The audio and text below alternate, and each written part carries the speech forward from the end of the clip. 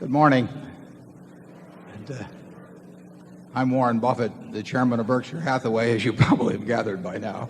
I had a real problem last night. I was losing my voice almost entirely. I don't want you to think I lost it cheering for myself this morning here, but I think I'll do all right. But we've always got Charlie here to. He's always done the talking. I just move my lips, you know. So I'd like to tell you a little bit about how we're going to conduct things, and then we'll go through a script that was written by the speechwriter for Saddam Hussein. It has all the warmth and charm and participatory elements you'd expect. We'll get through the business of the meeting as promptly as we can, which is usually about 5 or 6 minutes. And then Charlie and I will answer questions, your questions, until noon, when we'll have a break for about a half an hour. There's food outside all of the time. And then at 12:30, we'll reconvene, and we'll go till 3:30 or thereabouts. And I hope my voice lasts. We've got various non-Coca-Cola products here that are designed to keep it going. We'll have a zone system where we have 12 microphones placed around, and I believe it's 12, and we'll just go around in order. And if you'll go to the microphone nearest you, there will be someone there who will try to arrange that people get to ask questions in the order in which they arrived, and we'll make sure that everybody gets a chance to ask their questions before people go on to second questions. Particularly in the afternoon, we'll make a special effort to answer the questions from people that have come from outside North America. We really got quite an attendance today. All 50 states, at least in terms of tickets, all 50 states are represented. We had, I had it here somewhere. Yeah, we had ticket requests at least, and I've met a number of people from South Africa, Australia, Brazil, England, France, Germany, Greece, Hong Kong, Ireland, Iceland, Israel, Saipan, New Zealand, Saudi Arabia, Singapore, Sweden, Switzerland. So when people have come from that sort of distance, we want to make sure that they, obviously we want to make sure that they particularly get their questions answered. Interestingly enough, we have an increased percentage from last year who come from Nebraska this year. And you have to be a little careful in interpreting that, because some people say they're from Nebraska and really aren't, because for status reasons they, you know, like.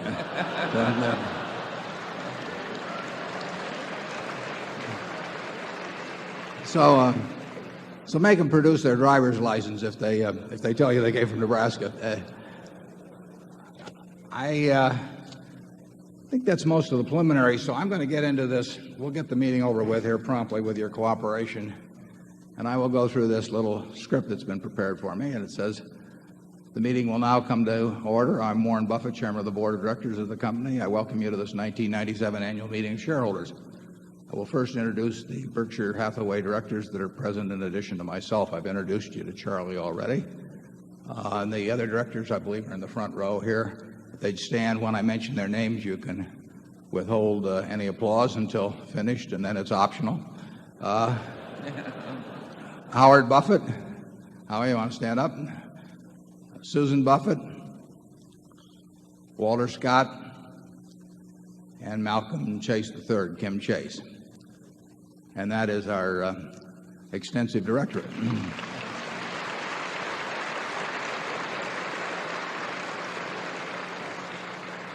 Give them a lot of applause, because they don't get much else for it. It's a rather low-paying board.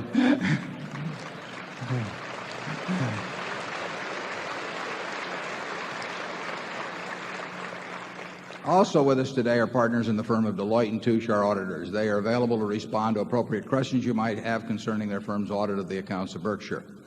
Mr. Forrest Crutter is Secretary of Berkshire. He will make a written record of the proceedings. Ms. Becky Amick has been appointed Inspector of Elections at this meeting. She will certify to the count of votes cast in the election for directors. The named proxy holders for this meeting are Walter Scott Jr. and Mark D. Hamburg. Proxy cards have been returned through last Friday, representing 1,012,050 Class A Berkshire shares and 645,940 Class B Berkshire shares to be voted by the proxy holders as indicated on the cards. That number of shares represents a quorum, and we will therefore directly proceed with the meeting. We will conduct the business of the meeting and then adjourn the formal meeting. After that, we will entertain questions that you might have. First order of business will be a reading of the minutes of the last meeting of shareholders. And I recognize Mr. Walter Scott, Jr., who will place the motion before the meeting. Move the reading of the minutes of the last meeting of shareholders be dispensed with. Do I hear a second? We got a second. The motion has been moved and seconded. Are there any comments or questions? We will vote on this motion by voice vote. Those in favor say aye. Opposed? Say I'm leaving. The motion is carried. Does the Secretary have a report of the number of Berkshire shares outstanding entitled to vote and represented at the meeting? Yes, I do.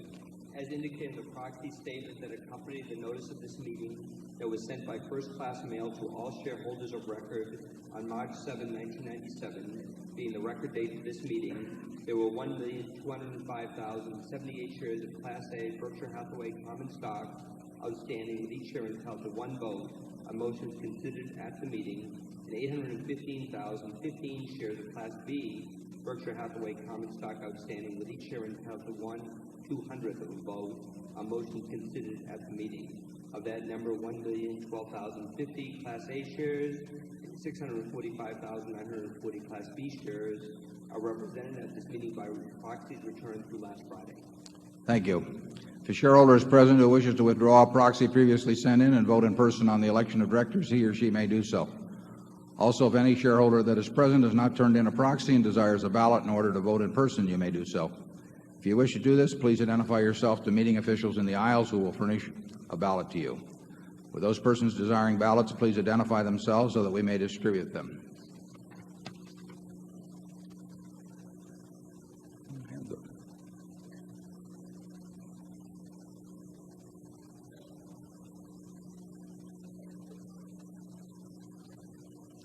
Okay, the one item of business of this meeting is to elect directors.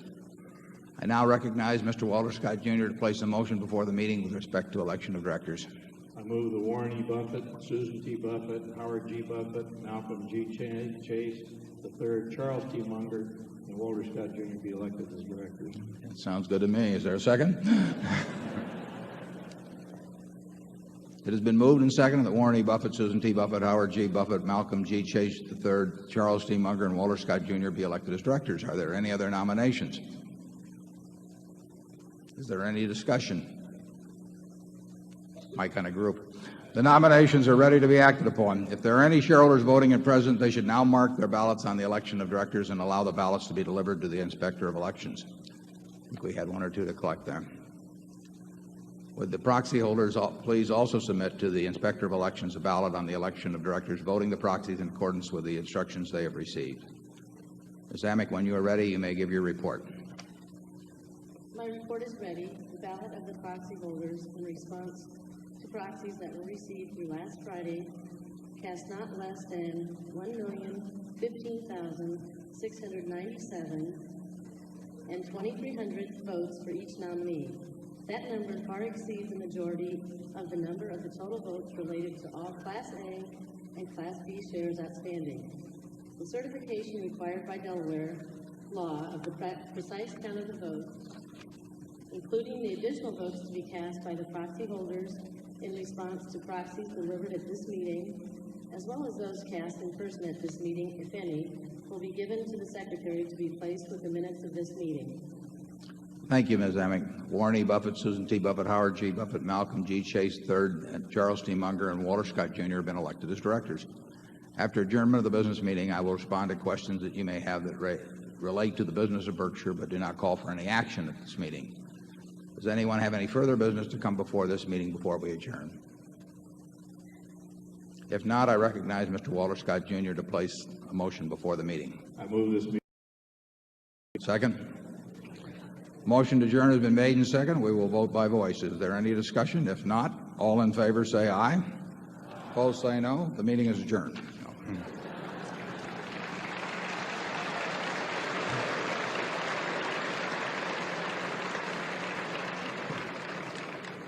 They're a very good group. You know, in that movie they said something about $350,000 an hour, and I see you're conserving your money here by moving this thing right along. Now we're going to answer questions, and if you'll just go to the nearest microphone, and let's see where we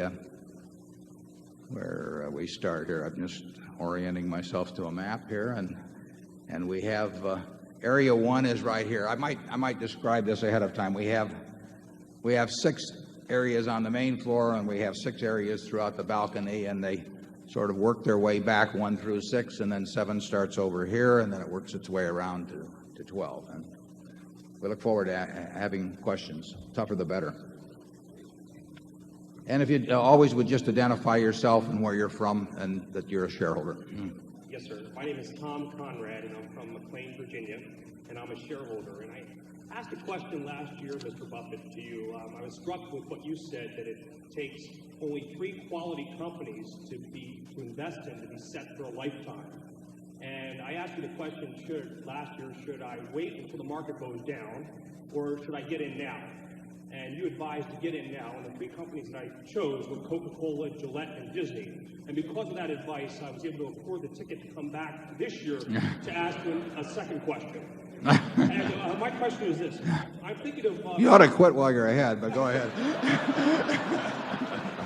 I'm thinking of expanding to a 4th company. And the 4th company that I'm thinking of is McDonald's. And I see. I just wanted to ask you if you feel that McDonald's has the same ability to dominate the way Coca-Cola and Gillette has. And secondly, do you feel that if the answer is yes, that I should wait until the price comes down a bit or get in now?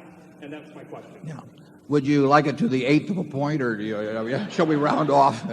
We in the annual report we talked about Coca-Cola and Gillette in terms of their base business being what I call the inevitables, but that related to obviously to the soft drink business in the case of Coca-Cola and the shaving products with Gillette. It doesn't extend necessarily everything they do, but fortunately in both those companies those are very important products. I would say that in the food business you would never get the total certainty of dominance that you would get in products like Coca-Cola and Gillette. People move around in the food business from where they eat from. They may favor McDonald's, but they will go to different places at different times. And somebody starts shaving with a Gillette Sensor Plus is very unlikely to go elsewhere, in my view. And so they do not. You never would get in the food business, in my judgment, quite the inevitability that you would get in the soft drink business with a Coca-Cola. You'll never get it again in the soft drink business. I mean, it took 100.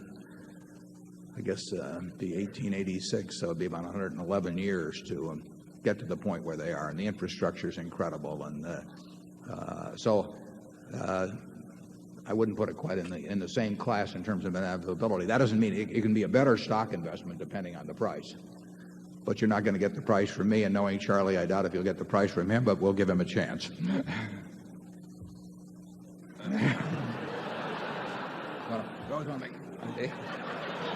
He's breathing, folks. He's breathing.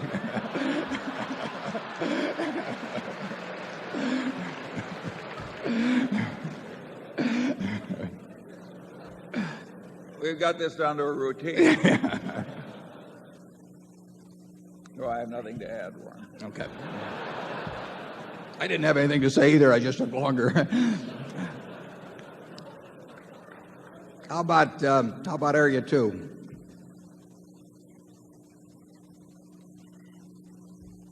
Mr. Buffett, my name is Pete Banner, and I'm from Boulder, Colorado, and I'm a shareholder. Recently, Mr. Greenspan made his comments about exuberance, and it wasn't long thereafter that you came out in the annual report and made your comments that you felt the market was fully valued or something of that nature. Did you have or have you had any communication with Mr. Greenspan regarding the valuation of the stock market? No, the answer to that is no. I have the last time I can't remember precisely when the last time I saw Alan Greenspan was, but it was a long time ago.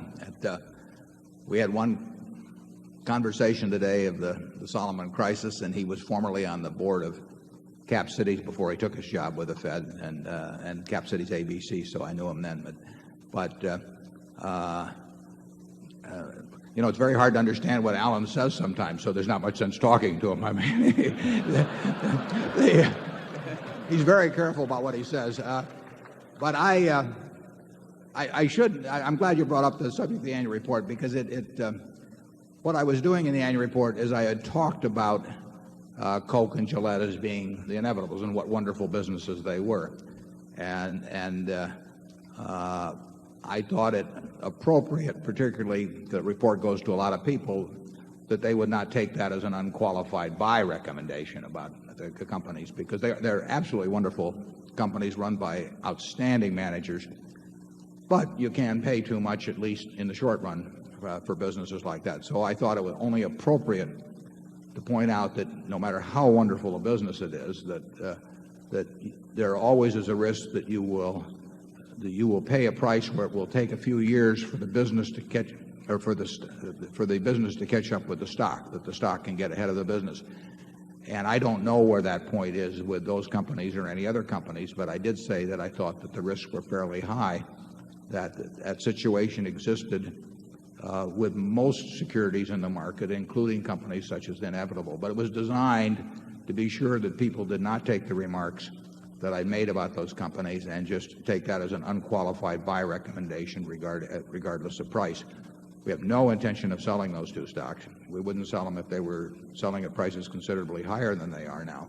But I didn't want particularly relatively unsophisticated people to see those names there and then think this guy is touting these as a wonderful buy.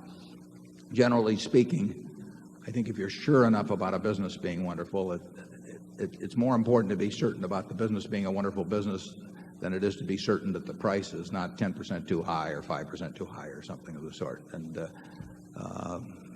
that's a philosophy that I came slowly to.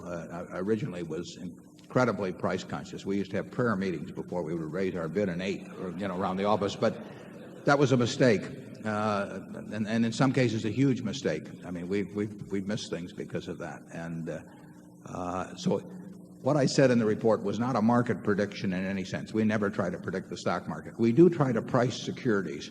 We try to price businesses is what we try to do. And we find it hard to find wonderful, good, average, substandard businesses that look to us like they're cheap now. But you know, you don't always get a chance to buy things cheap. Charlie? Well, I certainly agree with that. The one thing we can confidently guarantee is that real inflation-adjusted returns from investing in a standard collection of stocks will be lower in the long-term future than they've been in the last 15 years or so. This has been an unprecedented period, and there will be some regression toward the mean in average returns from investing in the stock market. American business has done extraordinarily well in the last decade plus, and that's a huge plus for securities because they just represent pieces of those businesses. Interest rates over the last 15 years have fallen. That's a big plus for stocks. Anytime interest rates go down, the value of every financial asset goes up in a rational calculation. Both of those factors have combined in recent years to produce conditions that enhance the true value of American business. But those are pretty widely recognized now. And after a while, Ben Graham always used to say you can get in more trouble in investment with a good premise than with a bad premise, because the bad premise will shout out to you immediately as being fallacious, whereas with a good premise it'll work for a while.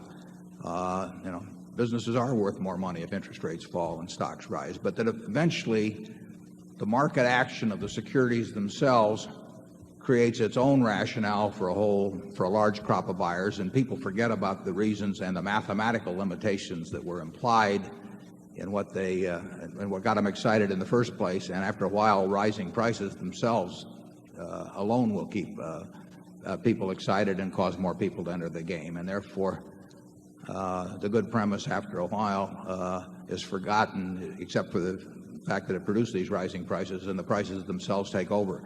He wrote about that in the connection with the 1920s, when Edgar Lawrence Smith in 1924 wrote a fine book on why stocks were better than bonds, and that was sort of the Bible of the bull market of the 20s, and it made sense if you paid attention to a couple of the caveats which were in Edgar Lawrence Smith's little book, which were related to price. But people tend to forget about the importance of the price they pay, as the experience of a bull market just sort of dulls the senses generally. Zone 3.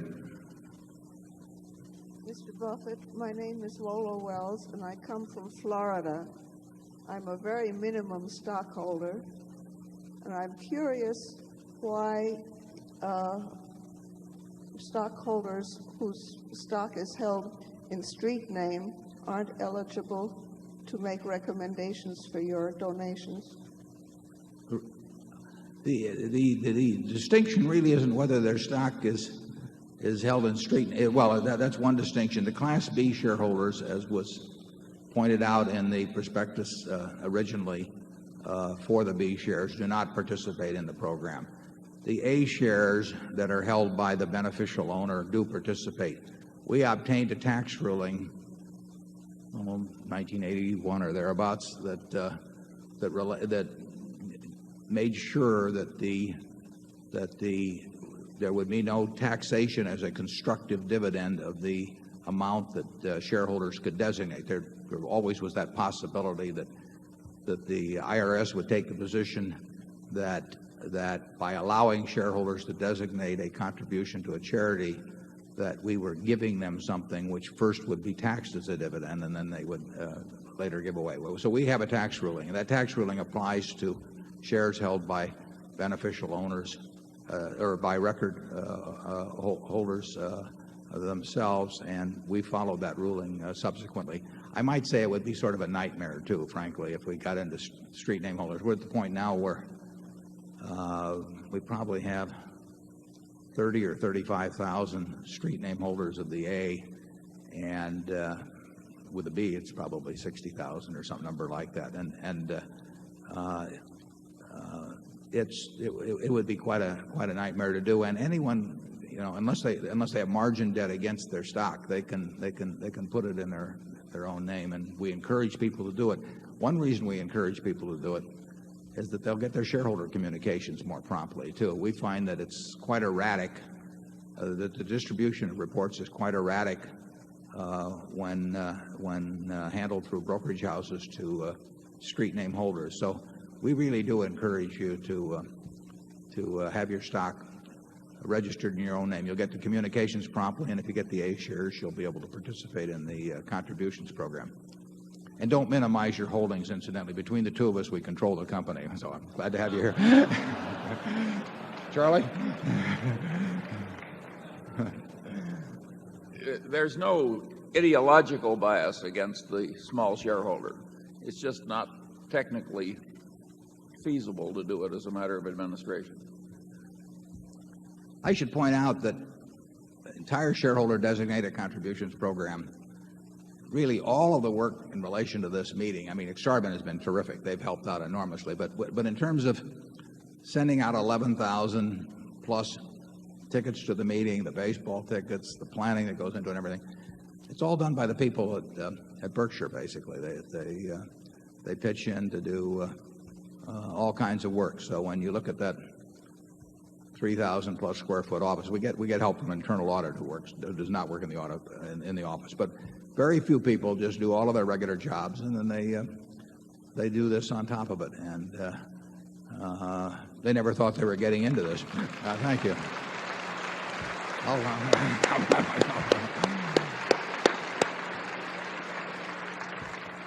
We could have a department of 50 people, and assigned to something like this. But the same way with we get thousands and thousands of requests for annual reports, and they all come in, and we've got just a few people, and they handle it with courtesy and cheerfulness, and I really tip my hat to them. Now, let's go to Zone 4, please.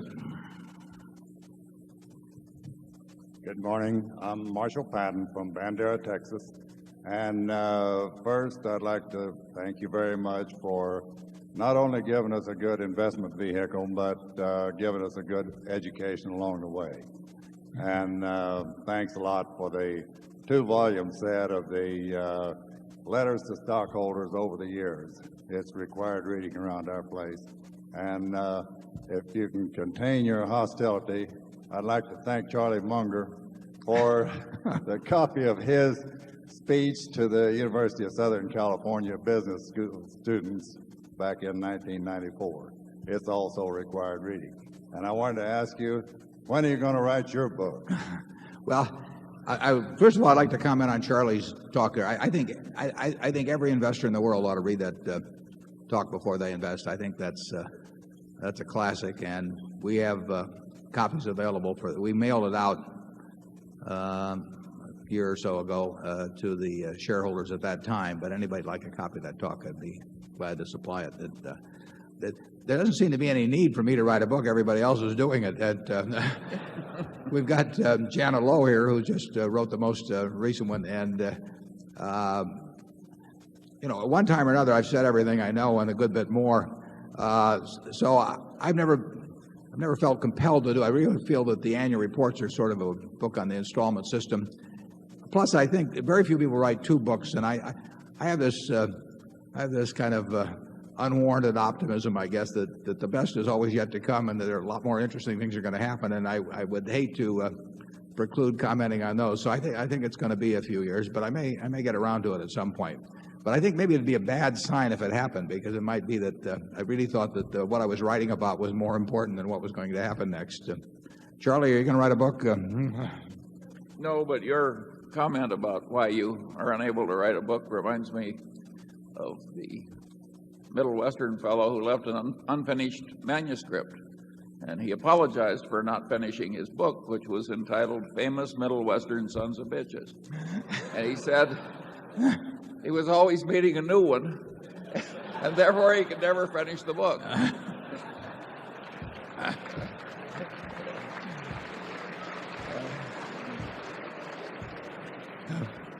As a courtesy, Charlie and I are leaving each other out of the book that we write. Charlie grew up in Nebraska, and he's authentic. He has the credentials to prove it. We worked in the same grocery store at different times many years ago. Area 5, please. Mr. Buffett, my name is JP from Singapore. I flew 24 hours to get here. Mr. Buffett, throughout your life, you have repeatedly under-promised and over-delivered. For many recent years, for example, you have targeted Berkshire Hathaway's long-term book value growth at 15%, yet you have come through at about 24%. That is a big gap of 9% between your modesty and the outcome. Perhaps the biggest dose of modesty in corporate history. May I ask, why is there such a big gap between your modesty and the outcome? I don't think it was modesty. I think it was, for one thing, we've had a terrific market that has reappraised all businesses in the last 10 or 15 years. So when we really started worrying about future performance, the key factor was having larger amounts of capital. And there's no question that the larger the amount of capital you work with, the more difficult the job is. Now, we were fortunate that ascension in capital happened to coincide with things that just lifted all the boats substantially. And so we have had better luck than I would have guessed we would have had 10 years ago or 5 years ago. But it's been aided by a huge tailwind. And absent that tailwind, we would not have done as well. I think maybe we would have done relatively as well, but we would not have done as well in absolute terms.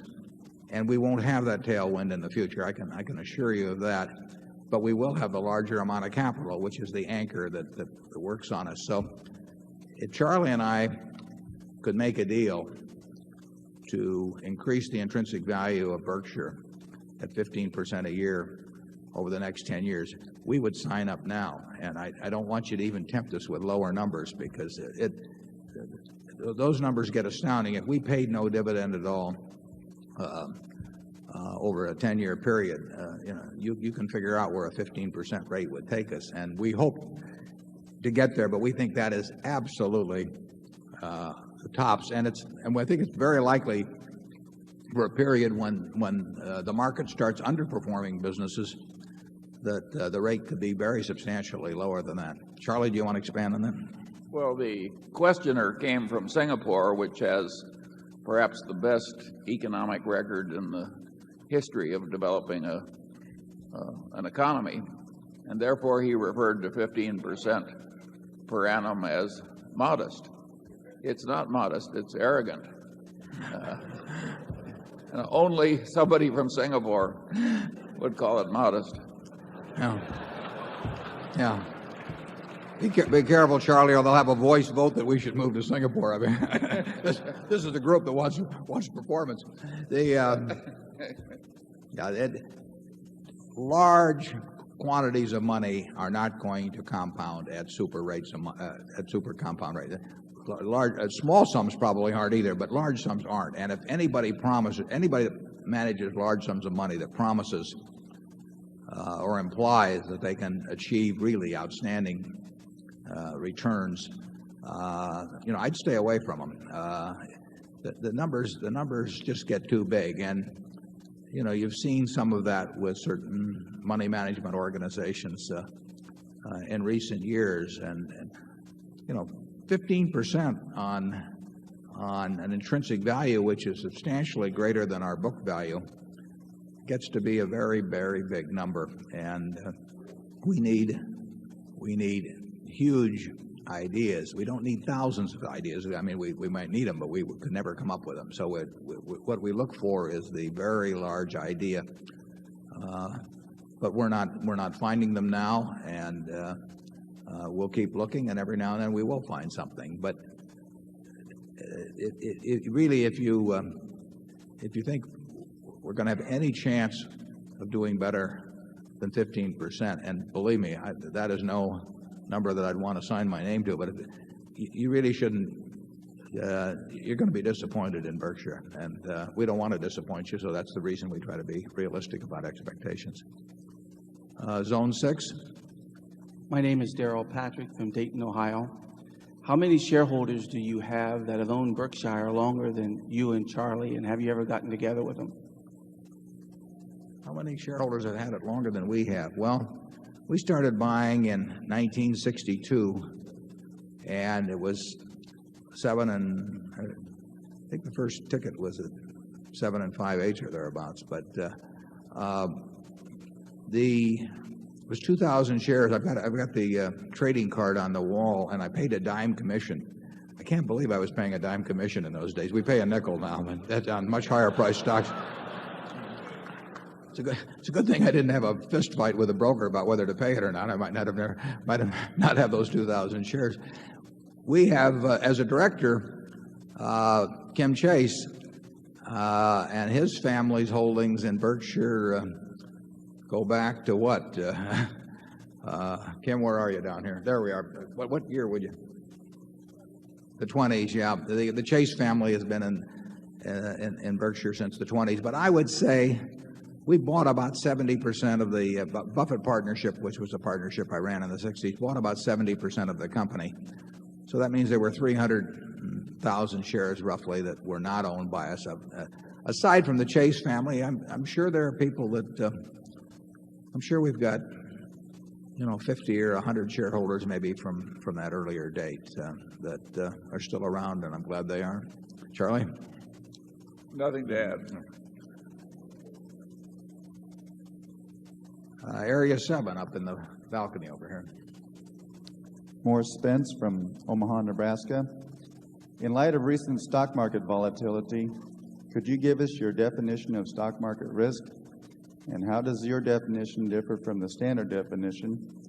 Finally, due to Charlie's recent counter revelation about jets, Are you going to rename the Indefensible? Charlie would like to make an announcement on that second point.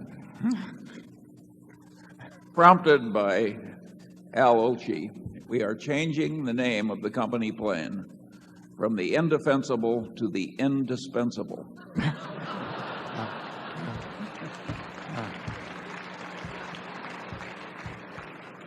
Yeah, it was Chateaubriand, who incidentally was a writer and philosopher in addition to being the father of a piece of meat.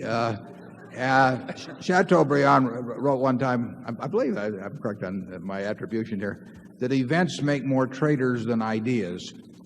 And if you think about that in terms of Charlie's remark, that the purchase of flight safety caused Charlie to have this counter-revelation. And it's an experience that is duplicated many times in life, where people flip over very quickly to a new view based on their new circumstances. Now, what was that first question again? I might add that I have a friend who's a United Airlines pilot, and he has recently been promoted into the 747-400. Before he started carrying people like you around for hire, he had to train intensively for 5 weeks. 100% of his training was in a simulator. They're that good. So they better be that good. They cost us about $19 million. But they're fabulous. I mean, if you think about it, I think it's 85% of the problems that you can encounter in a plane if you attempted to teach people by actually being in a plane, they wouldn't be here anymore. So there's you want to develop the instincts and responses that can react to 85% of the problems. The only place to learn them is in a simulator, and probably the other 15% the best place. Now let's go back to your first question. Give it to me again. The first part was, would you give us your definition of stock market risk and how it differs from the standard definition? Yeah, we don't think in terms of, well, we think first in terms of business risk. You know, the key to Graham's approach to investing is not thinking of stocks as stocks or part of a stock market. Stocks are part of a business. People in this room own a piece of a business. If the business does well, they're going to do all right as long as they don't pay way too much to join into that business. So we're thinking about business risk. Now, business risk can arise in various ways. It can arise from the capital structure when somebody sticks a ton of debt into some business, and so that if there's a hiccup in the business, that the lenders foreclose. It can come about just by the nature of the business. Certain businesses are just very risky. Back in when there were more commercial aircraft manufacturers, Charlie and I would think of making a commercial airplane, a big airliner, sort of as a bet your company risk, because you would shove hundreds and hundreds of millions of dollars out into the pot before you really had customers. And then if you had a problem with the plane, the company could go. There's certain businesses that inherently, because of long lead times, because of heavy capital investment, that basically have a lot of risk. And commodity businesses have risk unless you're the low-cost producer, because the low-cost producer can put you out of business. Our textile business was not the low-cost producer, and we had a fine management, and everybody worked hard. We had cooperative unions, all kinds of things, but we weren't the low-cost producer, so it was a risky business. The guy who could sell it cheaper than we could made it risky for us. So there's a lot of ways businesses can be risky. We tend to go into businesses that inherently are low risk and are capitalized in a way that low risk of the business is transformed into a low risk for the enterprise. The risk beyond that is that even though you identify such businesses, that you pay too much for them. That risk is usually a risk of time rather than loss of principal, unless you get into a really extravagant situation. But then the risk becomes the risk of you yourself. I mean, whether you can retain your belief in the real fundamentals of the business and not get too concerned about the stock market. The stock market is there to serve you and not to instruct you, and that's a key to owning a good business and getting rid of the risk that would otherwise exist in the market. You mentioned volatility. It doesn't make any difference to us whether the volatility of the stock market, is averages a 0.5% a day or 0.25% of a day or 5% a day. In fact, we'd make a lot more money if volatility was higher because it would create more mistakes in the market. So volatility is a huge plus to the real investor. Ben Graham used the example of Mr. Market, which is we've used it. I've copied it in the report. I copy from all the good writers. And Ben said, just imagine that when you buy a stock that in effect, you've bought into a business where you have this obliging partner who comes around every day and offers you a price at which you'll either buy or sell. And the price is identical. And no one ever gets that in a private business where daily you get a buy-sell offer by a party. But in the stock market, you get it. That's a huge advantage.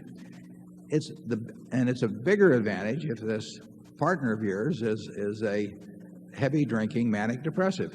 I mean, the crazier he is, the more money you're going to make. So you should, as an investor, you love volatility. Not if you're on margin. But if you're an investor, you aren't on margin. And if you're an investor, you love the idea of wild swings because it means more things are going to get mispriced. Actually, volatility in recent years has dampened from what it used to be. It looks bigger because people think in terms of Dow points, so they see these big numbers about plus 50 or minus 50 or something. But volatility was much higher many years ago than it is now, and you had the amplitude of the swings was really wild, and that gave you more opportunity. Charlie? Well, it got to be the occasion in corporate finance departments of universities where they developed a notion of risk-adjusted returns, and my best advice to all of you would be to totally ignore this development. Risk had a very good colloquial meaning a substantial chance that something would go horribly wrong. And the finance professors sort of got volatility mixed up with a lot of foolish mathematics. And to me, it's less rational than what we do. And I don't think we're going to change. Finance department teach that volatility equals risk. Now they want to measure risk, and they don't know any other way. They don't know how to do it, basically. And so they say that volatility measures risk. And I've often used the example that the Washington Post stock, when we first bought it, had gone in 1973, had gone down almost 50%. From a valuation of the whole company of close to, say, 180 or 175 million down to maybe 80 million or 90 million. And because it happened very fast, the beta of the stock had actually increased, and a professor would have told you that the company was more risky if you bought it for 80 million than if you bought it for 170 million, which is something that I've thought about ever since they told me that 25 years ago, and I still haven't figured it out.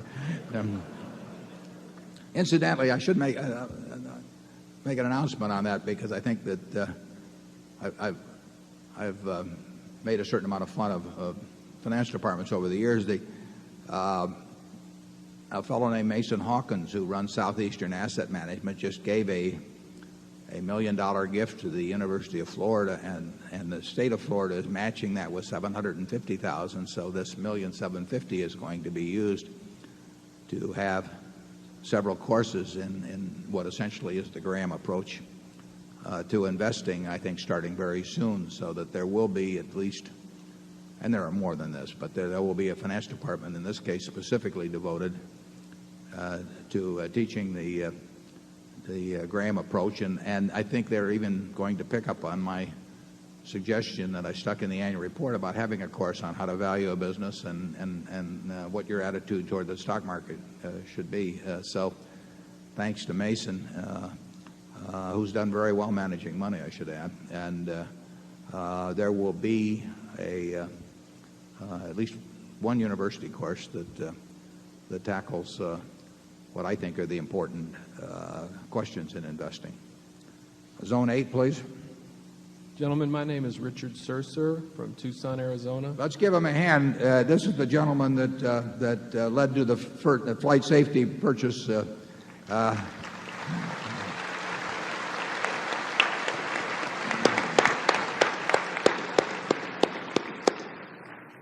My question relates to owner earnings. What guidance can you give us as to the calculation of item C, which is maintenance capital spending and working capital requirements? Item C. Richard, I was going to ask you a question. How about another company? Richard and his wife Alma have attended maybe 8 or so meetings, and what he did is covered in the annual report. But if it had not been for Richard, we would not have merged with flight safety, and for that we owe him a lot of thanks. Now the item C, I don't remember item C. He's talking about maintenance expenditures and working capital and so forth. The compulsory reinvestment. Back on the that goes back some years on that description. Yeah, in the case of the businesses that we're in, both wholly owned and major investee companies, we regard the reported earnings, with the exception of some major purchase accounting adjustment, which will usually be an amortization of intangibles item. We regard the reported earnings, actually the reported earnings plus or minus, but usually plus, purchase accounting adjustments, to be a pretty good representation of the real earnings of the business. Now, you can make the argument that when Coca-Cola is spending a ton of money each year in marketing and advertising that they're expensing, that really a portion of that's creating an asset, just as if they were building a factory, because it is creating more value for the company in the future, in addition to doing something for them in the present. And I wouldn't argue with that. But of course, that was true in the past too. And if you'd capitalize those expenditures in those earlier years, you'd be amortizing the cost of them at the present time. I think with a relatively low inflation situation, with the kind of businesses we own, I think that reported earnings plus amortization of any, well, it's really amortization of intangibles. Other purchase accounting adjustments usually aren't that important. I would say that they give a good representation to us of owner earnings. Can you think of any exceptions in our businesses, particularly, Charlie?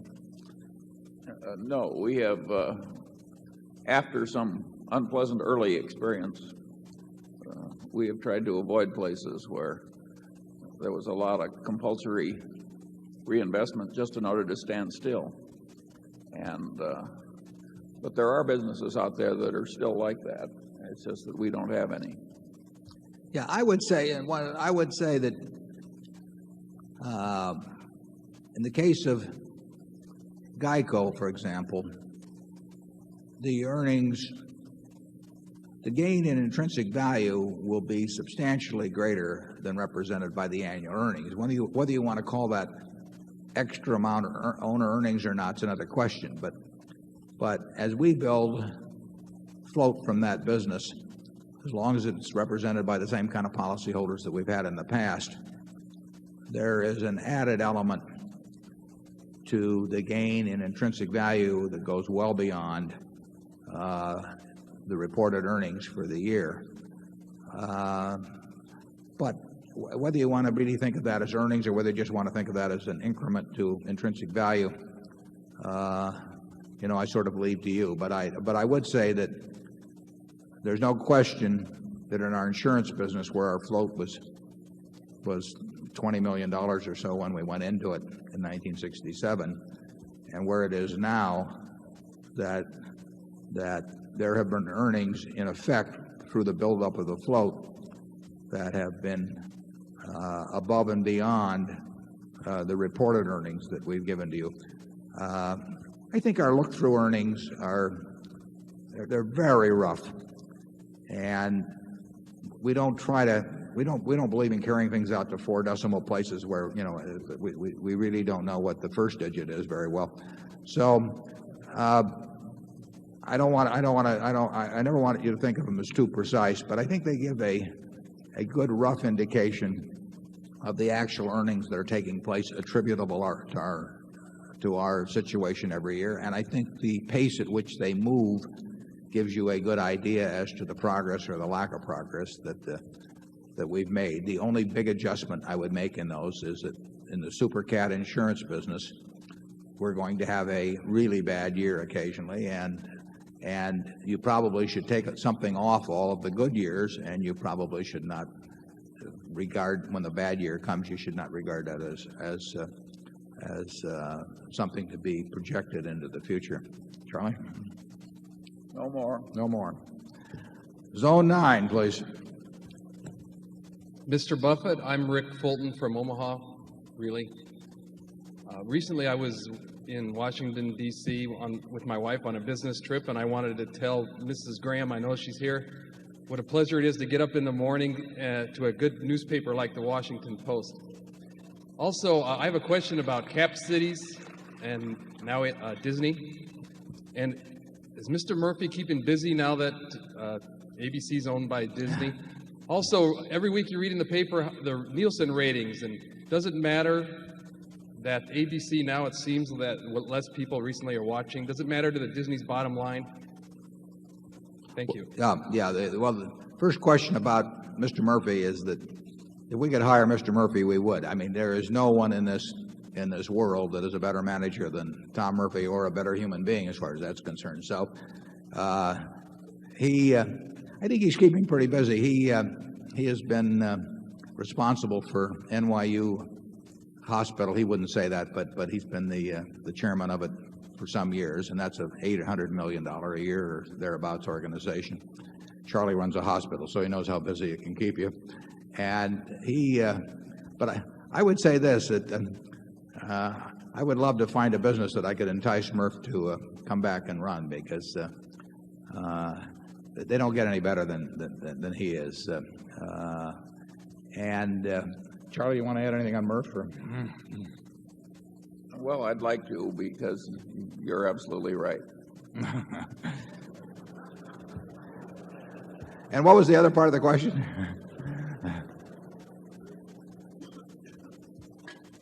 Sir, does the recent decline in ABC's Nielsen ratings have anything to do with the bottom line? I was Did you watch hoping you'd Forrest Gump forget. last night? Yeah, it makes a difference. Sure, the ratings translate in many cases into depends on day part, depends on a whole bunch of things, but overall you make more money if your ratings are good in news, if they're good in early morning, if they're good in daytime, if they're good at late evening, whatever. I mean, ratings translate into money. They may not translate immediately, particularly if you have some big hit show. You may have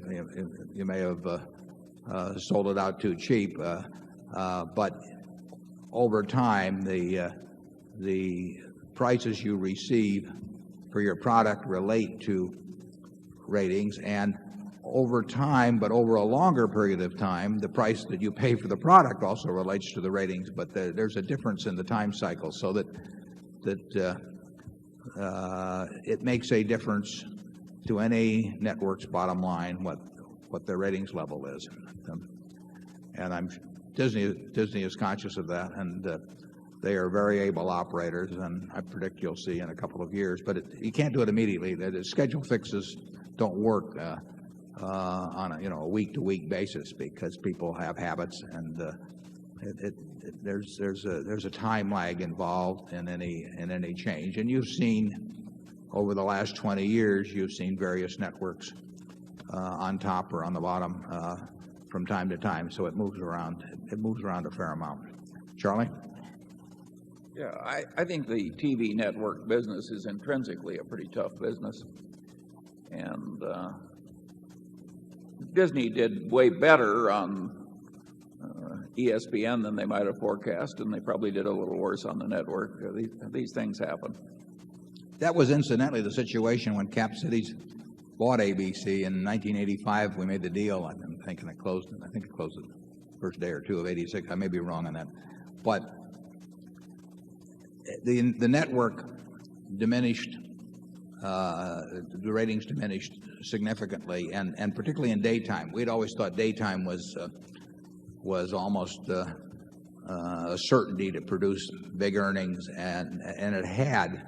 Even prime time is what people pay the most attention to, but daytime slipped significantly after we bought it. It has no relationship to those movies. I mean, that movie you saw earlier when I started appearing on it. I don't want anybody to make that connection, but it did happen to be at the same time. The kicker we got, again, was ESPN. ESPN was losing money when Cap Cities made the deal to buy ABC, and we never really regarded it as that being having that big a potential. And you know, it has been huge. It was enormously better for us than we ever anticipated. Leonard Goldenson, who ran ABC, told us it was going to be that good, but of course we were too smart to pay any attention to him. And I think Disney has been pleasantly surprised by how well ESPN has done too. It's a powerhouse. Zone 10, please.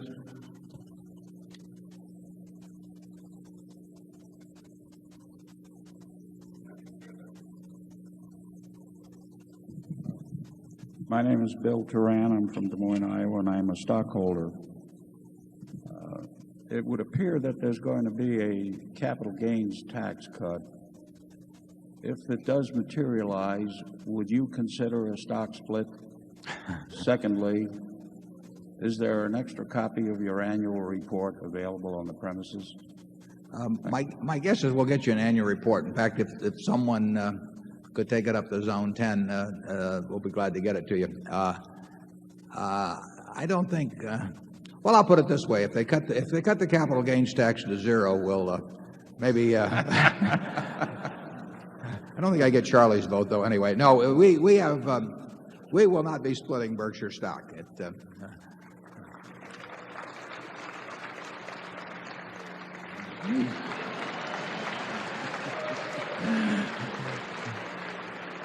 Incidentally, we do not consider splitting the stock a pro-shareholder move. If we did, we'd do it. I mean, we think that net, if you take the entire experience, it's worked out well for shareholders, and we think we have a more investor-oriented or investment-oriented audience in this room today than we would have had if we'd split many times. It is a way of enticing certain types of investors and perhaps discouraging others. And so it's worked well. But I will say this too: we got pushed into, in effect, issuing the Class B shares last year. It wouldn't have been something we would have done except for the possible formation of the unit trust. And I would say that's worked out very well from our standpoint. So we're happy that it happened, and we're happy that the Class B shareholders have joined us, and we now have something that's denominated at a much lower level. And there have been no bad effects whatsoever from having the Class B out there. So anybody owns the A stock and wants to split, you can split 30 for 1 this afternoon. I mean, how many other companies give you that chance? Charlie? I think what he's trying to tell you is that you've had your stock split. Zone 11, please. Yes, Mr. Buffett, I would like to thank you again for issuing the Class B shares. Well, I'm glad we did, and I hope you own them. And I'm a Class B shareholder. I need your comment on some analysis that we did. If someone uses your investment philosophy of building a highly concentrated portfolio of 6 to 8 stocks and adopts your buy and holding principle so that the maths of compounding and no tax works for you. But however, with one major modification, invest in high-octane companies like Intel and Microsoft that are growing at 30%, instead of typical 15% growth company in your portfolio. My question is, will this investment philosophy will translate into twice the shareholder return as you have historically provided to your shareholder? Yeah. Well, it will certainly work out to twice the return if Intel and Microsoft do twice as well as Coke and Gillette. I mean, it's a question of being able to identify businesses that you understand and feel very certain about. And if you understand those businesses, and many people do, but Charlie and I don't, you have the opportunity to evaluate them. And if you decide they're fairly priced and they have marvelous prospects, you're going to do very well. But there's a whole group of companies, a very large group of companies, that Charlie and I just don't know how to value. And that doesn't bother us. I mean, we don't know how to figure out what cocoa beans are going to do, or the Russian ruble, or, I mean, there's all kinds of financial instruments that we just don't feel we have the knowledge to evaluate. And really, it might be a little too much to expect that somebody would understand every business in the world. And we find some that are much harder for us to understand. And when I say understand, my idea of understanding a business is that you've got a pretty good idea where it's going to be in 10 years. And I just can't get that conviction with a lot of businesses, whereas I can get it with relatively few. But I only need a few. As you pointed out, you only need a few, 6 or 8 or something like that. It would be better for you, it certainly would have been better for you, if we had the insights about what we regard as the somewhat more complicated businesses you described, because there was and may still be a chance to make a whole lot more money if those growth rates that you describe are maintained.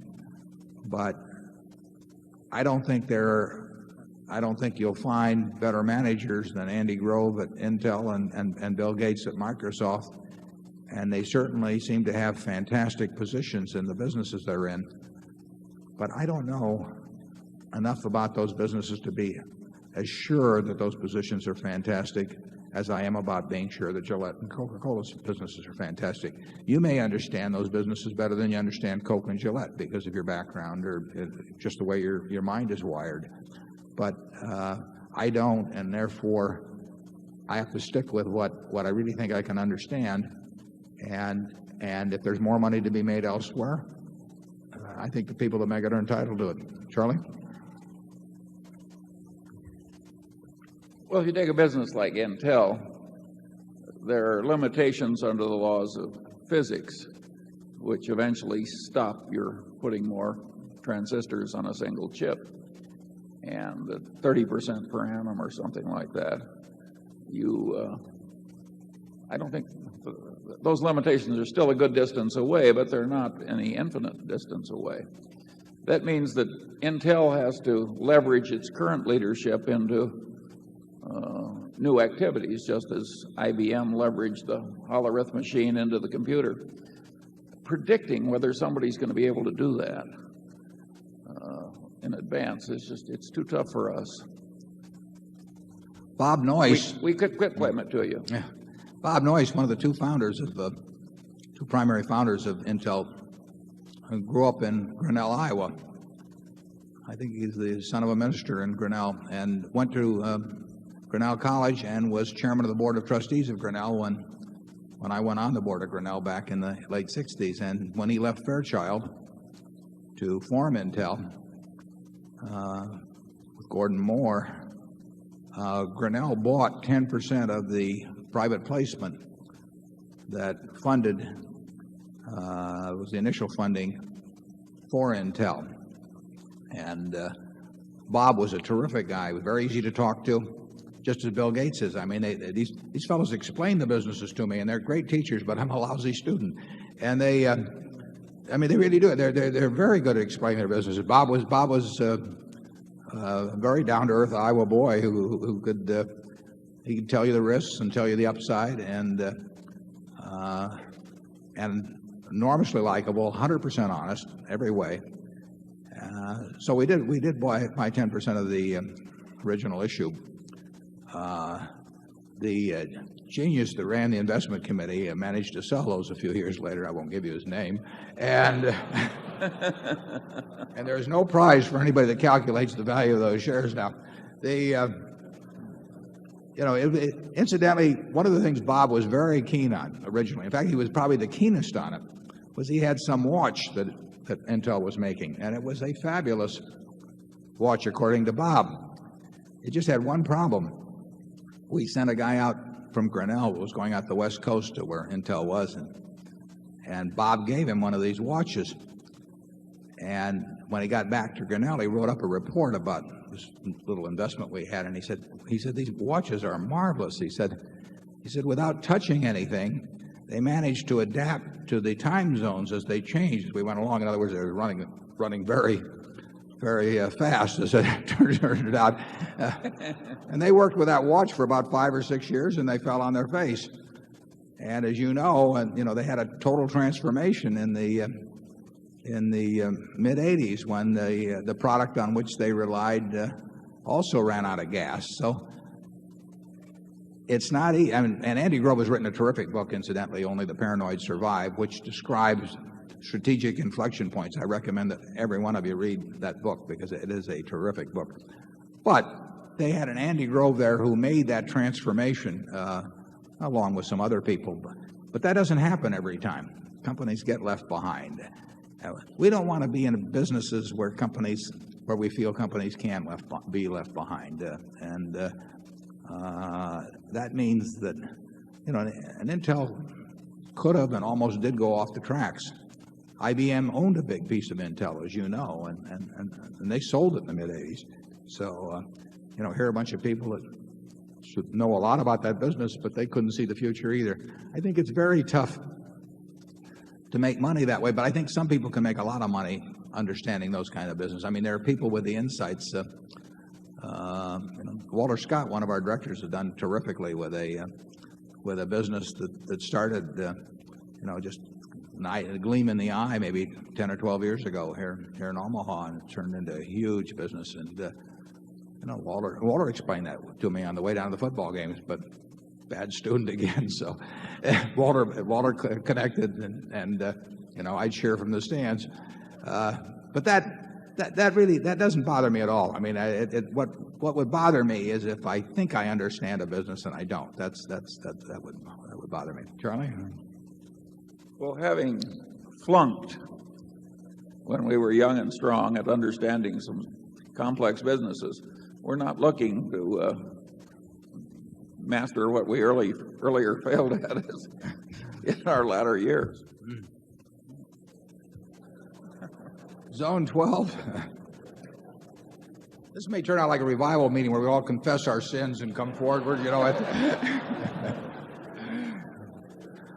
Good morning, gentlemen. My name is Cary Blecker from Wellington, Florida. I know in 1987 when you purchased or invested in the Salomon Brothers convertible preferred stock, you had the 8-year the 8-year time frame to convert it into common or take the cash out. I know in 95 you took cash out, which was not a vote of confidence for Salomon Brothers. Any feelings on that in the future? Yeah, as the gentleman mentioned, we bought it in 1987, and starting in 1995, we have every year for five years, we either have to take cash or convert to common 20% of the original issue of $700 million. And we don't have to make those decisions ahead of time. So in 1995, we elected to take cash. In 1996, we elected to take stock. And, we see no reason ever to swing at the ball while it's still in the pitcher's glove. We just soon wait till it gets to the plate to make the decision. So the ball will get to the plate on October 31st of 1997, I believe, for the next 20%, and we'll decide whether to swing at that point. But we don't need to make that decision today. I would say that, the odds are overwhelming that we'll convert, but we'll wait until that time to make the final decision. We have terrific confidence in the people that run Salomon. They helped us through some incredibly dark days in the past and showed the stuff of which they were made. And so we feel very good about that. We don't have the same degree of conviction about the profitability of the investment banking or brokerage business as a whole. It's not the sort of you don't develop that kind of conviction about that business versus a Coca-Cola or something. They're different. They have different economic characteristics. So we will see how the businesses, the industry evolves, but we feel very good about the management, and the odds are extremely high that we will convert, but we will swing at the ball when it gets to the plate. Charlie? No more. Okay. Let's see, we did 12. We're back at 1 again. My name is Ted Vogelai from Corpus Christi, Texas. And I would like to ask a question to you. Companies are purchased from time to time, and the purchasing company will give shares instead of cash, and their shareholder will receive new shares. Can an individual investor transfer non-Berkshire to Berkshire with or without going through a broker? And if not, how does Berkshire do this with another company? And if possible, I would like to also receive a copy of the annual report. Okay, we'll get you a copy of the annual report. The only way I know of, and maybe Charlie knows some other way, the only way you can switch your shares in one company into shares of another company is to have a tax-free merger. And the Internal Revenue Code has specifications about that. You can have a transaction, as we had with Flight Safety, where a portion of the shareholders can take cash and a portion can take stock, and it's still tax-free for the people who elect stock. You can't have too many people take cash and have that happen. There are a lot of technical rules about what's tax-free, but there's no way that you can own General Motors and transfer it into General Electric stock without a tax and a broker. Well, you don't have to have a broker if your neighbor happens to own it. You can make a deal privately, but the easiest way usually is through a broker. But there's no way you can do it without tax unless General Motors and General Electric decide to merge at some point. So the opportunities to switch from one security to another without tax are really limited to merger. And in terms of brokerage costs, it just happens to be that that the most economical way of finding the person in the world that wants to both buy the stock you want to sell and sell you the stock you want to buy is through an intermediary, broker, and the cost of that actually can be relatively low. Charlie? Well, I think there's one way still permitted by the tax laws. You can still form a partnership. If you own General Electric and I own General Motors and we each feel too concentrated, well, you could form a partnership and each put in your stock, and in essence you would each thereafter be invested half and half with some diversification. I will predict that Wall Street will eventually get around to promoting such partnerships.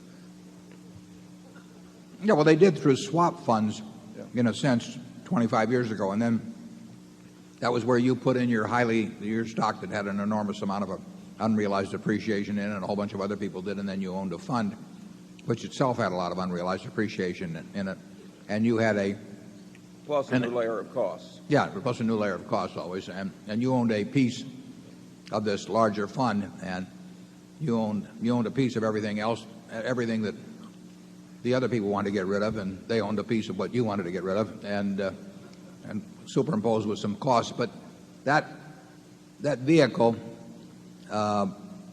was sort of stopped in its tracks, I think, in the mid-'70s by an amendment to the Internal Revenue Code. But as Charlie said, you could replicate the effect of a swap fund by doing it with a partnership. It'd be kind of awkward, but it can be done. Zone 2. Gentlemen, I'm Mark Rabinow from Australia. I am a shareholder. I had a question really related to our own businesses and how they're going and where you're looking to be in 10 years' time. Perhaps I could start with the insurance float. It's grown at 20%. Do you think that 20% growth rate will continue for the next 10 years? Do you think our stable businesses, which have been growing at, say, 5 or 7% will maintain that rate? And do you think flight safety, which from the SEC filings has been growing at about 5%, do you think that'll continue at that rate? Well, we're glad to have you from Australia. I think we've got about 15 people here from Australia, so it got a good representation. I don't think the insurance flow can grow at 20% a year. That's been helped by some acquisitions and things. It's done way better, obviously, than we ever thought it would almost 30 years ago when we made the deal with Jack Ringwalt. I would say, though, that I think GEICO is going to do even better than we expected when we bought it, and we thought it was going to do awfully well then. In Tony Nicely, we have an absolutely outstanding manager of that business, and he is focused on it. He knows it. I think he went to work there when he was 18, and he's been there 35 years or thereabouts, and they don't come any better. And he is absolutely zeroed in on the things that he should be zeroed in on, and the implementation gets better all the time. I mentioned in the annual report that the unit growth of GEICO's voluntary auto business, and we talk about voluntary because you get assigned risk type things that lose you money, but what the real business is, the voluntary auto business, grew at 10% last year, which was the best growth rate in over 2 decades. First 4 months of this year, it's growing at about 16%. And 16% unit growth translates into about 20% a year premium growth. So GEICO at present would give you some encouragement for at least that segment of the insurance float growing at a rate that's sort of comparable to the past. Insurance is going to be a very big business for us, and the float will grow, in my view, at a good rate, but I wouldn't want to predict that good a rate. Most of our other businesses, very good businesses,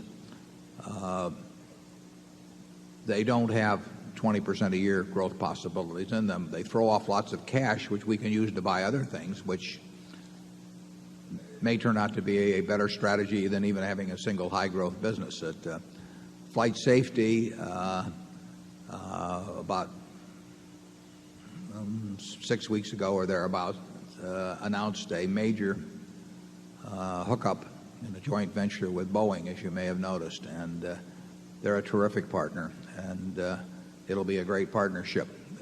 That's just for the training for larger planes, primarily I think 100-seat and up planes, although I think there may be a few Fokkers in there that are slightly smaller planes, but it's basically the big commercial planes. And the combination of flight safety and Boeing worldwide in training over the coming decades, I think, will be a very powerful combination. So we've got some very good businesses, and I don't see that movie that's presented before I sit out here like you and watch it, but I like the ending of it. And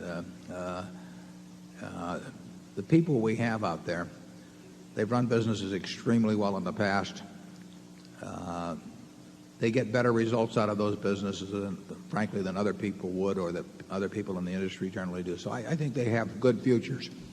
But they will throw off lots of cash in aggregate. And the tough job, we like to tell people it's a tough job anyway, is that Charlie and I have to figure out where to put that cash to maintain higher, reasonable growth rate. I'm not sure could you turn that on, please, so that... I'm sorry to pin you down. But that's okay. You can pin me down. Would you guess that flight safety then is more likely to be in that 10 to 15% ballpark? Well, it's hard to tell on numbers. I mean, there's going to be a growth in pilot training around the world, but flight safety already has a significant portion of the corporate market, for example. So it would be hard to grow a lot faster in the corporate market, although I can hear Al grinding his teeth, when I say that, because he plans to grow a lot faster than the market. But the corporate market, we've got a significant percentage. Commercial market, there could be a lot of potential in. It won't come tomorrow or the next day, but ideally we would like to see people, when they buy a 777 or 747 or something, by a lifetime pilot training contract at that time. So I wouldn't want to stick a number on it, but I've got high hopes. And Flight Safety also announced recently a very major contract with the government through Raytheon. So it's a company that's got its sights set a lot higher than where it is now. And insurance, 15%? Yeah, You'll do that? Will you want tenths of a percent, or will you?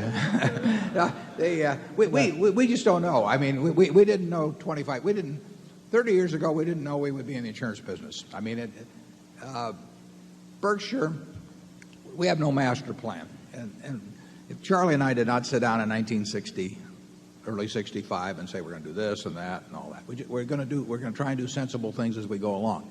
The more money we have, the harder it is to find sensible things. But that's the criteria.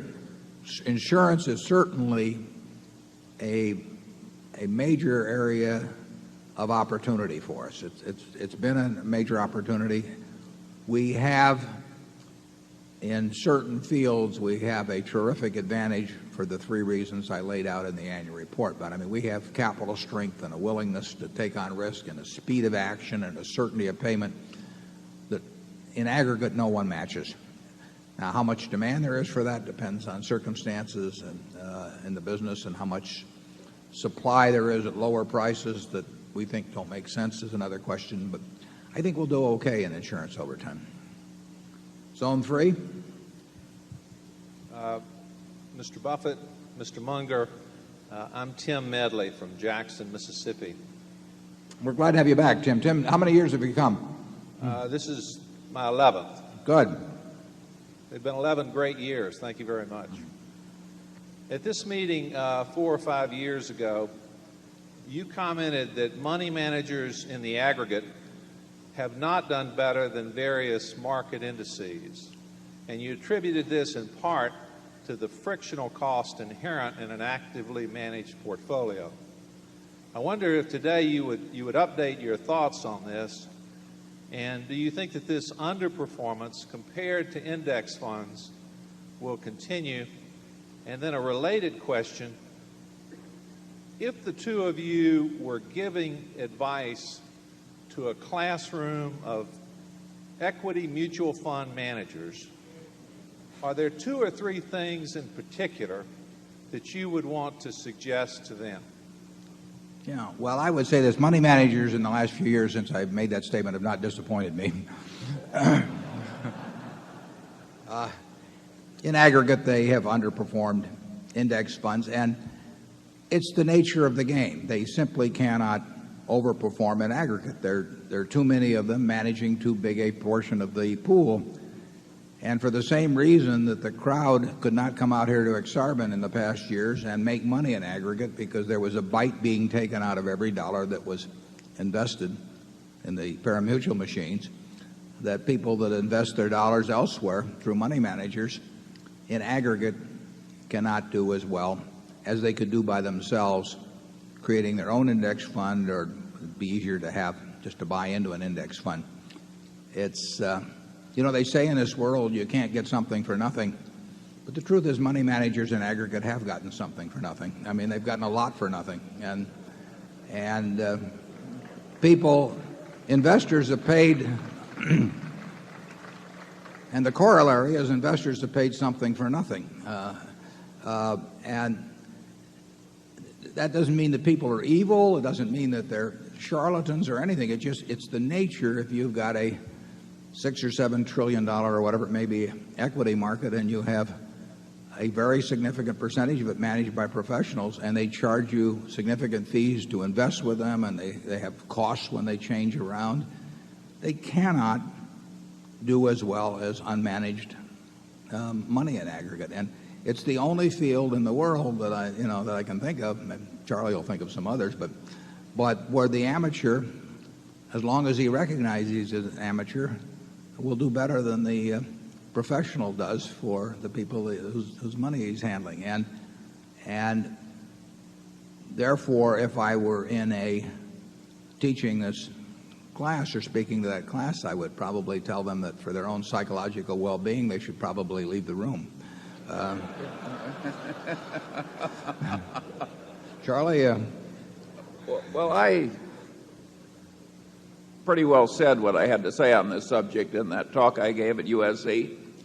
And anybody that wants to read that can read it. I will say that one of the things I like about the annual meeting is I get to interface with a whole lot of people that have even lower annual investment management expenses than Berkshire Hathaway, the company, does.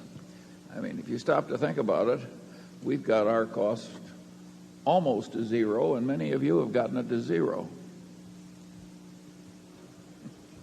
Yeah, Charlie and I would be glad to take any money management organization in the world that manages, just been handed a note. It says, unfortunately, we don't have extra annual reports on site. Those shareholders desiring one should call us or write. So, and we're also on the internet. You can run it off there. So I apologize for not having them on the here, but they're easy to get. Just dial 346-1400, and there's an annual report line, and you'll have one sent to you. We would be willing to take any money management organization in the world managing $10 billion or more, and in the case of brokerage houses who have their brokers in aggregate handling $10 billion or more, and we would be willing to bet that their aggregate investment experience over the next 5 years or 10 years for the group that they advise will be less, will be poorer than that achieved by a no-load, very low-cost index fund. And we'd put up a lot of money to make that wager with anybody that would care to step forward. Gambling may be illegal, but now you can do it through something called derivatives, you see. And we could create an instrument that would allow that, even though it might be against the laws of the state of Nebraska. Charlie, would you join me on that? Or? Well, I certainly agree with you. I always say that exactly 1/5 have to be in the bottom 20%. And there are certain fundamental forces at work here that, but it is a very peculiar profession where you have to be in a state of psychological denial to shave in the morning if you do the work. I don't think that's true for a handful of investment managers. I think we know investment managers who add value, but it's a comparatively rare and small percentage. Yeah, we have identified in the past, even, I mean, on a prospective basis, not retrospective, managers who have added value, and there's a couple of them in this room. Well, and there's Lou Simpson of Geico. Yeah, well, he's one I had in mind. You can do it. You can't do it with unlimited amounts of money, and a good record tends to attract money. Even a mediocre record presented by a good salesperson tends to attract money. But there are people working with smaller amounts of money that where the probabilities are that they will do better than average. Excuse me. Where the probabilities are that they will do better than average, but they're very rare. Incidentally, I apologize on this voice. I had to leave Garot's early last night, and there were a number of you I was hoping to see, but it was gone entirely last night, and then I managed. I'd like to tell you I did it by cherry Coke, but I managed to nurse it back to where it's working again in reasonable shape.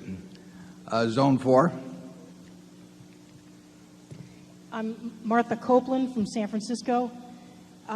My question involves the headwinds which face U.S. Air.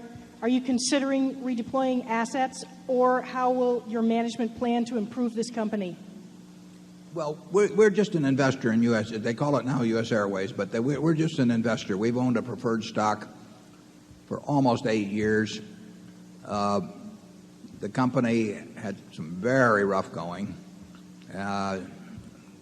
Charlie and I would not have thought its chances for survival were very good even some years back. But it's done quite well lately. Stephen Wolf has done a terrific job of running it. So as of the middle of April, all of our dividends were caught up current. We've received, I don't know, 260 or 70 million in dividends in the last 8 years. But we have nothing to do with managing the company. As a matter of fact, there are some people that might have noted that when Charlie and I left as directors, that was when the fortunes of the company turned abruptly upward.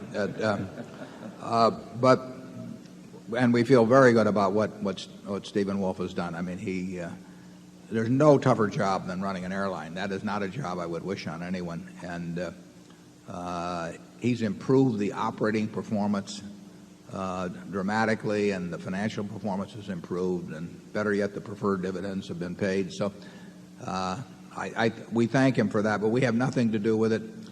By the terms of our preferred, in just a little over 2 years, we are due to be paid back our principal amount.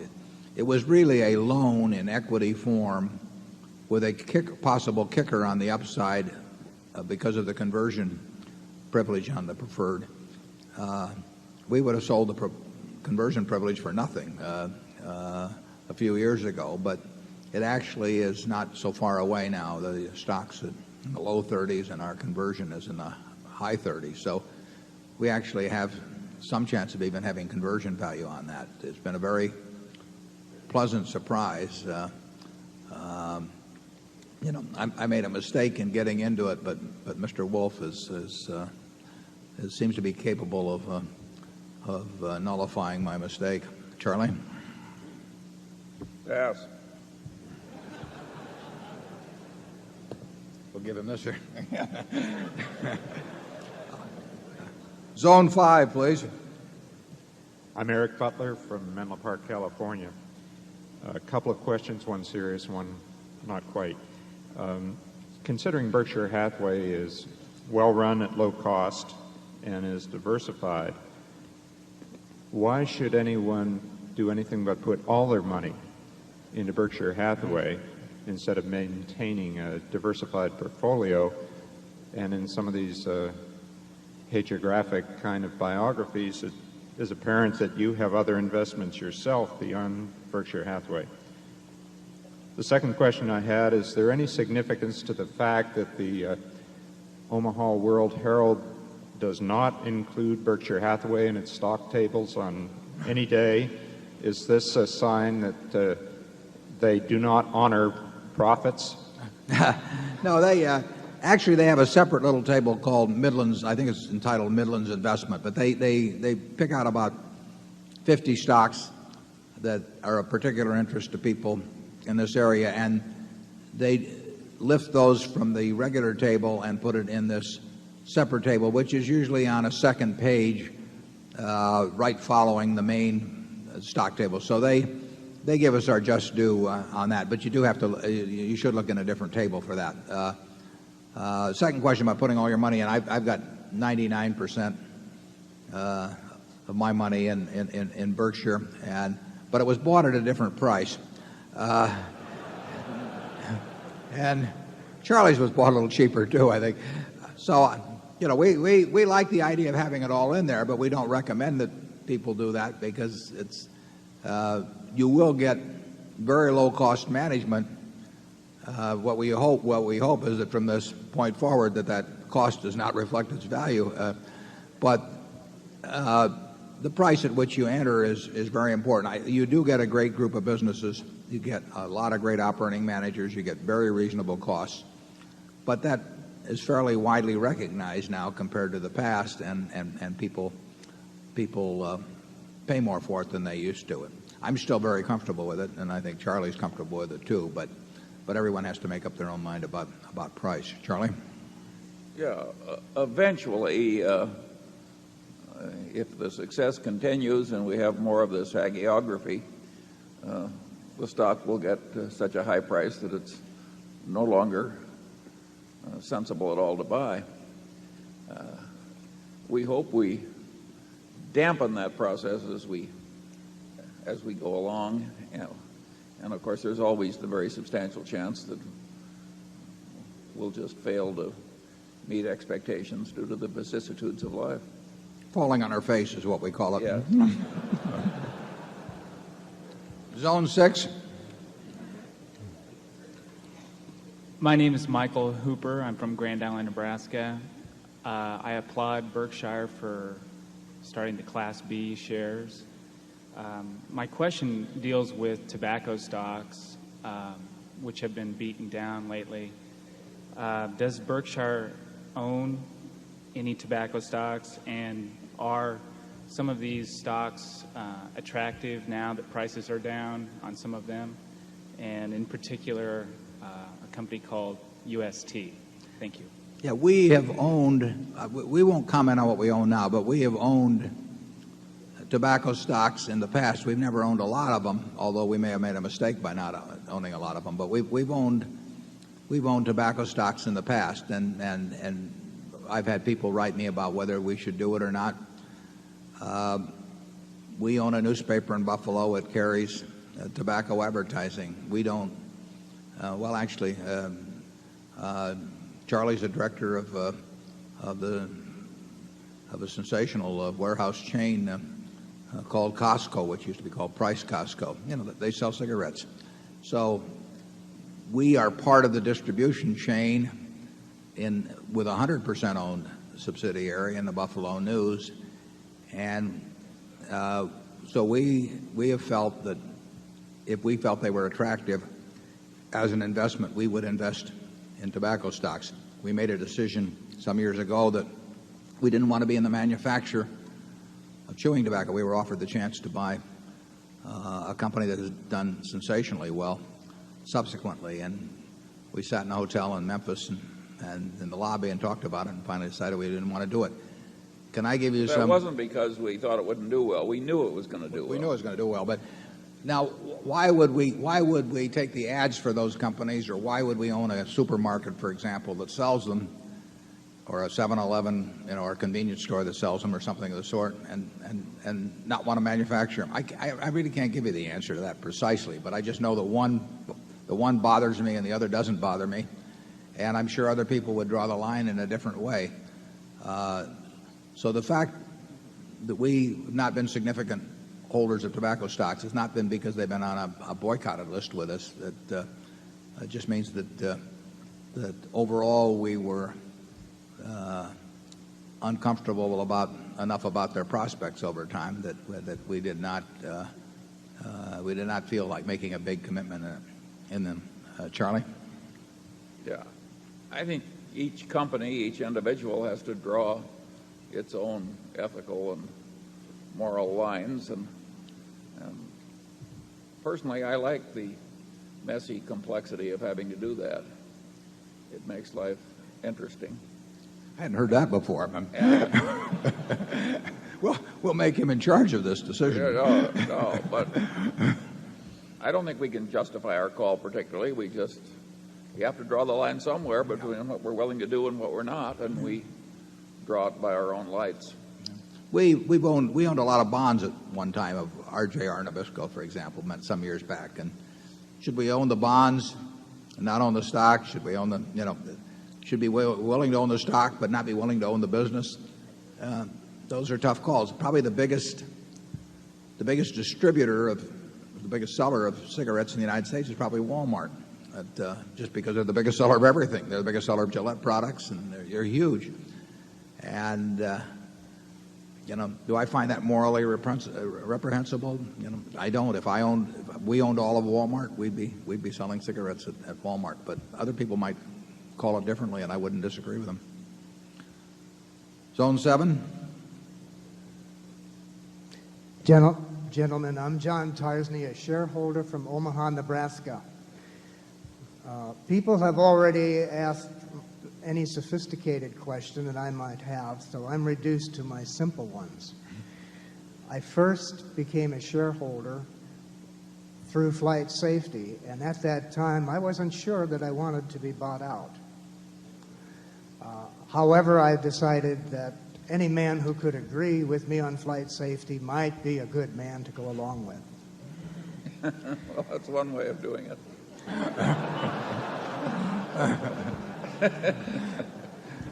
Maybe you'd fit in well at headquarters.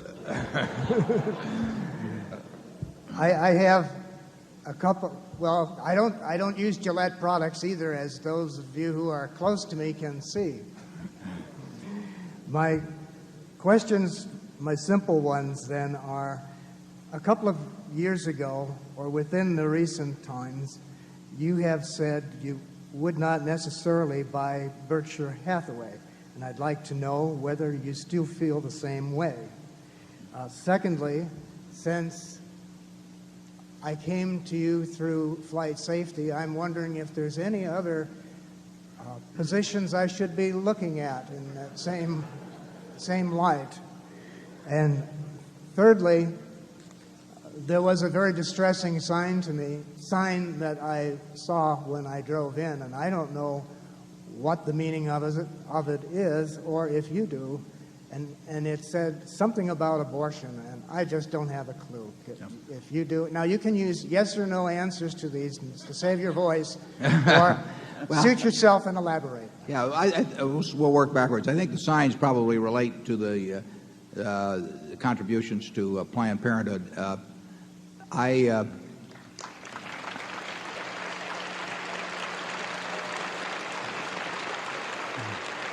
Thanks.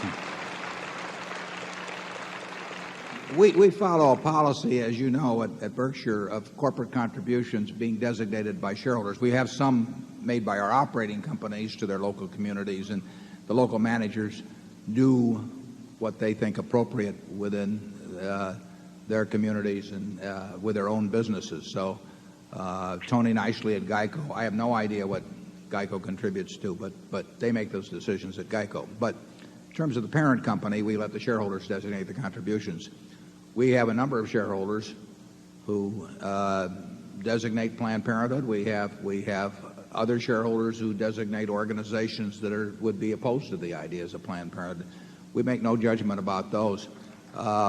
And in terms of, I designate the Buffett Foundation every year, and then the Buffett Foundation in turn gives money to other things, including Planned Parenthood. And so in the sense that those funds come in directly from Berkshire, they come in direct proportion to ownership the same way as everybody else gets a chance to do with their shares. And we've had people write us about it, and there's no way in the world we would, in fact, there's some that would say that we should be boycotted because I do this, and we would not dream of questioning, the people that we buy our almonds from, or walnuts from, or chocolate from, as to what their beliefs were, before we bought that, or whether we would hire somebody that they'd have to agree with our beliefs. So it seems to me that perfectly appropriate for people to express their views on it, and they probably don't like. Well, clearly they don't like what I do on that, but it's where my reasoning and my own judgment leads me. So, but they're out there. A few people are out there expressing their views on it, and they're entitled to do that, and I don't have any problem with that. I think when they start saying, we don't want to hire you because you have a different view than we do, or we don't want to buy your products, I think that's a little different position to take. I wouldn't do that, but again, it's their right to do that. Going back to whether we would buy the stock, I would say this a year ago. Well, it was about March 1st, because that's when I wrote the annual report. In 1996, the stock was $36,000, and I said it was not undervalued at that point. And since we were more or less forced to have an offering by the unit trust, which I'm very glad in retrospect we did, but it was not our idea, we felt that it was only appropriate in connection with that offering to point out that we had said it was not undervalued, and since Charlie and I like to buy undervalued securities, that we would not buy it ourselves at that price or recommend that others do. And in the ensuing year, the intrinsic value of Berkshire changed quite dramatically, and the price didn't change. In other words, the stock, after years of overperforming the business somewhat, underperformed the business, which of course it's bound to do, and we're glad that they got back more in tandem. So we said this year that we regarded the stock as being much more appropriately valued than it was a year earlier, which is obvious. And I would say that the caution I made about securities generally would apply. I would not accept Berkshire from that caution. But I would rather own or purchase Berkshire myself than I would most other securities, I can tell you that. Charlie?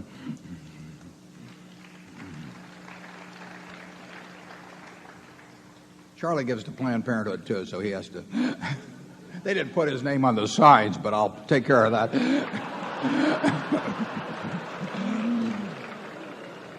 I am perfectly willing to have that limelight pass, as well as the opportunity to say more on the subject. Did I miss one question up there? I think there were three of them, and I addressed two of them.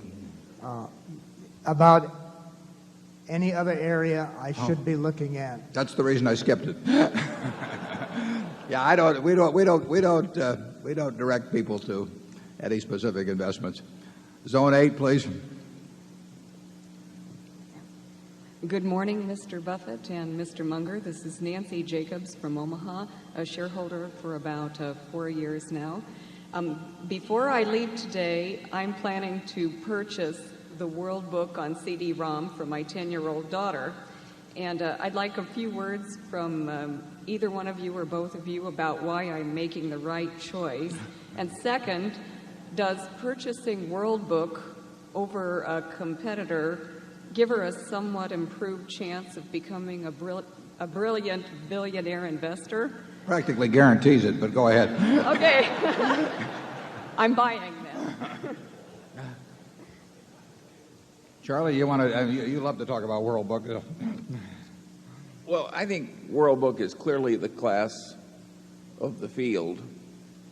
They have every word in the English language graded for reading comprehensibility, and the articles are cleverly written, so the difficulty of comprehension rises slightly as you go through it. And it's very user-friendly to young people. And since it's something you want to encourage, making it user-friendly is wonderful. I also find that with whatever intellect I have, it's more user-friendly to me. And so I think it's a hell of a product, either for the young people or the old. And for a quick reference system, I don't think there is anything better. Personally, I like the reading version, being an old-fashioned fellow. And I can hardly imagine a world where the wise people don't do a lot of reading.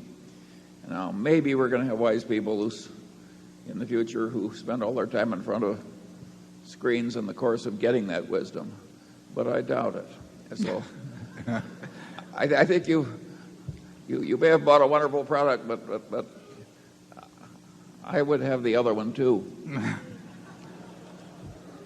The product you see there was the joint development and was launched in January of this year in conjunction with IBM. IBM has been our partner in that product.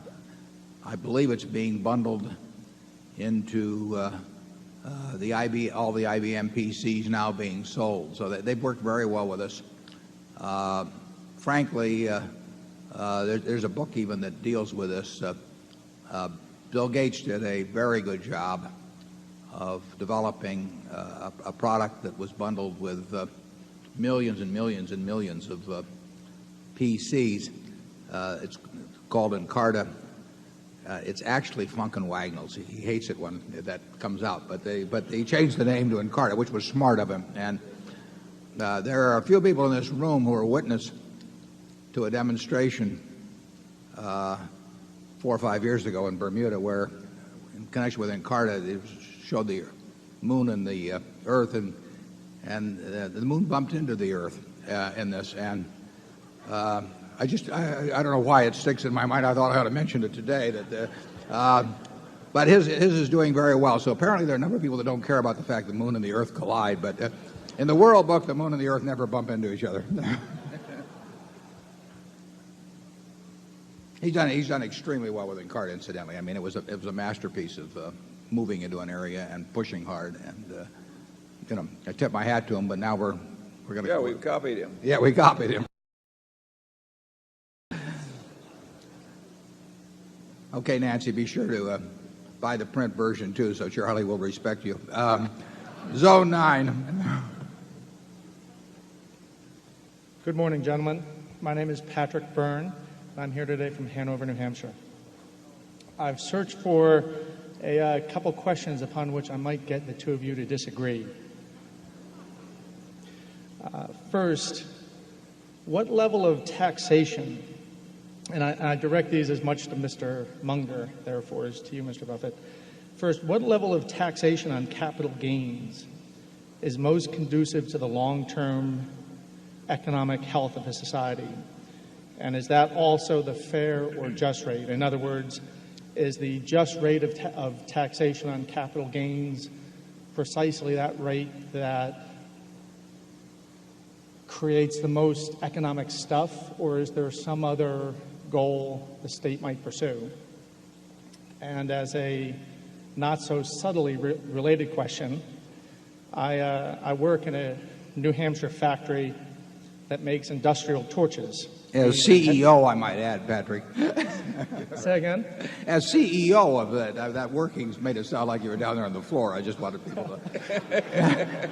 Patrick writes me letters from chairman to chairman, so I think we got to get him back at it. Continuing. Well, it's a small company. I do work as CEO, but it's not much of a hierarchy. We make torches used in heavy manufacturing, and the fortunes of our factory echo those of industrial America. Do you agree with the conventional wisdom that maintains that the age of classical industrial America has passed, and that America cannot be competitive in the long term with low-wage countries? So the first question is on taxation of capital gains, and then the second is on the future for industrial America. I have a sensational answer on the tip of my tongue, but I think I'll let Charlie go first. Refine it a bit. Well, I think there's an easy answer to your capital gain issue. And one is what makes an economy work best in some abstract mathematical sense. And the other is the consideration that you allude to, which gets into issues of fairness. And it's as Aristotle felt that systems worked better when they were generally perceived as fair. The civilization worked better if people saw the differences in rewards as having been fairly,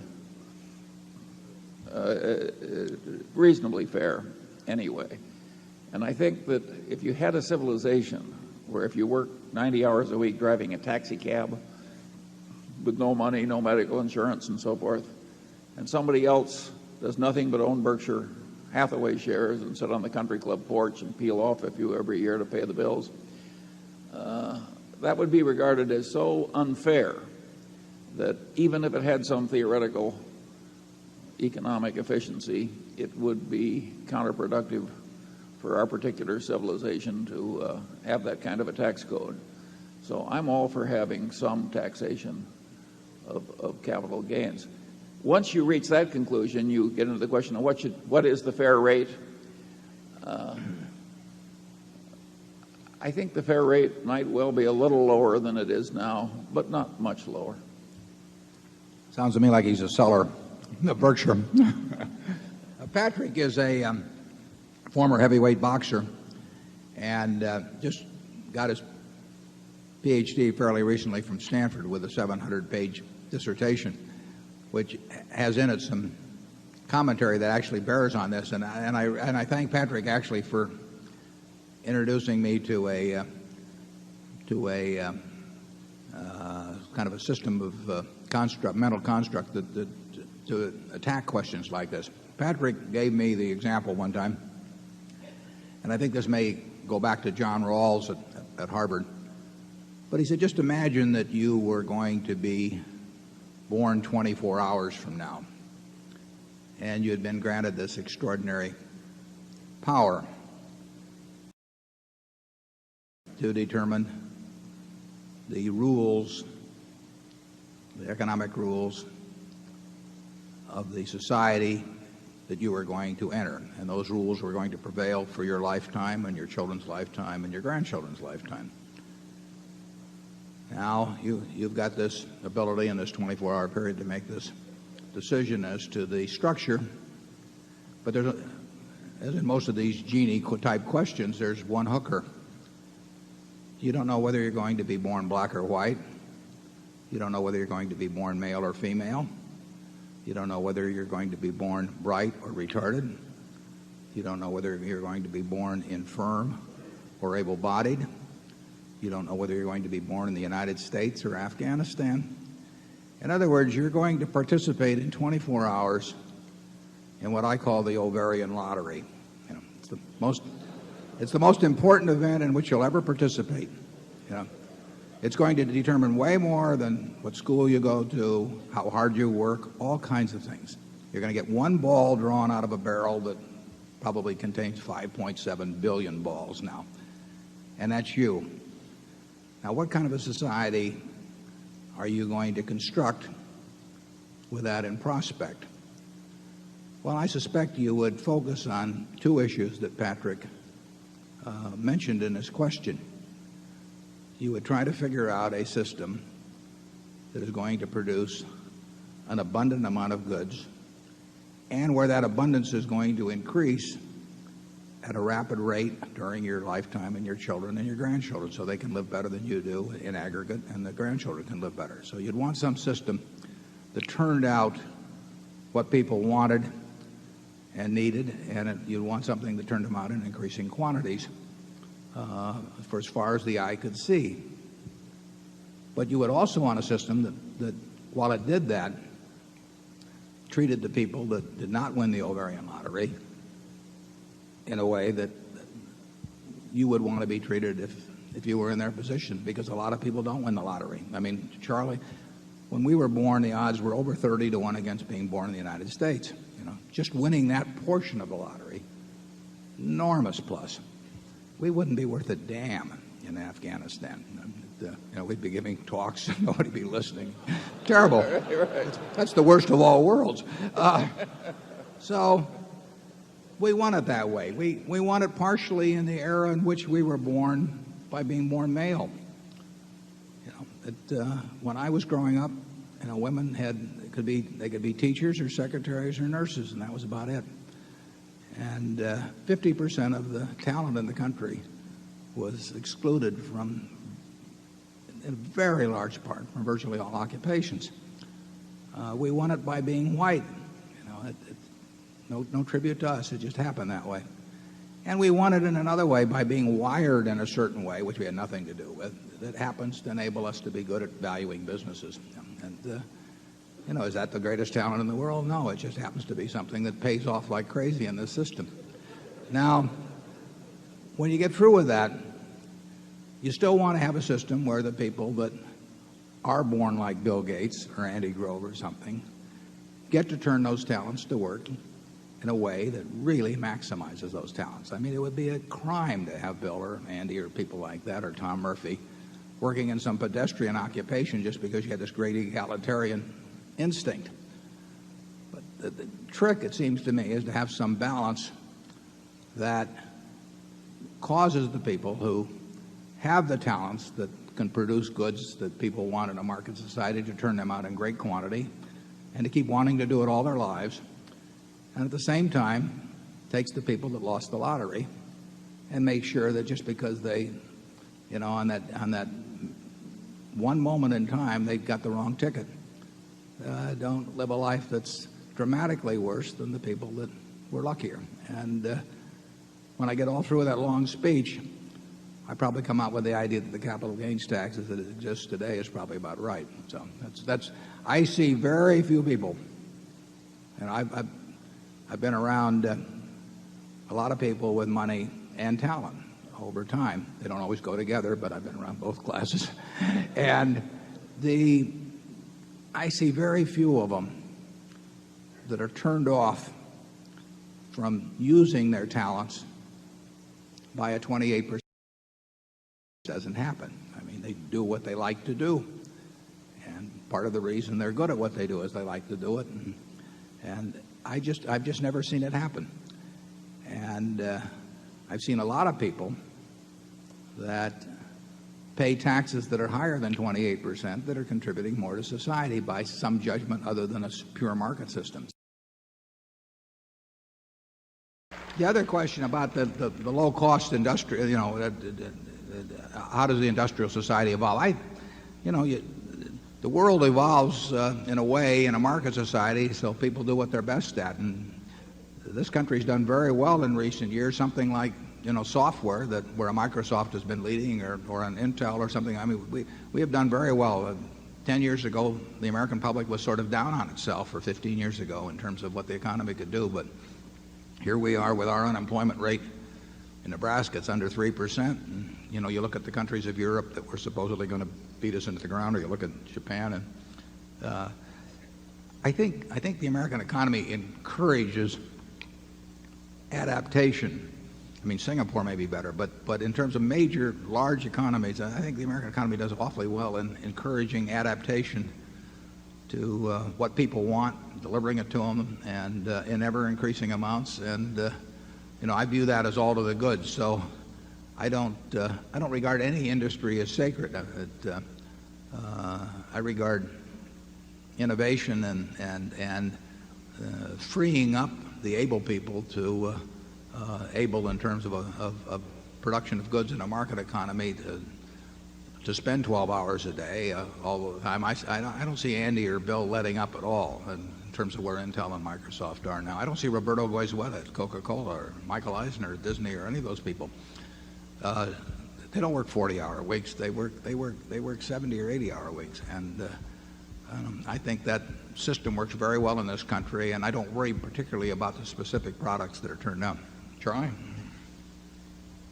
I would not like the conclusion that both Warren and I have reached, that issues of fairness are properly to be considered in the tax laws, to cause anyone here to believe that I have a great respect for Harvard University's philosopher John Rawls. He is perhaps the world's best-known living philosopher.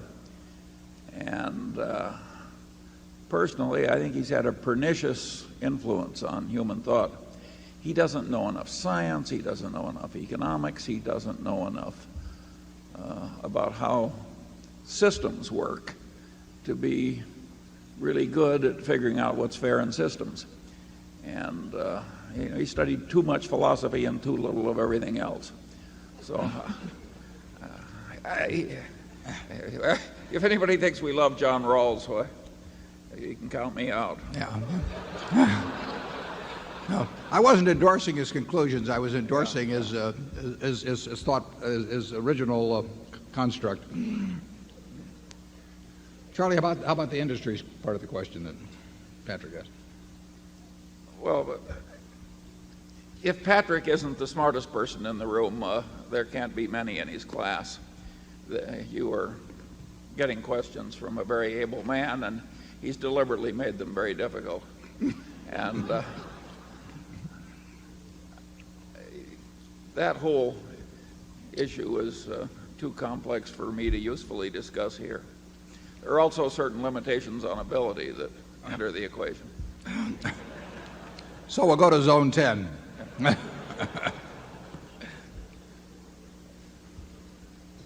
Good day, gentlemen. My name is Bill Rodenberg from Dayton, Ohio.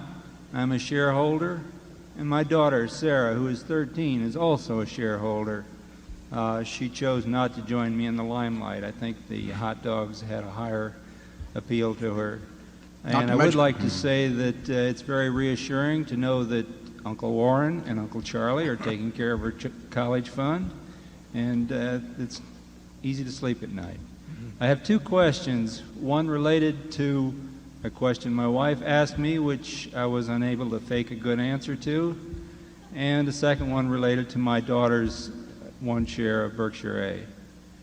My wife asked me, in the annual report, you stated that if anyone out there has a good company like Flight Safety, please let you know, and you'd be glad to look it over and give an answer within 5 minutes or less. And her question is, how can he do that?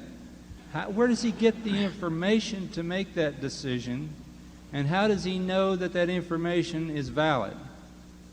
My second question has to do with my daughter. She's 13. In 5 years, she'll be off to college, perhaps UNL, perhaps not. In any case, she's going to face a significant capital gains when she sells that one share of stock. I hope so. You mentioned earlier, and I believe this is correct, you said that you could trade one share of A for 30 shares of B this afternoon. And I thought, wait a minute, I thought there was a limited window on that. We happened to be out of the country at the time that exchange took effect, and we missed it.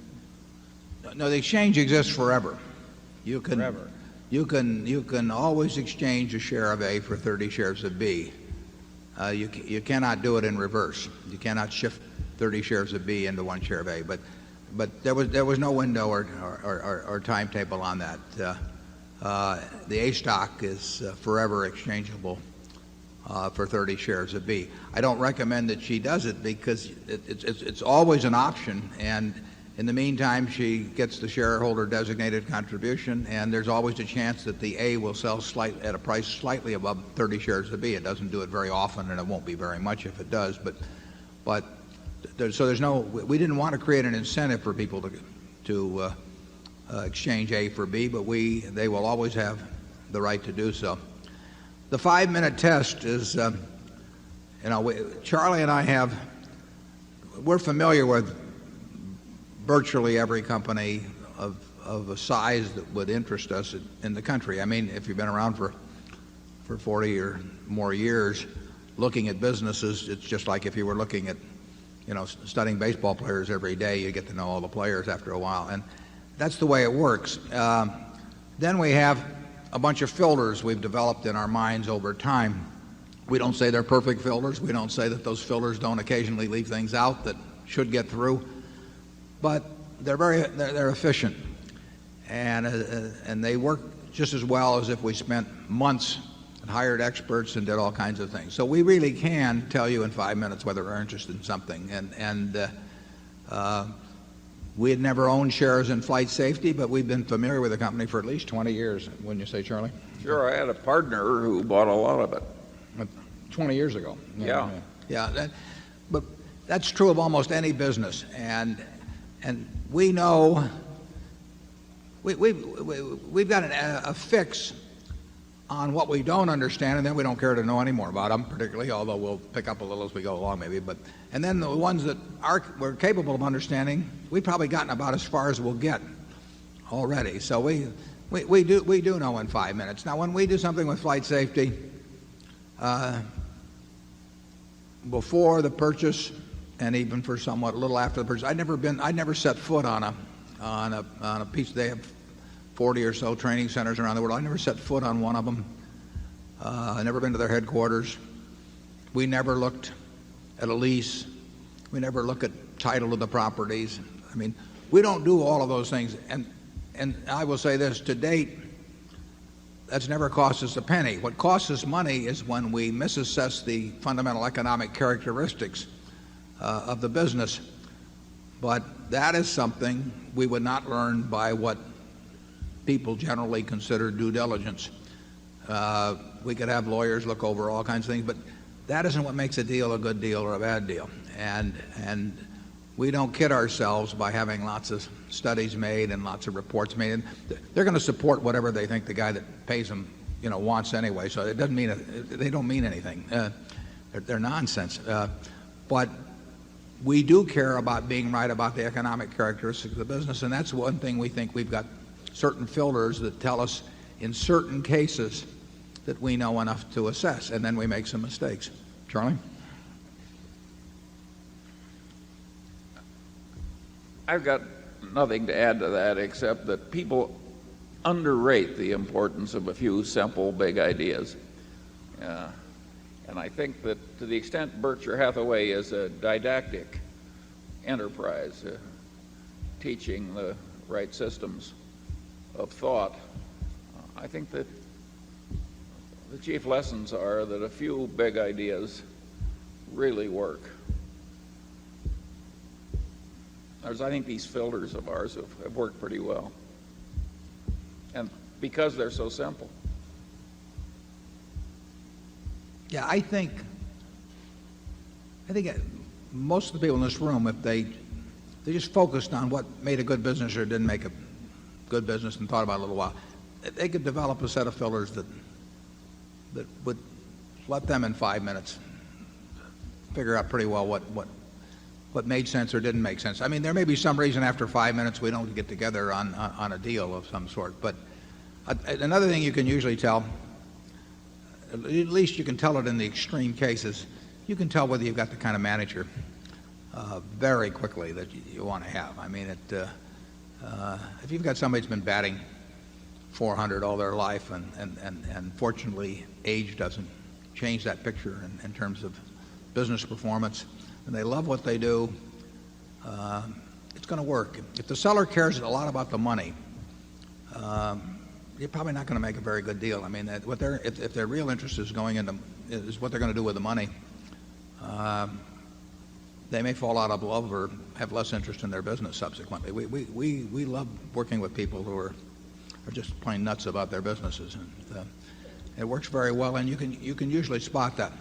Now, having said that, we'll have a few people figuring out how to fake that attitude, when they try and sell us some piece of junk here. But Charlie says we can get conned by some guy with a green eye shade, and a low rent office and all that. But we won't get taken in by the guy with the suede shoes. Zone 11. Mr. Buffett and Mr. Munger, thank you for having me here today. My name is Dorsey Brown from Baltimore, Maryland. I have two quick questions for you. Could you please comment on any observations that either of you may have concerning executive compensation and option issuance, a topic that seems to be getting a lot more media attention, and are we going to getting a little bit of excesses in that area? And my second question to you, Mr. Buffett, could you just give us some idea of what a normal day, how you would like to spend a reasonable normal day, and working on the investment side of the equation, or analysis, or reading, or just to give us some flavor of that? Thank you. Okay, I'll answer the second question first. Very easy. I read a lot, and I talk on the telephone a fair amount. We have no meetings. We have no committees. We have no slide presentations. We have nothing. I mean, so I read a lot. I read annual reports. I read business publications. I could do it in way less time, but I enjoy doing it, so I make it last. I mean, like some other activities in life. So there's really, it's the most boring job to anybody watching it, but I'm in love with it, and so I like doing that, and I don't like talking about it a lot. I just like to kind of keep up with what's going on. Like I say, by this point in life, I could filter out so much of that. I just don't need to do that much of it. But I kind of enjoy just seeing what's going on vicariously through doing a lot of reading. And I spend some time on the phone, and I'm on the computer a lot playing bridge, and I get to do what I like all the time. We'll let Charlie describe what he does, which is even more bizarre. And then we'll talk about compensation and options. Well, there's a little more foolishness in my life than Warren's, and including being chairman of a large hospital. I'm not suggesting that hospitals are foolish. I'm just suggesting that it takes a certain quirk of mind to be willing to be the chairman of a hospital. And so my life is even more, it's less rational than Warren's. Warren lives one of the most rational lives I've ever seen, and it's almost unbelievable. And he's got me wondering why I'm here today. Well, we'll talk about comp then. Yeah, comp. Yeah. The comps, there are 3 or 4 aspects to that. On the subject of options, I would say that that most options are constructed poorly from the standpoint of the owner, but they're constructed very well from the standpoint of the person who receives them, which is not entirely unexplainable, because it's a very strange form of negotiation when the beneficiary is the one that also really does all the design and hires the experts to come in and tell them what is good for the company, when the expert knows that the guy who signs the check be quite interested also in hearing what's good for him. There's nothing wrong with options per se at all.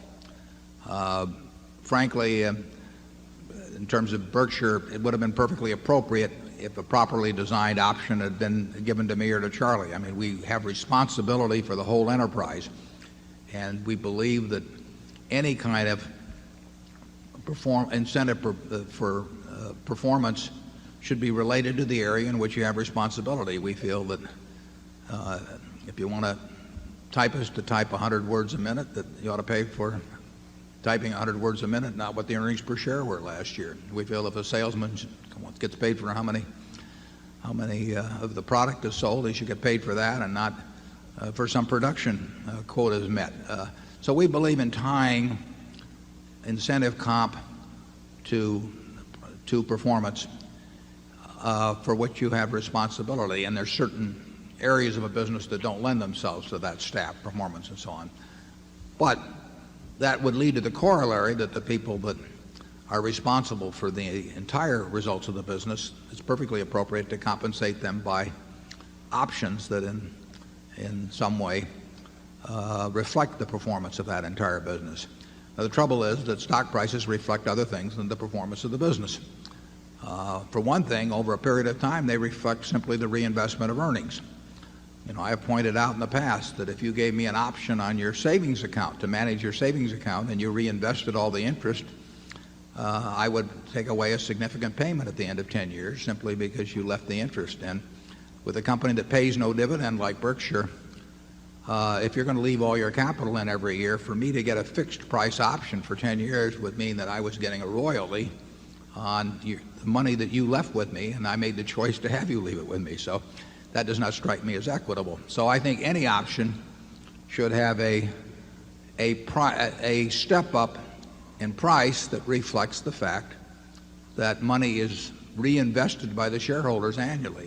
That if somebody wants to pay out 100% of the earnings every year, then I say that you can have a fixed priced option. If you give me the money every year and you do more with the money that's left with you in the original sum, that's fine. But if money is left with someone for 10 years, there's going to be some increase in value even if they spend every day golfing, and to give a piece of that away simply to have a royalty on the passage of time for them is a mistake.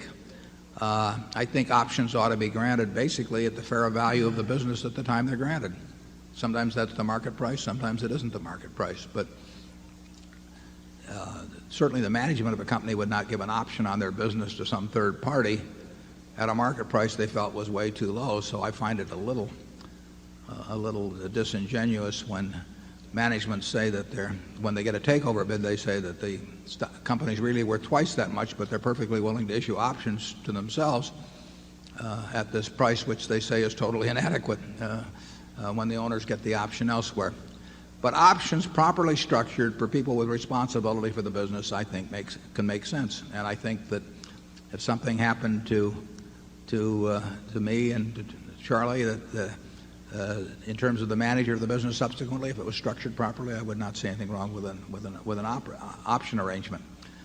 We carry this philosophy down to our subsidiaries, where they generally have incentive arrangements that relate to the operation of their business, but they don't have incentive arrangements that relate to Berkshire overall, because if Chuck Huggins does a wonderful job at See's Candy, as he has done, and I fall on my face in terms of allocating capital, Berkshire stock will go no place despite what Chuck does. And to penalize him or to tie his rewards to something over which he has no control, I think is kind of silly. So we tie it instead to the operations of the candy business. In terms of overall level of compensation, the real sin is having a mediocre manager. I mean, that is what costs owners very significant amounts of money over time. And if a mediocre manager is paid a relatively small sum, it's still a great mistake. And if they're paid huge sums, it's a travesty, and that happens sometimes. It's almost impossible to pay the outstanding manager a sum that's disproportionate to the value of that outstanding manager when you get a large enterprise. Coca-Cola had a market value of $4 billion when Roberto Goizueta took over. It had stagnated during the previous decade under an earlier management, despite having the same product and those great Mean Joe Green commercials you saw. That was Mean Joe Green was in the 70s. The Teach the World to Sing commercial was in the 70s. All these great commercials, but the company didn't do much. Roberto, if we'd bought the entire Coca-Cola company, I wish we had, in 1981 or 2, whenever he came in for $4 billion, and we now had a business worth $150 billion, Roberto would have earned more money with us than he's earned under the present arrangement. I mean, having the right person in place is just enormously important. How much they should take is another question. That's more a philosophical question. Tom Murphy, best manager, in the world, he just didn't feel like taking a lot of money out of it, and I tip my hat to him, but I don't think that necessarily makes it wrong for somebody else to take more money for doing the job. But I think it ought to be related to doing the job. When I ran a partnership in the 1960s, I took a quarter of the profit, over 6% a year, and I didn't get paid any salary, but I could make a lot of money doing that. And that thought occurred to me as I ran the place from day to day, and I think it probably helped a little. So I don't think it's a terrible thing to have somebody get paid for making money for the shareholders, but they ought to get paid for really making it, not simply because the shareholders reinvest money with them. They ought to make it based on the fair value of what they had when they took over, and they ought to make it really for just excellent performance. Charlie? Well, we have remarked in previous Berkshire Hathaway meetings that we regard present mandated corporate accounting with respect to stock options as weak, corrupt, and contemptible. And it is. Otherwise, we're undecided. If something is so wonderful as a standard technique of compensation, why does it have to be masked under weak, corrupt, and contemptible accounting? I think it is no credit to our civilization that we've drifted into this particular modality. And you can get, if you overuse stock options, where the whole thing is sort of a chain letter. I mean, in Silicon Valley, there's one company that practically paid everybody in options. And as long as the chain letter galloped, it worked as far as the income account because nothing went through expense. And then once everybody is issuing stock options, everybody else feels that he has to do it, and the practice spreads. So I am not totally wild about the extreme prevalence of the stock option modality in American corporate life. Personally, I would vastly prefer different modalities, which would probably involve stock instead of stock options. I'm all for sharing with the kind of people who are doing the important work pretty well down in the organization at a place like Costco or Coca-Cola or any other such company, but I don't much like the present scheme that civilization has drifted into. With respect to the subject of do we have some wretched excesses in American corporate compensation, my answer would be yes. I don't think the excess is necessarily the guy who got the most money. In many cases, I agree with Warren, that the money has been deserved. But such is the envy effect that the practice spreads to everybody else, and then the taxi driver and everybody starts thinking the system is irrational, unfair, crazy. And I think that's what causes some people, as they rise in American corporations to, at a certain point of power gaining and wealth gaining, they start exercising extreme restraint as a sort of moral duty. And that's what Warren was saying about Tom Murphy. And I would argue that the Tom Murphy attitude is the right attitude. And it goes way, way back in the history of civilization. The word liturgy comes from a Greek word which is just the same. I mean, if you were an important citizen of Athens, it was a lot like being an important person in Jewish culture. I mean, you had duties to give back and to act as a certain example. And the civilization had social pressures that enforced those duties. And I would argue that the Berkshire Hathaway compensation system, considering what the people at the top already have,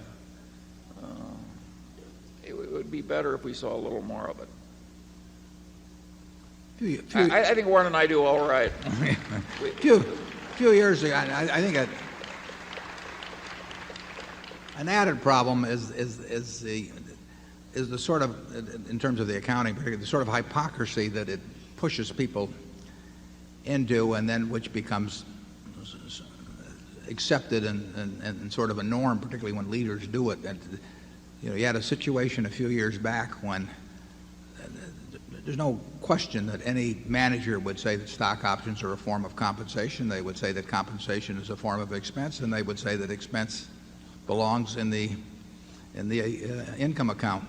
But they didn't want to have stock options counted because they felt that it might restrict their use. So when the FASB, Financial Accounting Standards Board, came up with a proposal to actually have reality reflected en masse, corporate chieftains descended on Washington to pressure legislators to have Congress start enacting accounting standards, which, as I mentioned one time, in Indiana in the 1890s, there was a legislator that introduced a bill to have the value of pi changed to an even 3 because he thought 3.14159 was too tough for the school children and it would ease computational problems.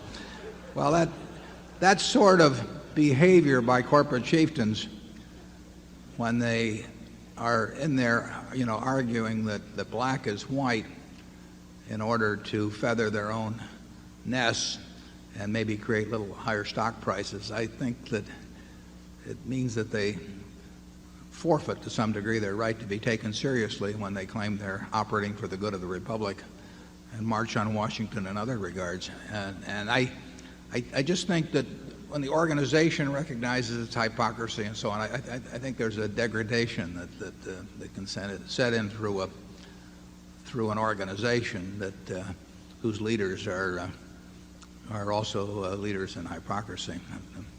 Like I say, we have no strong feelings on this subject, but Charlie, do you have anyone? It's rather interesting, though. There's an earlier example. Commodore Vanderbilt took no salary from his railroads. After all, he controlled the railroads. They paid all the dividends that he needed, and he got the fun of running the whole railroad, and he thought it was beneath Commodore Vanderbilt to take a salary. We've never quite reached the Vanderbilt standard, but we don't have any dividends, Charlie. Well, maybe that's the reason. Yeah. Well, with that, we'll take a break. We've got food out in the other room, including See's candy. For those who haven't tried it, we've almost finished this box up here, and we'll reconvene at 12:30. Thanks.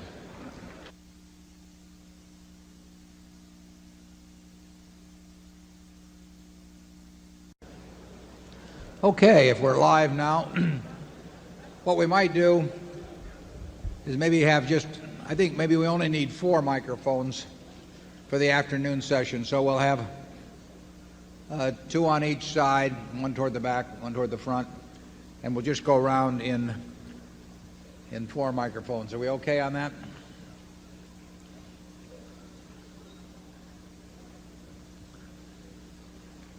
And we'll start just 1 second. Everybody has a chance to get to their seats. Charlie has promised to stop tapping the Coke can during this session. I only did that when somebody else was talking. Number 2? Okay, Charlie. I used to have a friend that was a stock salesman many years ago, and when you'd have lunch with him, he would just keep going like this. And finally, it would get to you and you'd say, "What's that?" And he'd say, "That's opportunity." He was pretty good. Okay, let's. Kelly tells me we should start with number 2, zone 2. So we're going to start with zone 2. Yes, I'm Fred Cooker from Boulder, Colorado, and this is a question about intrinsic value, and it's a question for both of you because you have written that perhaps you would come up with different answers. You write and speak a great deal about intrinsic value, and you indicate that you try to give shareholders the tools in the annual report so they can come to their own determination. What I'd like you to do is expand upon that a little bit. First of all, what do you believe to be the important tools, either in the Berkshire annual report or other annual reports that you review in determining intrinsic value? Secondly, what rules or principles or standards do you use in applying those tools? And lastly, how does that process, that is, the use of the tools, the application of the standards, relate to what you have previously described as the filters you use in determining your valuation of a company? If we could see in it, looking at any business, what its future cash inflows or outflows from the business to the owners or from the owners would be over the next, we'll call it 100 years, or until the business is extinct, and then could discount that back at the appropriate interest rate, which I'll get to in a second, that would give us a number for intrinsic value.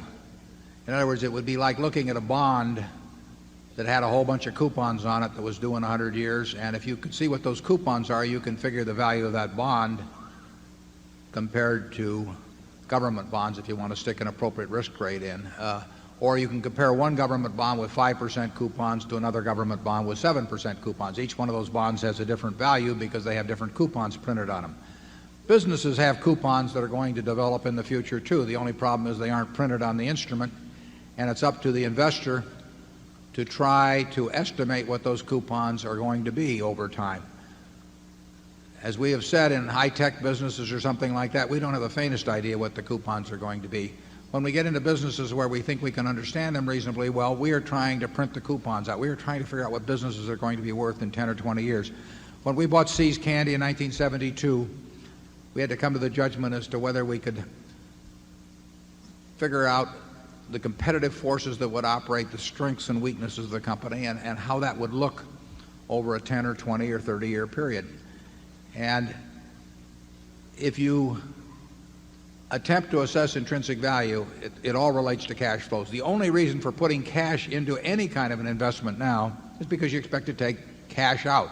Not by selling it to somebody else, because that's just a game of who beats who, but by, in a sense, by what the asset itself produces. That's true if you're buying a farm. It's true if you're buying a business.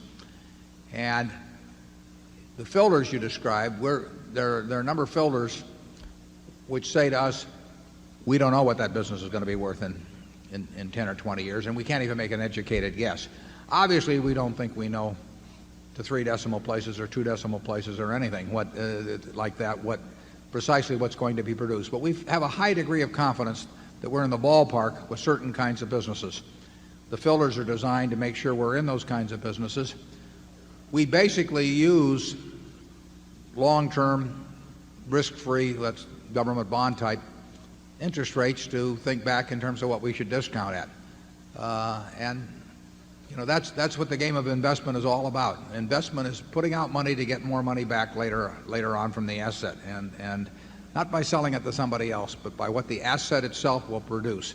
If you're an investor, you're looking at what the asset is going to do, in our case, businesses. If you're a speculator, you're primarily focusing on what the price of the object is going to do, independent of the business. And that's not our game. So we figure if we're right about the business, we're going to make a lot of money. And if we're wrong about the business, we don't have any hopes. We don't expect to make money. And in looking at Berkshire, we try to tell you as much as possible as we can about our business, of the key factors. Those are the things that Charlie and I, the things we put in our report about those businesses are the things that we look at ourselves. So if Charlie had nothing to do with Berkshire, but he looked at our report, he would probably, in my view, he would come to pretty much the same idea of intrinsic value that he would come to from being around it, you know, for X number of years. The information should be there. We give you the information that if the positions were reversed, we would want to get from you. And in companies like Coca-Cola or Gillette or Disney or those kind of businesses, you will see the information in the reports. You have to have some understanding of what they're doing, but you have that in your everyday activities. You'll get that kind of knowledge. You won't get it, you know, in terms of some high-tech company, but you'll get it with those kind of companies. And then you sit down and you try to print out the future. Charlie? I would argue that one filter that's useful in investing is the simple idea of opportunity cost. If you have one opportunity that you already have available in large quantity and you like it better than 98% of the other things you see, well, you can just screen out the other 98% because you already know something better. So that people who have a lot of opportunities tend to make better investments than people that don't have a lot of opportunities, and people who have very good opportunities, and using a concept of opportunity cost, they can make better decisions about what to buy. With this attitude, you get a concentrated portfolio, which we don't mind. That practice of ours, which is so simple, is not widely copied. I do not know why. Now, it's copied among the Berkshire shareholders. I mean, all of you people have learned it. But it's not the standard in investment management, even at great universities and other intellectual institutions. Very interesting question. If we're right, why are so many eminent places so wrong? There are several possible answers to that question. Yes.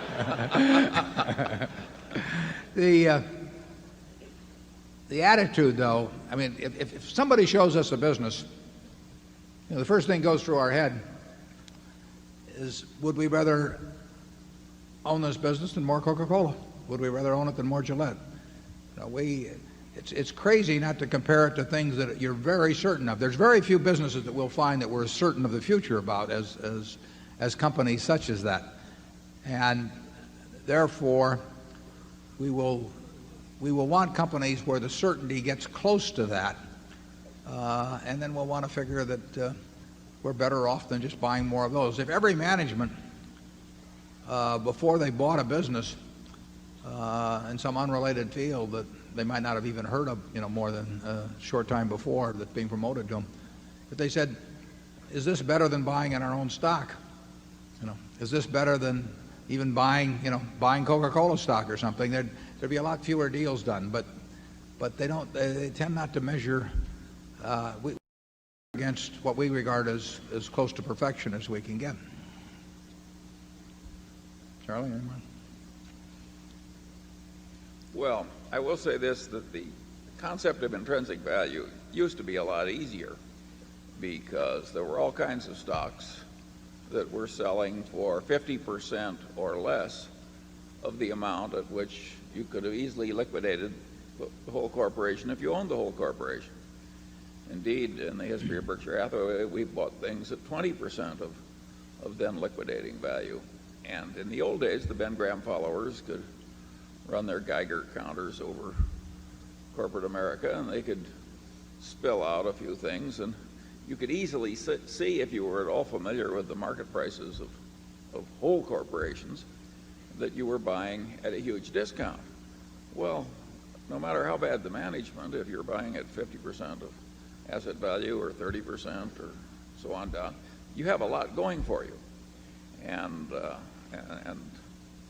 as the world has wised up, and as stocks have behaved so well for people that stocks generally have gone to higher and higher prices, that game gets much harder. Now to find something at a discount from intrinsic value, those simple systems ordinarily don't work. You've got to get into Warren's kind of thinking, and that is a lot harder. I think you can predict the future in a few places best if you understand a few basic ideas that come from a good general education. And that's what I was talking about in that talk I gave at the USC Business School. In other words, Coca-Cola is a simple company if it's stripped down and analyzed in terms of some elemental forces. It's not hard to understand Costco either. You know, I mean, there are certain fundamental models out there that do not take, you don't have the kind of ability that quantum mechanics requires. You just have to know a few simple things and really know them. Charlie talks about liquidating value. He's not talking about closing up the enterprise, but he's talking about what somebody else would pay for that stream of cash, too. I mean, you could have looked at a collection of television stations owned by a Cap Cities, for example, in the early to 1974, and it would have been worth, we'll say, 4 times what the company was selling for. Not because you'd close the stations, but just their stream of income was worth that to somebody else. It's just that the marketplace was very depressed, although, like I say, on a negotiated basis, you could have gone and sold the properties for 4 times what the company was selling for, and you got wonderful management. And I mean, those things happen in markets. They will happen again. But part of investing and calculating intrinsic values is if you get the wrong answer when you get through. In other words, if it says don't buy, you can't buy just because somebody else thinks it's going to go up or because your friends have made a lot of easy money lately or anything of the sort. You have to be able to walk away from anything that doesn't work, and very few things work these days. You also have to walk away from anything you don't understand, which in my case is a big handicap. But you'd agree with Warren that it's much harder now. Yeah, but I would also agree that almost at any time over the last 40 years that we've been up on a podium, we would have said it was much harder in the past, too. But it is harder now. It's way harder.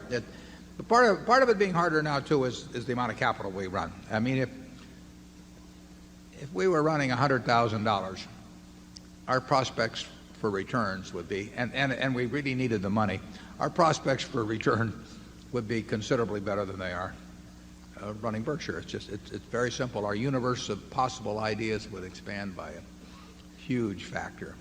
We are looking at things today that, by their nature, a lot of people are looking at. And there were times in the past when we were looking at things that very few people were looking at. But there were other times in the past when we were looking at things where the whole world was just looking at them kind of crazy. And that's a decided help. Zone 3. My name is Bakul Patel. I am from upstate New York. I have got a few questions, and I need your permission to ask each question separately and wait for the answer. Well, we'll take a couple, but yeah. I got through college, only answering 3 or 4 questions, so I don't want to go through that again. They are unrelated questions. Okay. We'll give you a couple, then we'll let other people have a chance. How about 2, okay? Fine. Mr. Market is valuing Dow Jones at above 7,000 and S&P at above 800. By your valuation model, at the current interest rate and current inflation rate and current growth rate, what is the fair valuation of both these companies? Yeah. Well, that's a good question, but a tough question. But I would say that if you believed the American business in aggregate could earn the kind of returns on equity that they have, been earning in the last, or it has in the last couple of years, and then you postulate no change in interest rates, you can justify 7,000 on the Dow and 800 on the S&P. Now, there's a couple ifs I threw in there, and if interest rates go higher, the valuation goes down automatically. And more importantly, if the returns on equity of American industry, which are at historic highs, and which sort of classical economics would tell you would be hard to maintain, if those returns go down on average, that also would pull it down. But if you're willing to accept the current level of returns on equity as being typical of the future case for American business, and you're willing to assume present interest rates are lower, then you can justify a valuation on the Dow and S&P. And it's interesting, because I got all that commentary after I wrote that line in the report, which was, as I said earlier, designed for a little something else. I'll give you a little trivia quiz. What 2 years in this century has the Dow had the greatest overall gain? The 2 years in the 1900s are 1933, which most of you don't think of as a banner year, but and 1954. And in both of those years, the Dow was up over 50%, counting dividends. In March of 1955, because of that, the fact that the Dow had gone up, bear in mind that the high on the Dow was 381 in 1929, and it took 25 years before that was surpassed. And in 1954, the Dow went from, say, 280 up to 404, or something like that, just a little over 50%. So what did they decide to do? They decided to have congressional hearings about it. And they did. In March of 1955, they had hearings in the Senate Banking and Currency Committee, Chairman Fulbright, and my boss, Ben Graham, was called down to testify. And it's fascinating reading. Bernard Baruch was there, all kinds of people. I've got the hearings at home. And Ben's opening comments about the market at that time were the market looks high, it is high, but it's not as high as it looks. Well, that's about the present situation. I mean, it looks very high just by comparing 7,000, certainly to the 404 at the end of 1954 when Ben was testifying. But there have been huge changes in earnings and return on equity on American business in general, and then you've had this big move in interest rates. Now, those are underlying fundamentals that have powered a huge bull market. After a while, as I mentioned earlier, people get captivated simply by the notion of rising prices without going back to the underlying rationale, and that's when you get very dangerous conditions in terms of possible bubbles. And it would, I have no idea where markets will go, but you have the kind of conditions that could cause real excesses, just like you had excesses in 1973 and 4, going back to when you could buy things at 20 cents on the dollar. You had excesses in the other direction. The country didn't disappear or anything. It's just people behave in extreme ways in markets. And over time, that's very good for people that keep their heads. Charlie? I've got nothing to add. Okay, get one more.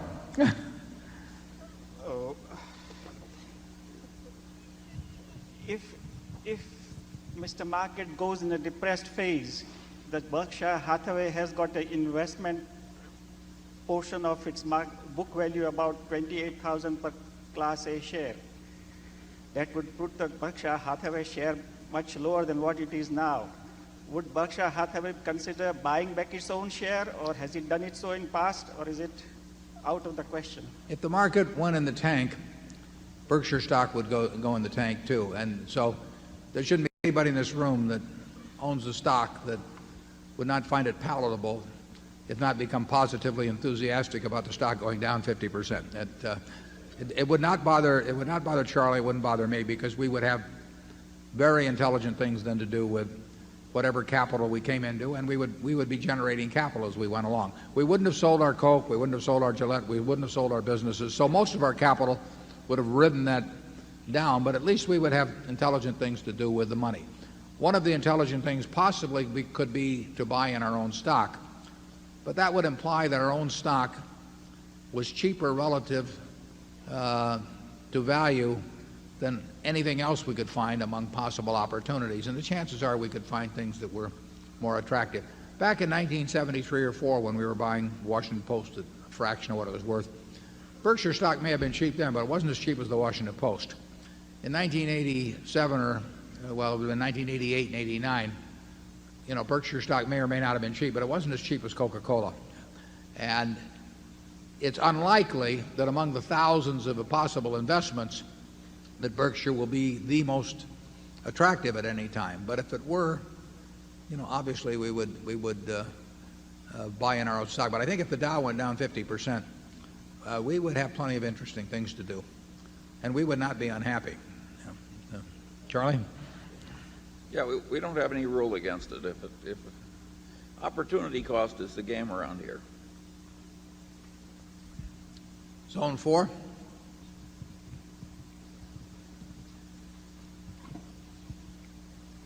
I'm David Day from Coppell, Texas, and I'm a Berkshire shareholder. Mr. Buffett, what is your opinion of investing in foreign company stocks? Well, we have a number, well, at least several major businesses, 3 or 4, at least 5, 6, as I count along, that derive very significant percentages of their earnings from the international operations. Coca-Cola earns 80% or more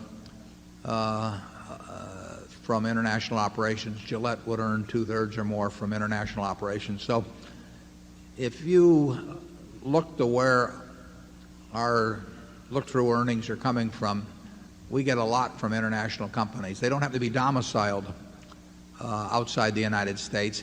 It's a slight advantage to us to have them domiciled in this country. For example, their dividends are treated better. We get better treatment on the dividends if they are domestically based rather than based someplace else, just because of the way the U.S. tax laws work. But if Coca-Cola were domiciled in Amsterdam or Gillette were domiciled in London, they had the same basic businesses, we would be attracted to them to virtually the same degree we are as having them domiciled in Atlanta and Boston. We look at businesses outside this country that are domiciled outside this country. Many don't meet our size requirements, but that's true here too. But we have to look at very big companies. But we have nothing against buying into companies that are domiciled, or even buying the entire business of a company that's domiciled outside the United States. We feel slightly less familiar with the tax laws and the corporate cultures, perhaps, but that would not be a huge factor in a great many countries. And we will keep looking. We need to look everywhere with the kind of money that we have available for investment. Charlie? Again, we've had a wonderful way of playing the rapid development of economies outside the United States, and so far we haven't seen anything that attracted us as being better.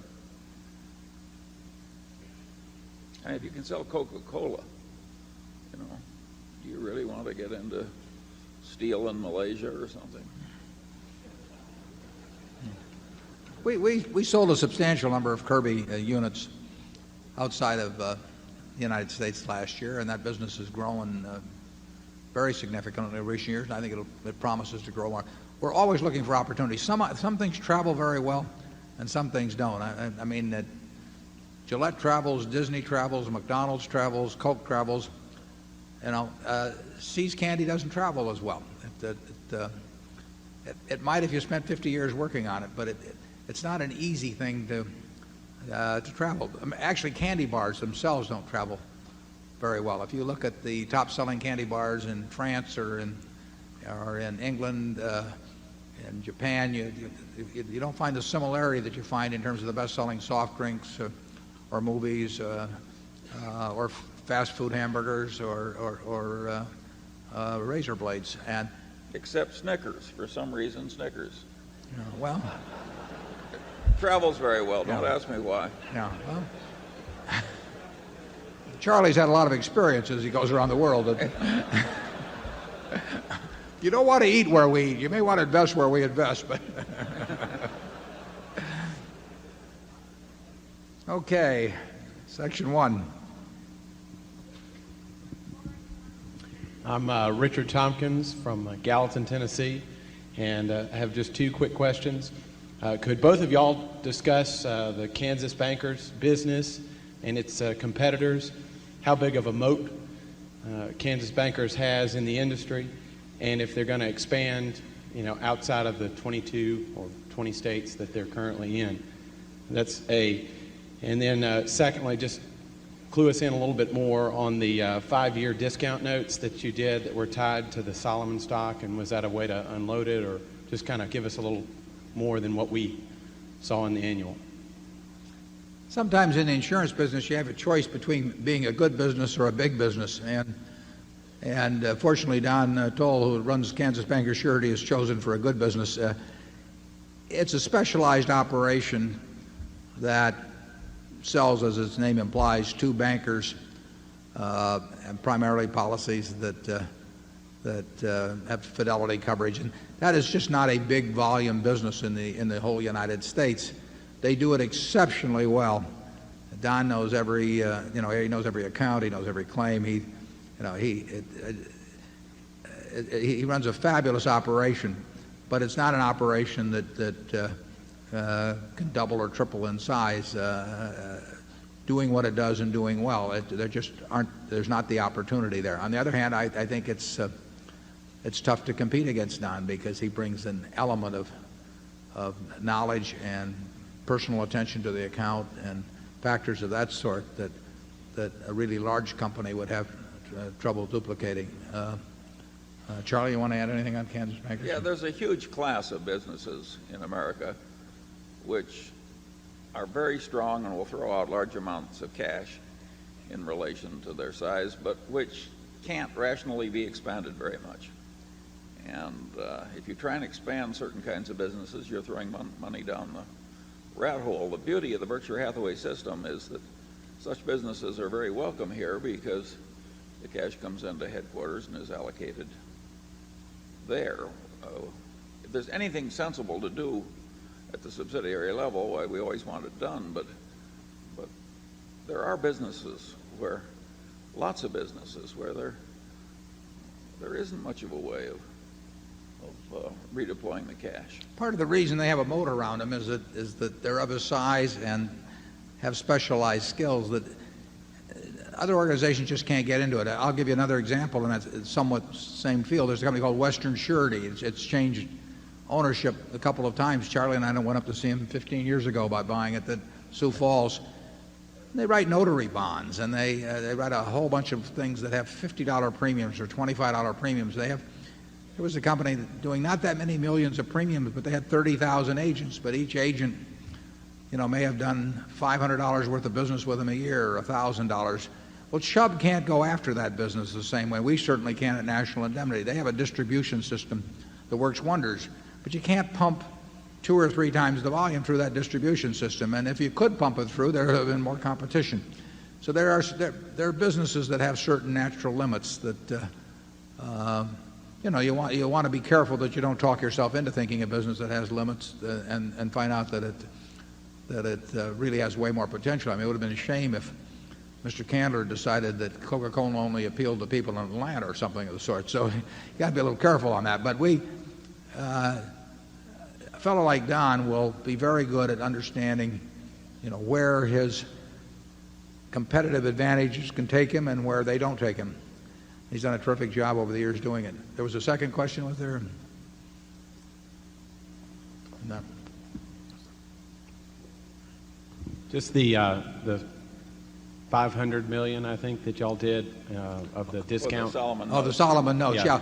Well, that is simply an issue of Berkshire, by Berkshire, of $500 million, as you mentioned, of a very low coupon note, low interest rate note too, that is convertible or exchangeable into Solomon stock anytime during the next 5 years. And it's a way of taking the capital out of that block of stock at a low interest cost to use elsewhere while retaining a limited portion of the upside in the Solomon stock.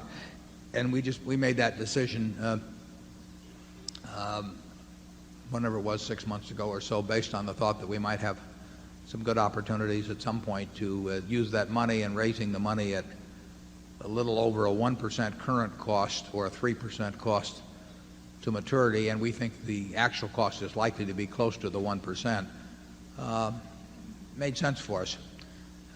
We have never owned, we had the convertible prefers of Champion, of U.S. Airways, and of Solomon, and those are three industries. I don't think we've ever owned an airline stock, common stock.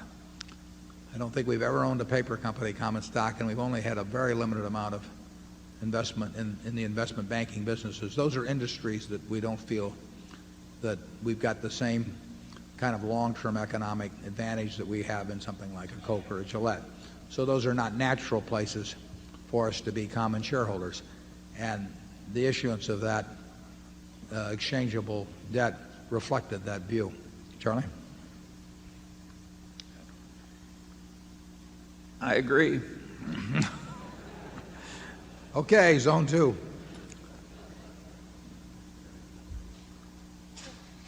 My name is Kristen Schramm. I am from Springfield, Illinois. I am a proud shareholder of Berkshire Hathaway. In light of the upcoming capital gains tax reduction, do you envision any increased selling pressure, such as buying opportunities for Berkshire stock? Oh, that's a good question, Christine. We're proud to have you, too. A very high percentage of Berkshire shares is owned by people with a very low tax basis, so that if I had to guess, I would say that probably 80% at least of the shares are owned by people whose cost is less than $100 a share on the A stock. And that undoubtedly contributes to some people's reluctance to sell, particularly if they're older.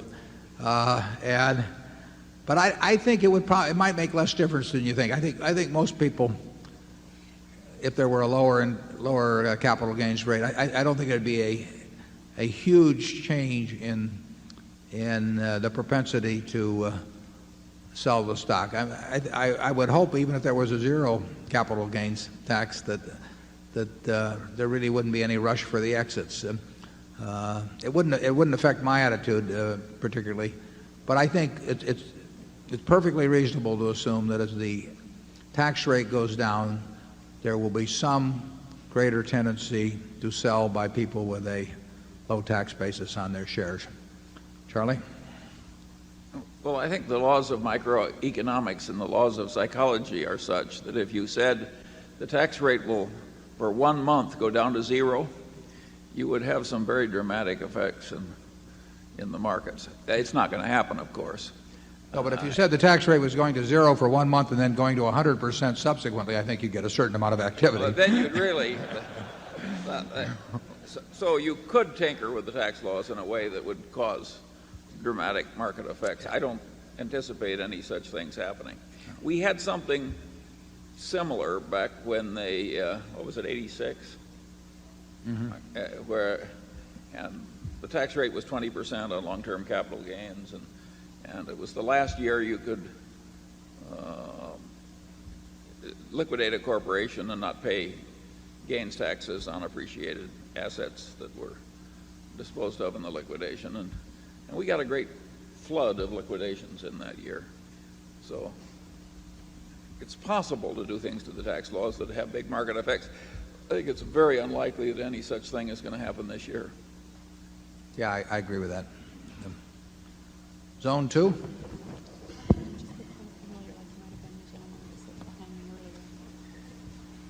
What number is this?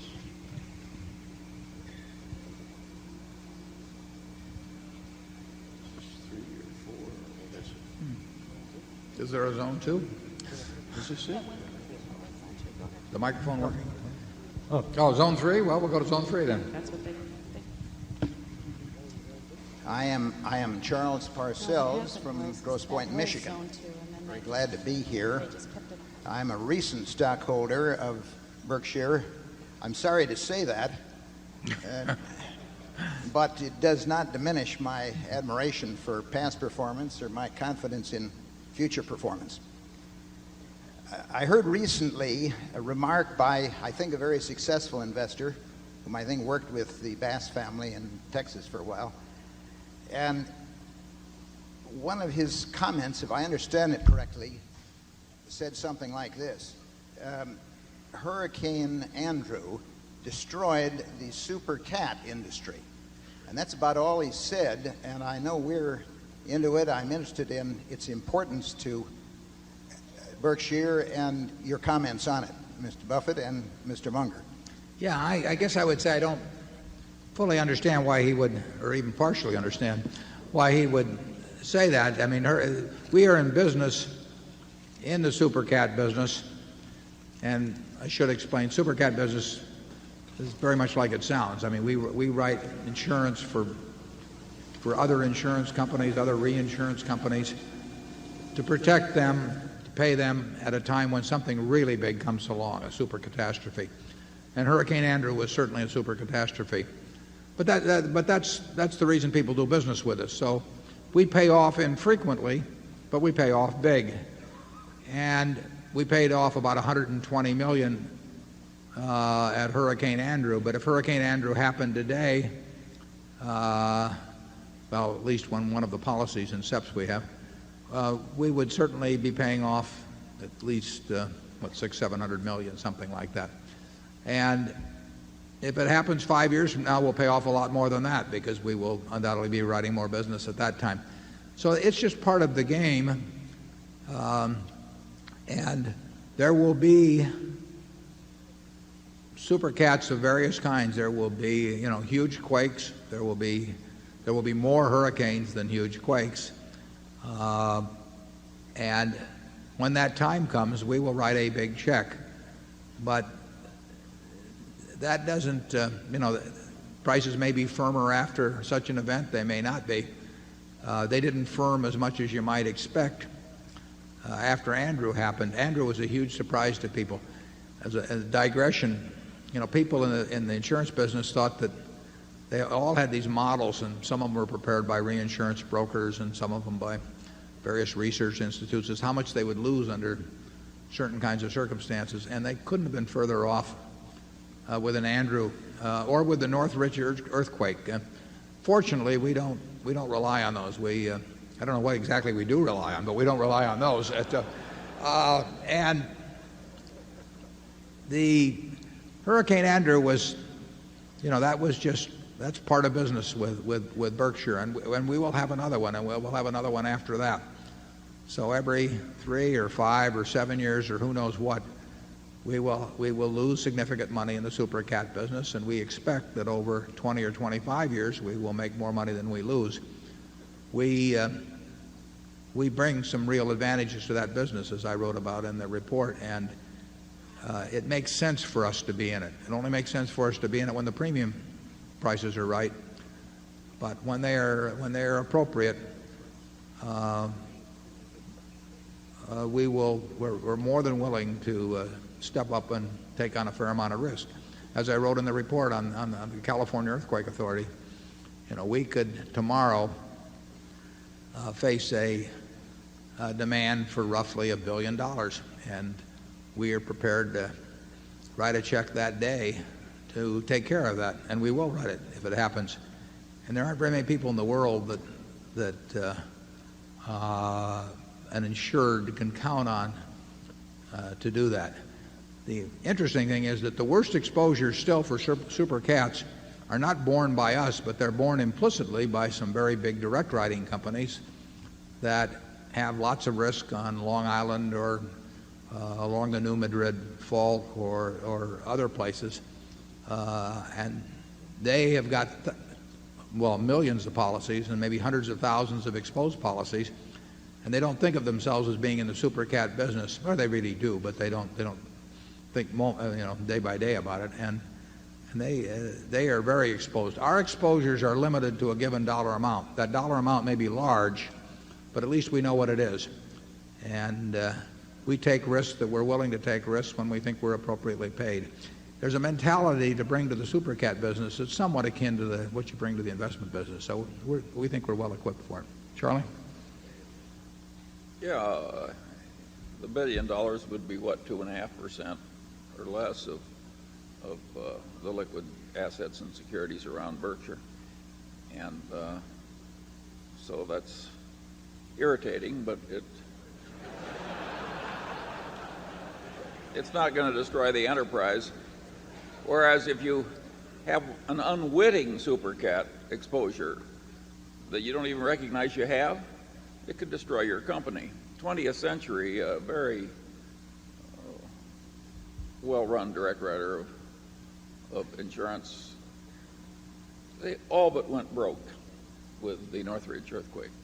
And they didn't think it was possible either. And they had no idea they had a super cat exposure in what they thought was a simple little direct writing insurance operation. No, I don't think we've got the main super cat risks at all at Berkshire.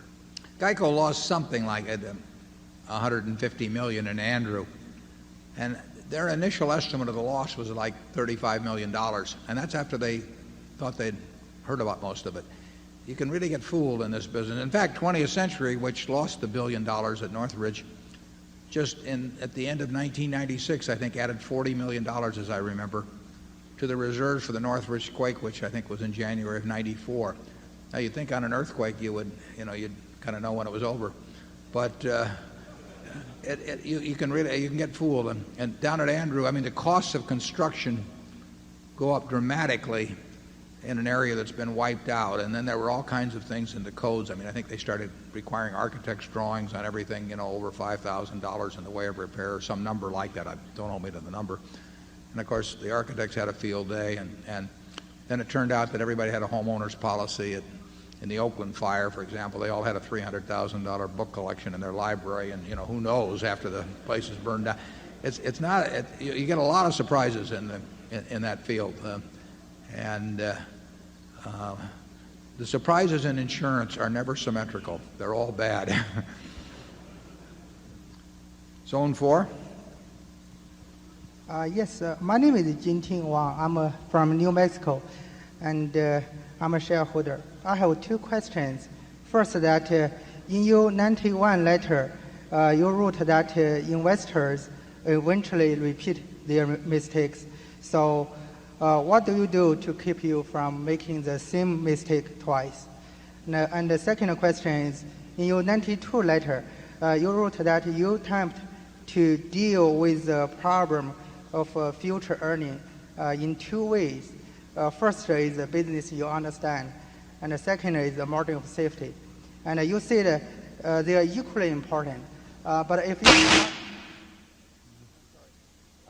you cannot find the happy combination of faster growth at a low PE, which one do you think is more important, faster growth or low PE?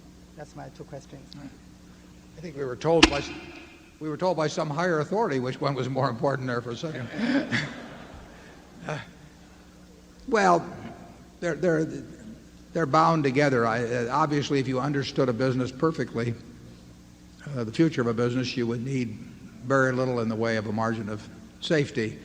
So the more volatile the business is, or possibility is, but assuming you still want to invest in it, the larger the margin of safety. I think in that first edition of Graham and Dodd, if I remember, it was a J.I. Casey used and said, maybe it was worth somewhere between 30 and 110 or some number.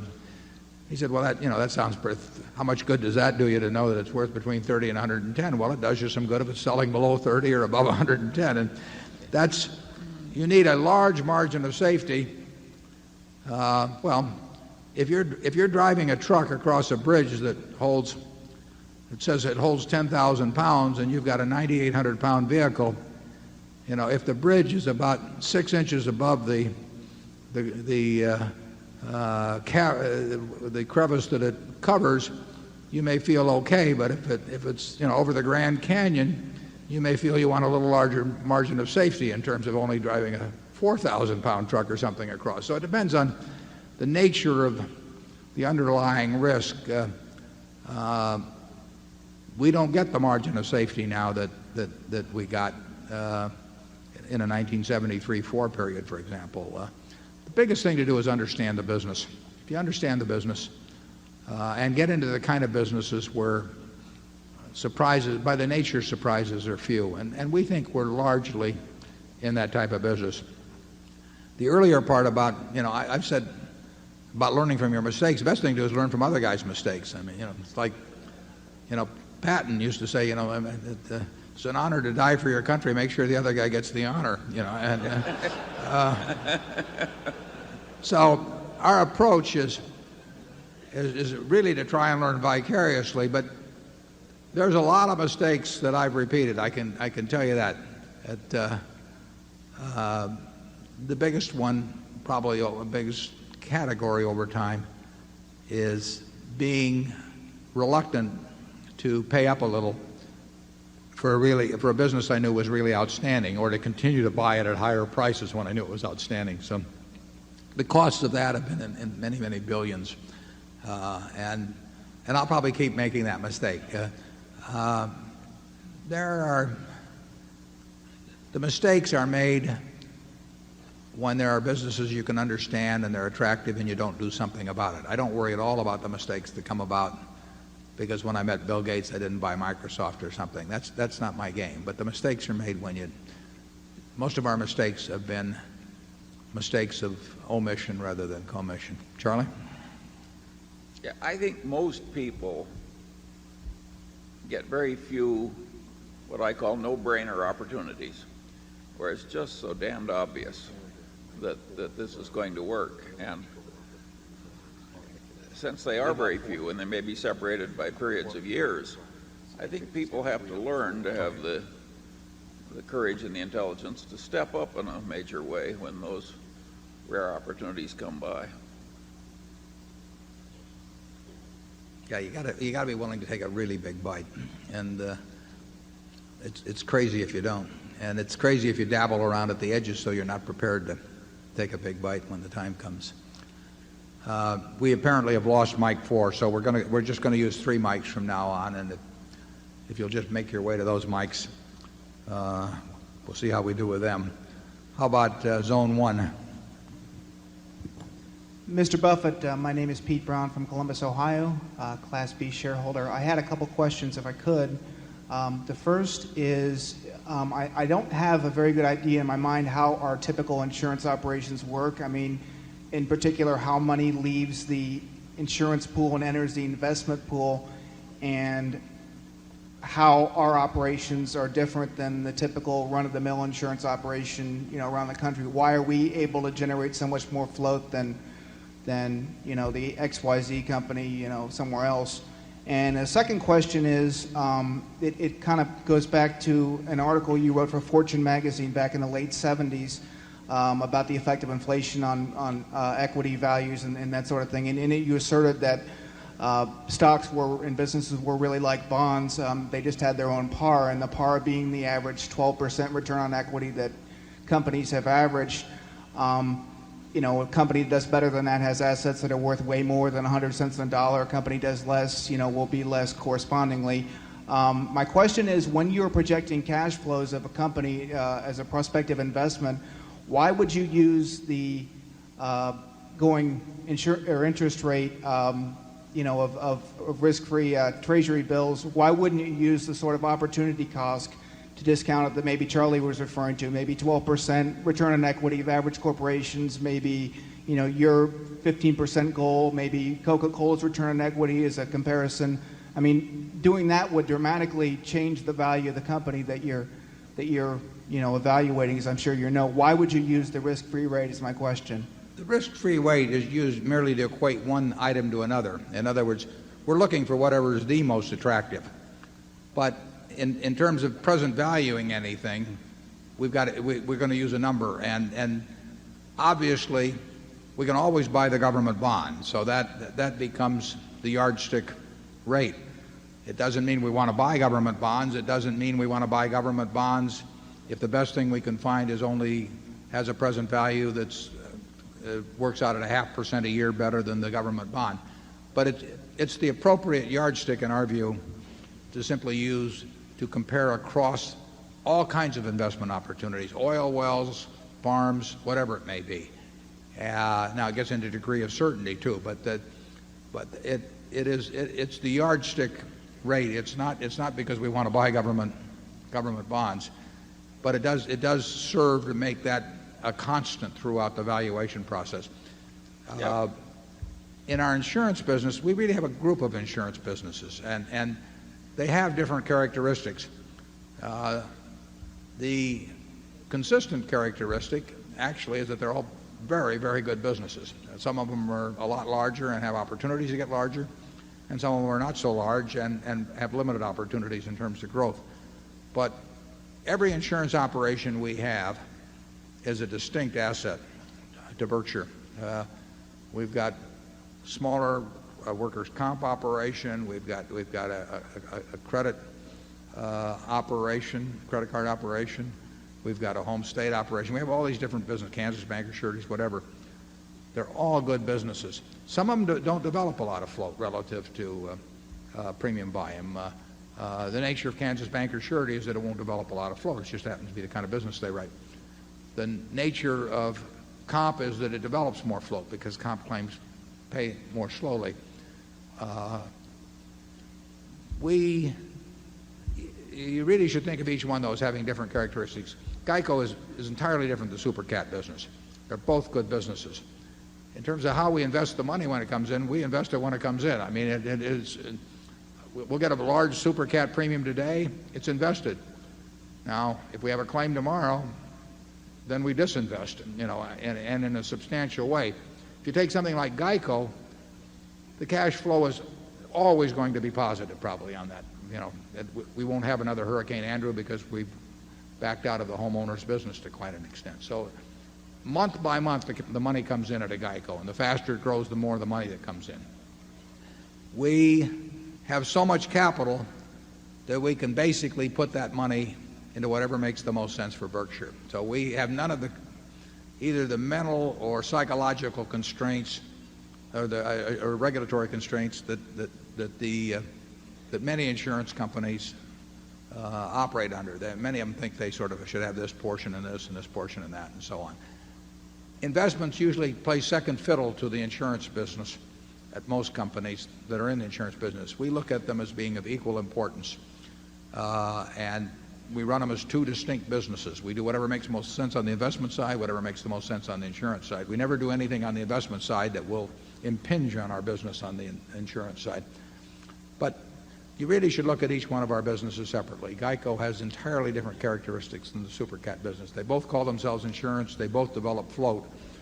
But in economic terms and in terms of competitive strengths and that sort of thing, they're two very different businesses. And our smaller businesses are different businesses. Some of those may grow reasonably well. We'll keep working on it. Charlie? Yeah, if you look at a corporate stock, it's obvious you can buy any maturity of government bond you want. So one opportunity cost of buying the stock is to compare it with the bond. Well, you may find that half the stocks in America you're so fearful about or know so little about or think so poorly of that you'd rather have the government bond. So on an opportunity cost basis, they're taken out of the filter. Now you start finding corporations where you like the stocks way better than government bonds. You've got to compare them one against the other, and when you find one that you regard as the best opportunity, that you can understand as the best opportunity, now you've got one to buy. It's a very simple idea. It uses nothing but the most elementary ideas from economics or game theory. It's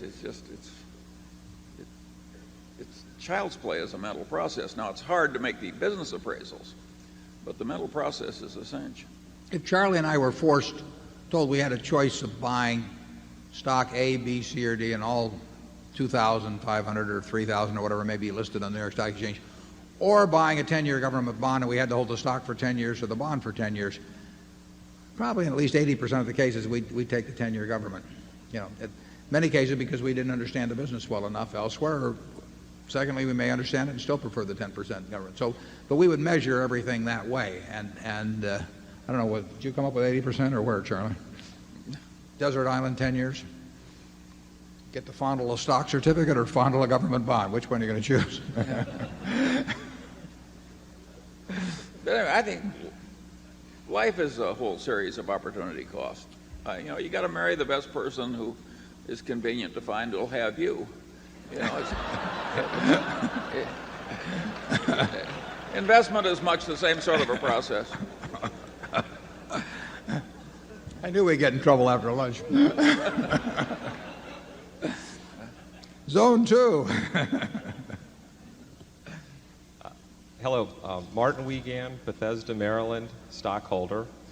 For myself, my family, and other small business owners, I want to thank you for the annual reports. They help a lot in helping us make business decisions and life decisions. My question is, many people come here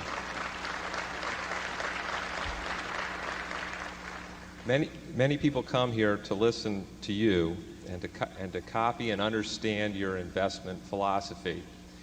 But why don't more people, in your opinion, try to copy your investment vehicle, a corporation that pays no dividends? Well, I don't really think if there were, I think there are other things that are probably better to copy about Berkshire, but they don't get copied either. It was always interesting to me how few people, everybody read Graham's, and they didn't really disagree with him. They just didn't like following him because it didn't promise enough in a sense. I mean, people really wanted something very quickly.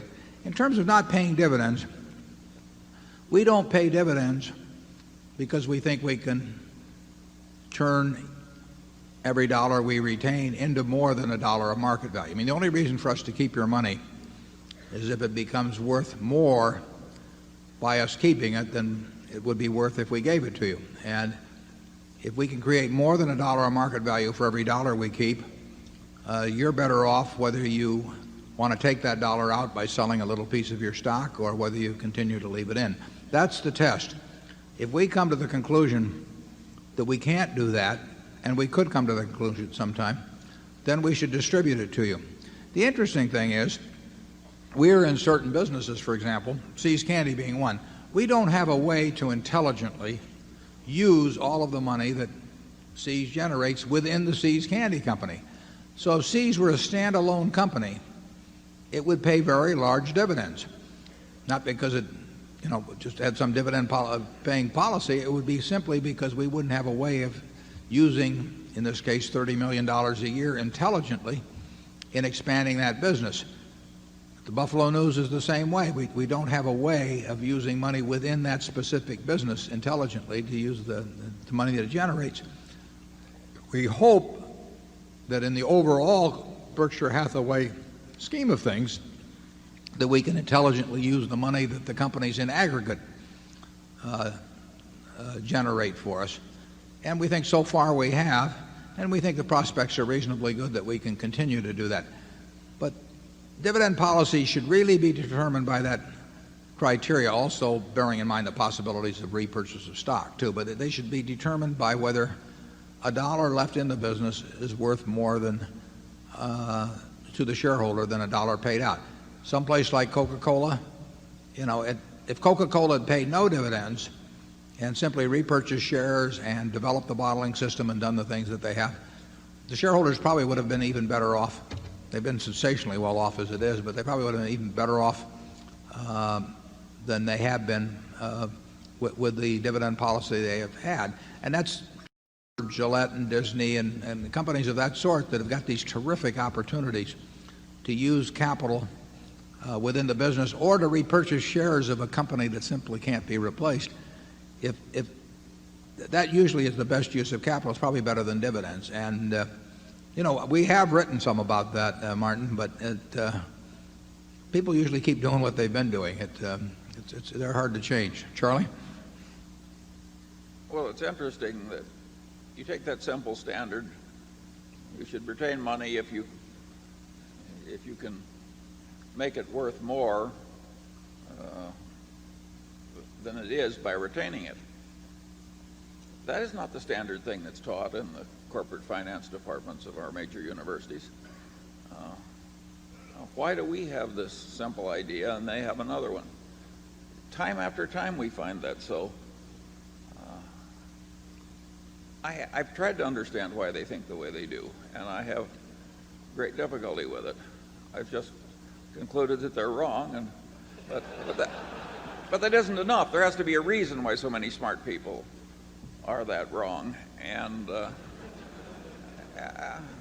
that's a story for another day. But there are things gravely wrong with American education that I hope that Berkshire Hathaway is slowly helping to fix. Can you imagine if pick any one of you here, and let's say the two of us were in a business together, was earning $100,000 a year. How would we decide whether to leave the $100,000 each year? And it'd be exactly what we've talked about here. If we thought the $100,000 would translate into a present value of more than $100,000 by some action, we'd leave it in, and if it didn't, we'd take it out. And it doesn't seem to register generally. And incidentally, in our own case, we'll probably go too long before we come to the conclusion that we're not really using it that effectively, because there'll be a certain denial we'll go through, and we'll say, well, that was just temporary last year. But that is our approach, and we'll do our best to apply it. Zone 3. Mr. Buffett, Mr. Munger, my name is John Shane. I'm from Nashville, Tennessee. You touched on the subject of return on equity in response to a different question. I wonder whether you might be willing to elaborate along the following line. Right now, the Standard & Poor's 500 in aggregate have a return on equity of about 22%.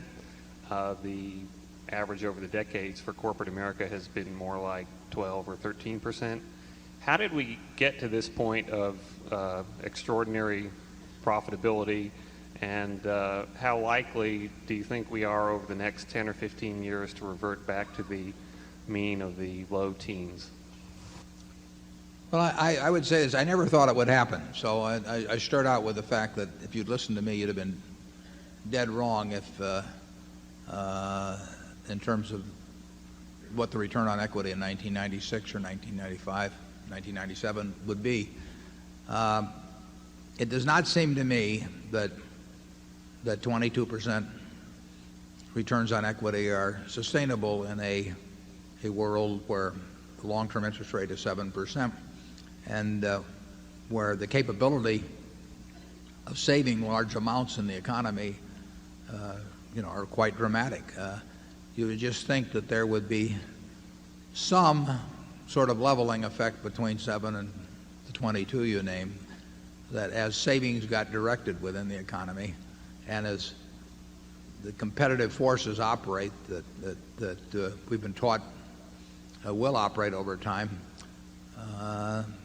would come into play. But I've been wrong on that subject, and that's why I say these levels are not unjustified if those kinds of returns can be made. Because let's just say that you had a 22% perpetual bond, and you had the ability, and let's say that a third of that coupon would be paid out. So you got a bond with a 22% coupon, and say 7% is paid out, being the dividend payout on the S&P, we'll say, and the other 15% is reinvested in more 22% bonds with similar characteristics. Now, what's that instrument worth on a present value basis in a 7% world? It's worth a lot of money. In fact, it's worth so much money that it becomes a mathematical fallacy at some point, because when the compound rate becomes higher than the discount rate, you get into infinite numbers, or you get into infinity, and that's a number. That's a concept we like to think about around Berkshire. We haven't figured out how to attain it. There's a book called The Petersburg Paradox. There's an article called The Petersburg Paradox and the Growth Stock Fallacy. I think that's the name of it by a fellow named, I think, David Duran, written about 25 years ago. And it gets into this bit where the growth rate is higher than the discount rate. And it shouldn't work for an extended period of time, but it's sure fun while it's going on. Charlie? Yeah, I think a couple of things contributed to this phenomenon that we so carefully mispredicted. Number one, it became very fashionable for corporations to buy in shares, and I think that we helped in a very small way bring on that enlightenment, and I think that was a plus in terms of rational corporate decision making. The other thing that happened is that the antitrust administration got way more lenient in allowing people to buy competitors, and I think those two factors helped raise returns on capital in the United States. And but that can't. You wouldn't think that could go on forever. And what 15% per annum compounded will do is grow way faster than the economy can grow, way faster than aggregate profits can grow over a long pull. So sooner or later something has to happen. I don't think we've reached a new order of things where the laws of mathematics are somehow repealed. If real output in this country grows at, say, 3% a year, call it real GDP grows at 3% a year, and the capitalized value of industry in the country grows at 10% a year, at some point you get into mathematical absurdities. I mean, at the low inflation rates. You can't have if we have an economy that's 7 or 8 trillion now in GDP and 7 or 8 trillion in equity valuation, that may or may not make sense, but if you have one that's 15 billion in GDP and 75 billion in equity valuation, 75 trillion in equity valuation, you get to things that can't make any sense. So if you get these differential rates of growth among items that have some relationship, however tenuous or at least non-specific in the short run, it doesn't work after a while. And nobody wants to think about that. They don't want to think about their own death, but I mean it doesn't go away just because you don't want to think about it. And we haven't gotten any point like that, but you can project out numbers and they just won't make any sense after a while. Yeah, corporate profits can't be 200% of GNP. Yeah. Indeed, they can't be 50% of GNP. So these high rates of compounding just go automatically into absurdity. Yeah, they really can't be 20% of GDP or some number like that. So if you start saying you can't have a multiple of more, you get differential rates, and they just simply you leave the tracks after a while. And all you people should be aware of this, because all the people who are professional sellers of investment advice and brokerage service, et cetera, have an immense vested interest in believing that things that can't be true are true. Yeah, and not only that, they've been selected in a Darwinian process to have formidable sales skills and large energy. And this is dangerous to the rest of us. Yeah. Well, you've been selected to be the recipients of their advice. Right. Furthermore, they figure out who we are and come in about 6 o'clock in the evening. Zone 1 again. Mike Assail from New York City. Could you explain a little more about what you've called the mind of the consumer and the nature of the product, and explain how you actually apply these concepts to find the companies with the growing demand and the best investment potential? And thank you for being two of the greatest professors I've ever had. Thanks.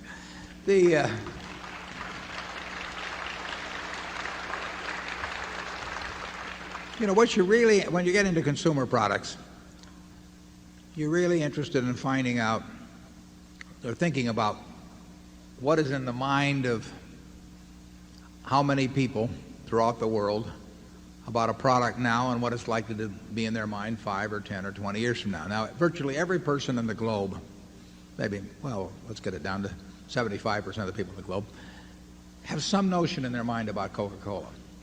They have, the word Coca-Cola means something to them. RC Cola doesn't mean anything to virtually anyone in the world. But, does with the guy who owns RC, but, and the bottler, but everybody has something in their mind about Coca-Cola. And overwhelmingly, it's favorable. It's associated with pleasant experiences. Now, part of that is by design. I mean, it is where you are happy. It is at Disneyland, at Disney World, and it's at ballparks, and it's every place that you're likely to have a smile on your face, including the Berkshire Hathaway meeting, I might add. And that position in the mind is pretty firmly established. And it's established in close to 200 countries around the world with people. A year from now, it will be established in more minds, and it will have a slightly different overall position. And 10 years from now, the position can move just a little bit more. It's share of mind. It's not share of market. It's share of mind that counts. Disney, same way. Disney means something to billions of people. And if you're a parent with a couple of young children and you got 50 videos in front of you that you can buy, you're not going to sit down and preview an hour and a half of each video before deciding what one to stick in front of your kids. You have got something in your mind about Disney, and you don't have it about the ABC video company, or you don't even have it about you don't have it about 20th Century, or you don't have it about Paramount. So that name, to billions of people, including lots of people outside this country, it has a meaning. And that meaning overwhelmingly is favorable. It's reinforced by the other activities of the company. And just think of what somebody would pay if they could actually buy that share of mind, of billions of people around the world. You can't do it. You can't do it by $1 billion advertising budget or a $3 billion advertising budget or hiring 20,000 super salesmen. So you've got that. Now, the question is, what does that stand for 5 or 10 or 20 years from now? There'll be more people. There'll be more people that have heard of Disney. And that there will always be parents that are interested in having something for their kids to do, and that kids will love the same sort of things. And that whoops. He emphasizes the key points when we get to those. But that is what you're trying to think about with the consumption product. That's what Charlie and I were thinking about when we bought See's Candy. I mean, here we were in 1972. We think we know a fair amount about candy. I know more than when I sat down this morning. I mean, I had about 20 pieces already. But, does their face light up on Valentine's Day, when you hand them a box of candy and say, it's some nondescript thing, and say, here, honey, I took the low bid, or something of the sort. And no, I mean, you want something, you've got tens of millions of people, or at least many millions of people that remember that the first time they handed that box of candy, it wasn't that much thereafter that they got kissed for the first time or something. So it's the memories are good, the association's good. Total process isn't just the candy; it's the person who takes care of you at Christmas time when they've been on their feet for 8 hours and people have been yelling at them because they've been in line with 50 people in line, and that person still smiles at them. The delivery process. It's the shop in which they get all kinds of things. The treat we give them, it's all part of the marketing personality. But that position in the mind is what counts with a consumer product. And that means you have a good product, very good product. It means you may need tons of infrastructure because you got to have that. I had a case of cherry coke awaiting me at the top of the Great Wall when I got there in China. Now that you've got to have something there so that the product is there when people want it. And that happened in World War II. General Eisenhower, said to Mr. Woodruff that he wanted a Coca-Cola within arm's length of every American serviceman in the world, and they build a lot of bottling plants to take care of that. That sort of positioning can be incredible. It seems to work especially well for American products. I mean, people want certain types of American products worldwide. Our music, our movies, our soft drinks, our fast food. You can't imagine, at least I can't, a French firm or a German firm or a Japanese firm having that selling 47 or 48% of the world's soft drinks. I mean, it It doesn't happen that way. It's part of something you could broadly call an American culture, and the world hungers for it. And Kodak, for example, probably does not have quite the same. George Fisher's doing a great job with the company. This goes back before that. But Kodak probably does not have the same place in people's mind worldwide quite as it had 20 years ago. I mean, people didn't think of Fuji in those days, we'll say, as being in quite the same place. And then Fuji took the Olympics, as I remember, in Los Angeles, and they pushed their way to more of a parity with the Kodak. And you don't want to ever let them do that. And that's why you can see a Coca-Cola or a Disney or companies like that doing things that you think, well, this doesn't make a hell of a lot of sense. You know, if you didn't spend this $10 million, wouldn't they still sell as much Coca-Cola? But, you know, that I quoted from that 1896 report of Coca-Cola and the promotion they were doing back then to spread the word. You never know which dollar is doing it, but you do know that everybody in the world that's virtually has heard of your product. Overwhelmingly, they've got a favorable impression on them, and the next generation is going to get it. So that's what you're doing with consumer products.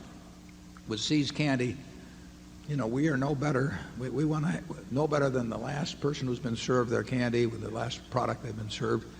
But as long as we do the job on that, people can't catch us. You know, we can charge a little more for it because people are not interested in taking the low bid, and they're not interested in saving a penny a bottle on colas. Remember, we talked about in these meetings private labels in the past, and private label has stalled out in the soft drink business. That they want the real thing, and 900 and some odd million 8-ounce servings will be served today of Coca-Cola product around the world. 900 million, you know, and it'll go up next year, the year after. And I don't know how you displace companies like that. I mean, if you gave me $100 billion, and I encourage any of you who are thinking about that to step forward, but if you gave, and you told me to displace the Coca-Cola company as the leader in the world in soft drinks, you know, I wouldn't have the faintest idea how to do it. Those are the kind of businesses we like. Charlie? Yeah. I think the See's Candy example has an interesting teaching lesson for all of us. Warren said it's the first time we really stepped up for brand quality, and it was a very hard jump for us who had been used to buying dollar bills for 50 cents. And the interesting thing was that if they had demanded an extra $100,000 for the See's Candy Company, we wouldn't have bought it. And that was after Warren had been trained under the greatest professor of his era and had worked 90 hours a week. And eating a lot of chocolates, too. Absorbing everything in the world. I mean, we just didn't have minds well enough trained to make an easy decision right. And by accident, they didn't ask the extra $100,000 for it, and we did buy it, and as it succeeded, we kept learning. I think that shows that the name of the game is continuing to learn. And even if you're very well trained and have some natural aptitude, you still need to keep learning. And that brings along the delicate problem. People sometimes talk about two aging executives. I don't know what the hell that means as an adjective, because I don't know anybody that is going in the other direction.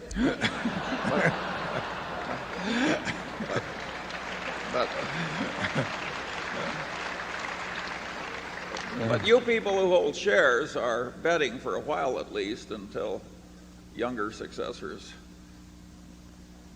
come along.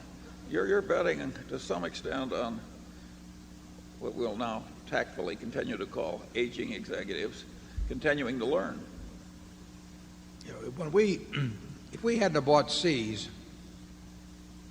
with some subsequent developments after that, because that made us aware of other things, we wouldn't have bought Coca-Cola in 1988. I mean, you can give See's a significant part of the credit for the, I guess, $11 billion plus profit we've got in Coca-Cola at the present time.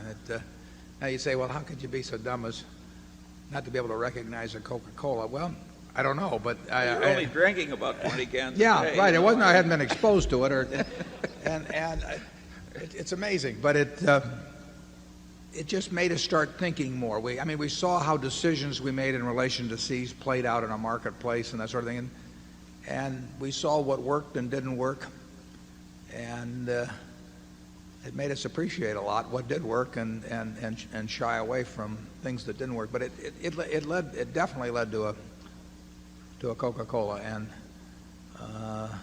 we've had the good luck to buy some businesses themselves in their entirety that taught us a lot. We bought, and it's worked in the other direction. We were in the windmill business one time. Charlie stayed out of the windmill business, but I was in the windmill business and pumps and third level department or second level department stores, and I just found out how tough it was and how you could apply all kinds of energy to them, and it didn't do any good. It made a great deal of sense to figure out what pond to jump in, and what pond you jumped in was probably more important than how well you could swim. Charlie?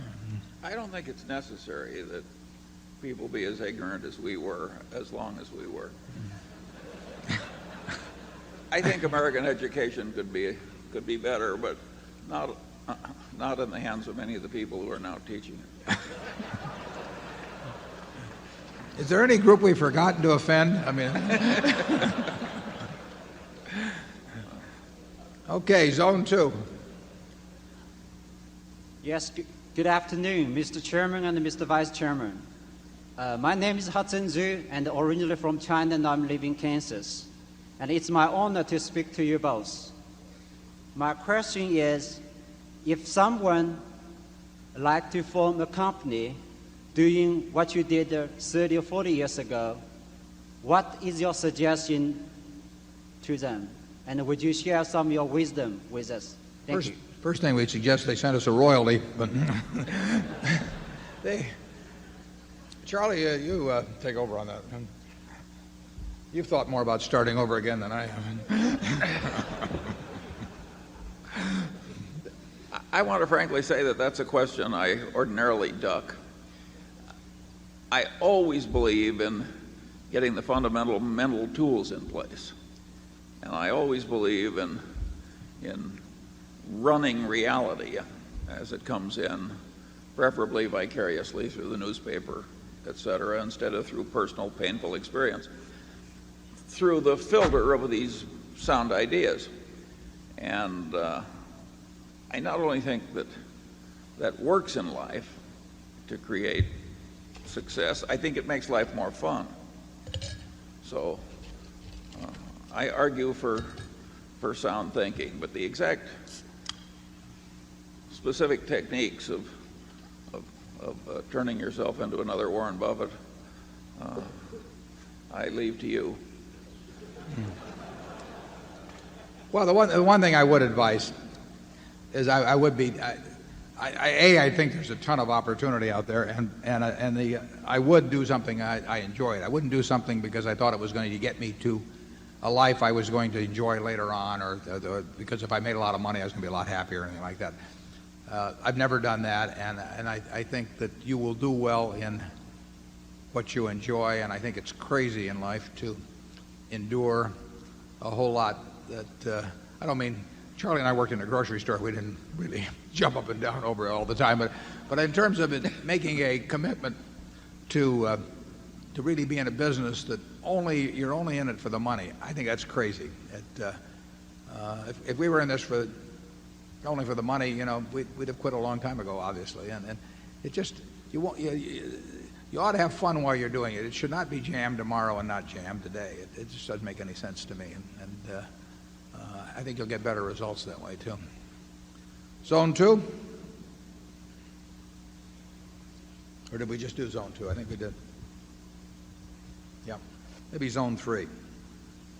Dave Uberg from Sac City, Iowa. And I haven't heard you on the moral and ethical considerations of stocks like ABC and Disney. They are now getting more and more criticism from mainstream religious groups in this country. Their reliance on sex and violence and their cronyism, homosexuality, and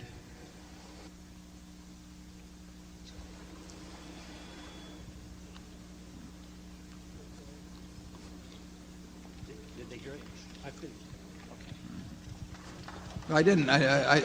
We didn't cut anybody off there. Yeah, right. What? But I would say that, you know, I'm delighted to have my grandchildren exposed to the full range of Disney product. I'd love to take them to Disneyland or Disney World, or take them to Disney movies or Disney videos. So, you know, I think that the Disney company is being run in an absolutely first-rate way, and I have no problem whatsoever with gays being employed or receiving benefits or anything of the sort.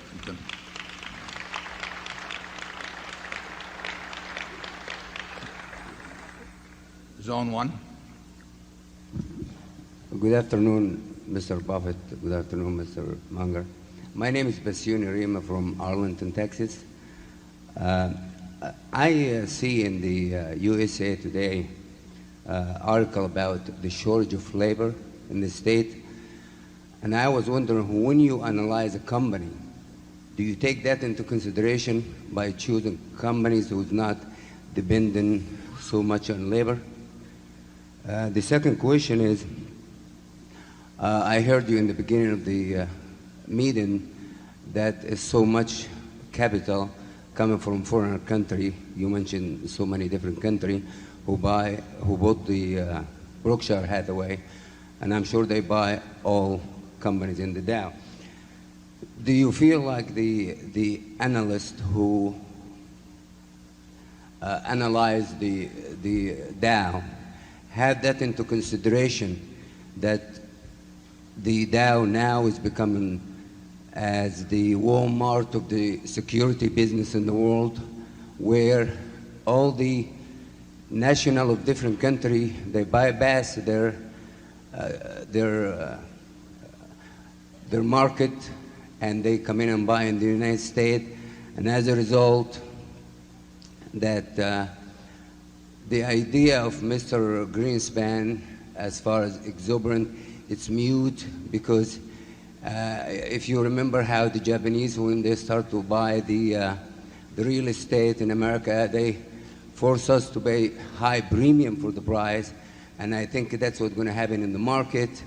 And we as Americans, who being accustomed to low PEs, now we're going to miss on, and the price is going to continue going up. And the third question is, maybe we better stop it too. All right. Thank you. Okay, thanks. The second way, we pay very little attention. We don't pay any attention to capital flows. In other words, we don't really care who's buying or selling any security. Somebody is buying or selling each one. So obviously, there's, you know, you could focus on the buyers, you could focus on the sellers, but you can say now that there's $20 billion in a month or so going into equity funds and all, but it doesn't make any difference to us. All we're interested in is what the business is worth, and what people are paying attention to in terms of capital flows or whatever, or market signals, or whether the Fed's going to move. That all changes. You remember 10 years ago it was, you know, it was M2 that every whatever day of the week it was, you know, what's M2 this week? I always thought of having a mystery, you know, about whatever happened to M2 or so. But there's always something that people are talking about. There's so much time to fill with chatter, you know, that and pages to fill, that they write about all these things that to us don't make much difference, because we don't care if the market closes for the next 5 years. We care how much Coca-Cola is sold 5 years from now, and what percentage of the world market they have, and what they're charging for it, and how many shares are outstanding, and that sort of thing. But we don't care who's buying or selling it in the least, except we like it when the company's buying it. The same way with Gillette, we care about whether people are trading up in the shaving experience. So capital flows, And all of those macro factors that people like to write about a lot just have nothing to do with what we do. We're buying businesses. And I really think it is not a bad mindset whenever you buy a stock to say, would I be happy buying this stock if the market closed for 5 years? Because then you're buying a business if you say yes to that. If you don't say yes to that, you may not be focusing on the proper thing. By its nature, the U.S. is running a substantial trade deficit, merchandise trade deficit. If you buy more from the rest of the world than you're selling them, which is what happens when you're running a trade deficit, you have to balance the books. I mean, they get something in exchange, and what happens is they get some sort of capital asset in exchange. They may get a government bond, they may get a piece of the U.S. business or something, but the key thing in economics, whenever somebody makes some assertion to you about economics, you always want to say, and then what? In fact, it's not a bad idea to say it about everything in life, but you always have to say, and then what? So when you read that the merchandise trade deficit is $9 billion, what else does that mean? Well, it means that somehow we have to have created $9 billion of capital assets, claims on our production in the future, with somebody else in the world. So they have to invest. They don't have any choice. When somebody says, won't it be terrible if the Japanese sell all their government bonds? They can't sell all their government bonds without getting something else in exchange. You know, they get some other American asset in exchange because there's no other way to do it. They can sell it to the French, but then the French have the same problem. So trace through where the transactions go anytime someone starts talking about one specific action in economics. Question about labor. Generally speaking, obviously, we like a business with low labor costs, but we like a business with low costs of every kind, because the rest is profit. So it would be true that on balance we would not be high on labor-intensive companies, but there's some very good businesses that are labor-intensive. But if you say, would I rather have a labor-intensive business or a non-labor-intensive business, and everything else is equal, the answer is the less labor-intensive business. Charlie, you want to comment on either one?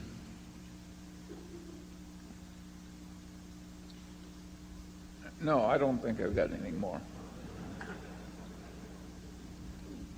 Area 2? First, I'd like to thank you both for being so generous with your time and with your ideas for us today. Thank you.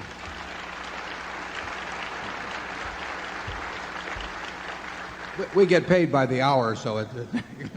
Well, I'll try and talk quickly then. No. My name is Bob Costa from Evansville, Indiana. I've been a shareholder for 4 years. This is my first visit to Omaha, and I went to the Mega Mart, and I actually bought something there, and I tried to pay for it with an American Express card. And they told me, just like the ad, you can't use it here. I hope you both comment on that, or at least one of you. But my real question is that I just stumbled across the idea of intellectual capital and how that might be useful in valuing a business. And I was hoping that one or both of you could clarify that for me, and whether that's useful to us as investors or just another academic theory that we'd be better off ignoring. Yeah. Harvey Golub, who runs American Express and has done a terrific job of running it, has written me about the Furniture Mart as well as about See's. And we basically let our managers run their own businesses. So the people at each entity, Borsheim takes American Express, others of our businesses do too. We let every manager make his decisions. As soon as I start telling the managers that they ought to say take American Express or not take Visa or whatever it may be, at that point they've lost some of the responsibility for their operations and perhaps to an extent even some of the pride that comes from running them. Most of our managers do not need to work for a living. They run their businesses for the same reason Charlie and I run Berkshire. They love doing it. They jump out of bed in the morning because it's exciting to do. And the one thing that would keep the two of us or drive the two of us away from Berkshire is if we were getting second guessed all the time or somebody else was telling us when to swing or not to swing. We would have no interest in running the business. We'd do something else then. And maybe our other managers aren't as extreme as we are in that respect, but we feel they've built successful businesses. They know how to do it. We do allocate the excess capital they generate, but aside from that, we really let them make their own decisions. So we have no company-wide policy on virtually anything that I can think of except send money to Omaha.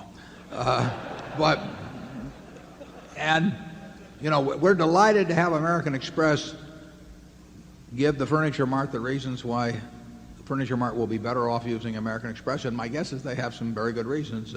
But they're going to have to sell them on that. And just like any vendor of anything has to sell each operation, we wouldn't tell the people at Seas who to buy the nuts from, or who to buy the container from, or anything of the sort, how to design the stores or whatever it may be. And that's just the Berkshire philosophy on that. Charlie, you want to come in? Yeah. Let me shift to intellectual capital. Berkshire has a lot of intellectual capital in these very able executives in the various businesses, and we hope we've got some intellectual capital in the few hundred square feet at headquarters. But we are not in the business of designing oil refineries with armies of engineers, or developing software with armies doing complicated accounting work all over the world. We just haven't drifted into that kind of a business. And intellectual capital has gotten to be a new buzzword because we've now developed huge businesses like Microsoft, which really didn't exist on that scale not so very long ago. And so people have suddenly realized, my God, there's really a lot of money in aggregation effects and momentum effects when you get a bunch of really bright people working in the same direction. And that's what's made the concept so fashionable. By and large, we've avoided the field. Again, it's hard for us to understand. Yeah, we've looked for brains and energy and integrity in people that we work with. And if you get that combination and you're in a decent business, you're going to own the world. And whether you call it intellectual capital or anything, you can stick the names on it. And that's who we try to associate with. I mean, it's a lot easier than doing it yourself. And when we get in our own businesses, you saw that group there at the end of the movie. I mean, that's a huge asset to Berkshire. They talk about getting into accounting for it. That's nonsense in my view. I mean, you don't need to do that. But you should pay for it, and you should pay for it as shareholders. You should pay for it as managers. When we get people, whether it's Tom Murphy or Al Zane at Gillette or Roberto Goizueta or Michael Eisner, I mean, those people have added billions of dollars of value. And it's just, that's who we want to be associated with. And we don't want to be associated with the mediocre managers because the difference is huge.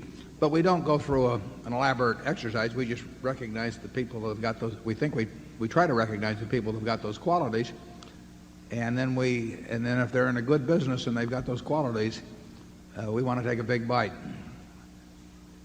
But take intellectual capital. People think patents. They think copyrights. Patents and copyrights have gotten to be way more valuable as a percentage of the investment assets of the world. And so people are very much more interested in intellectual capital. Think of the great drug companies and how small they were 20 years ago, and how everything they have is basically intellectual capital. It's the few products that really work that have the patents. But by and large, we're not in drug companies. No, but there are different forms. As Charlie said, there's businesses you sort of think of that way as their whole being intellectual capital. But I would argue that when Roberto Goizueta 15 years ago saw how to make the future of Coke, same product, dramatic, and basically the same system, although it required some changes, but saw how to make that dramatically more valuable by doing a lot of little things over a long period of time and doing them consistently and not getting his eye off the ball. Michael Eisner did the same thing. Disney hadn't gone anyplace, in the 15 years or so after Walt died. Now, we all knew who Mickey Mouse was and everything, but Michael really saw what the future should be, and he still does. And you say it's easy when it's all over, but how many people were doing something about it at the time? The place was languishing, basically, 15 years ago. They had the assets. And to me, that's, it's different than what Bill Gates does or Andy Grove does, but it's our form of intellectual capital, and it's one we can understand better. Zone, what do we have? 3.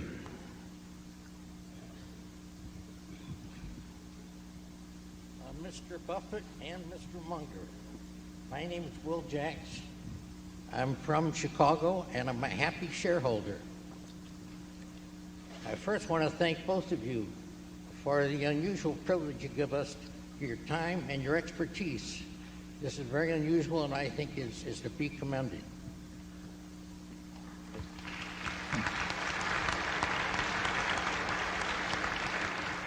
My question has to do with one of the major American industries that, unless I missed something in the reading, that is the pharmaceutical industry, the companies that make medicines.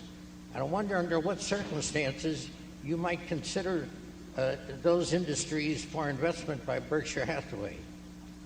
Well, those industries, the pharmaceutical industry has obviously been a terrific industry to invest in. We have trouble, or at least I have trouble, distinguishing among the companies in terms of seeing which ones 10 years from now might be the best ones to be in. I mean, it's easier for me to figure out that Coca-Cola is the soft drink company to be in, or Gillette is the shaving company to be in, or Disney is the entertainment company to be in, than it is for me to figure out which one in the pharmaceutical. But that, I'm not saying you can't do it. I'm just saying that that's difficult for me. We started buying one of them a couple of years ago. We should have continued, but we didn't because it went up an eighth, and your chairman was a little reluctant to follow it. That terrible mistake. But I would say the biggest, and we could have bought the whole industry and done very well at various times, particularly when the threat of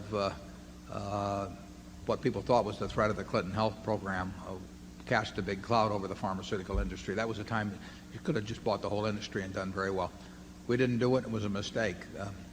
Charlie? Well, it's hard to think of any industry that's done more good for consumers generally. When you think of the way children used to die and now they very seldom die. And it's been a fabulous business, and it's been one of the glories of American civilization. But we've admired it, but we haven't been part of it. We've missed a lot of things, and I'm dead serious about that. And we've missed things that should not have been beyond our capacity to grasp. There are a lot of things that should be beyond our capacity to grasp, but there are some that haven't been, and we've just plain missed them. Zone 1. Hello, I'm another Chicagoan, Shrikant Ranganekar, and a share owner. This question is directed first to Mr. Munger and then to Mr. Buffett. Mr. Munger, I am intrigued by your marshalling of the Commodore and Aristotle to support your points. Very few of today's money managers would or could do that. Could you elaborate on what role a study of history of civilization plays in developing a sound investment philosophy? Thanks. Well, I don't want to praise Aristotle too much. He was the one who thought that women had a different number of teeth from men and never looked in his wife's mouth. Maybe his wife did.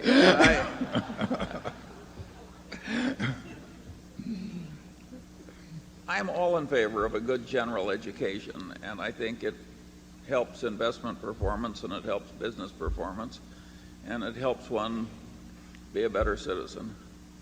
And some of the things people say are quite memorable, and therefore they're helpful to the mind by the very ease with which they're remembered.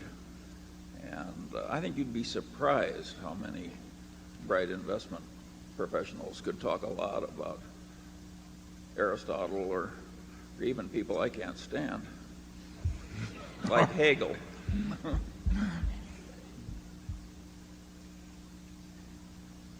You want to quote a little more from anybody? Reinforce your. Oh, one of my favorite quotations in the whole world is from Einstein. He says, everything should be made as simple as possible, but no more simple. And I think that describes the reality that we all face. Charlie's favorite, though, is Ben Franklin. That's probably true, isn't it, Charlie? Yeah. We get more from Ben than anybody else.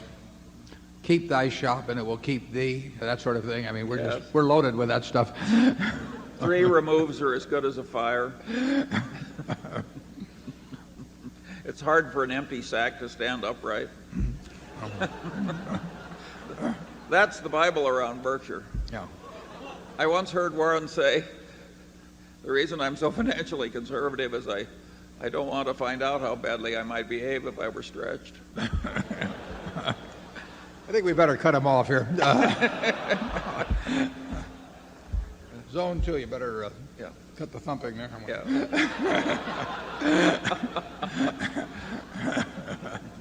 My name is Stanley Watkins, and from Manhattan, Kansas, and I'm a shareholder.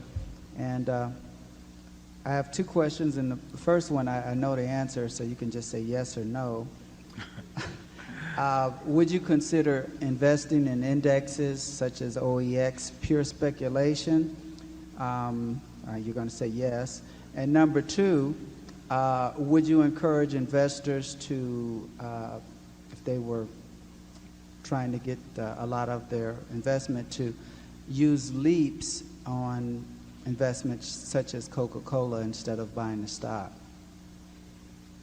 Use what on? I missed that. Leaps. Leak? Leaps. Leaps. Oh, I see. We're still on options. Oh, yeah. Well, yeah, both the questions relate to futures of one sort, calls or whatever they may be. And I think that investors should stick to buying ownership in businesses.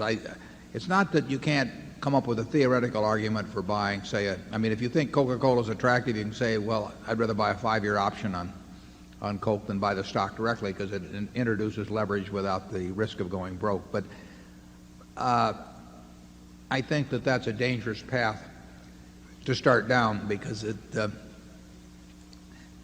if it works well, it's dynamite to start playing with things that can expire and become worthless or can be bought with very low margin as the OEX options you were talking about. Borrowed money usually or frequently leads to trouble, and it's not necessary. I mean, if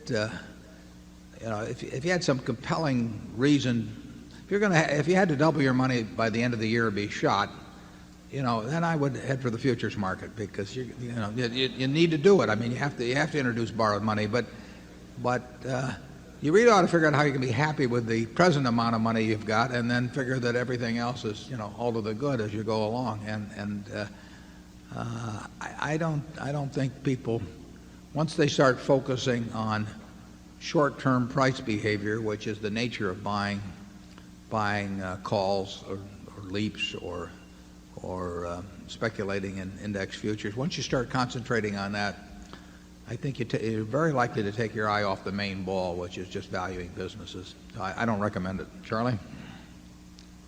Well, this is a group of affluent investors, and I don't think many of them did it in leaps.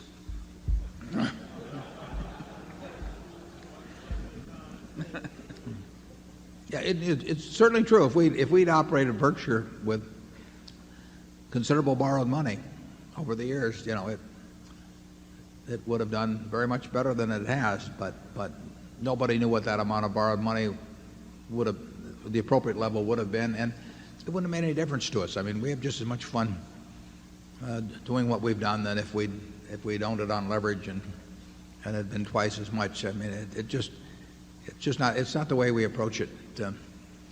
If you have X and you think you're going to be way happier when you've got 2X, it's probably not true. You really ought to enjoy where you are at the point, and if you can make 12 or 15% a year, and you desire to save and you like piling it up, it'll all come in time. And why why risk losing what you need, and have for what you don't need and don't have it? It's never made a lot of sense to us.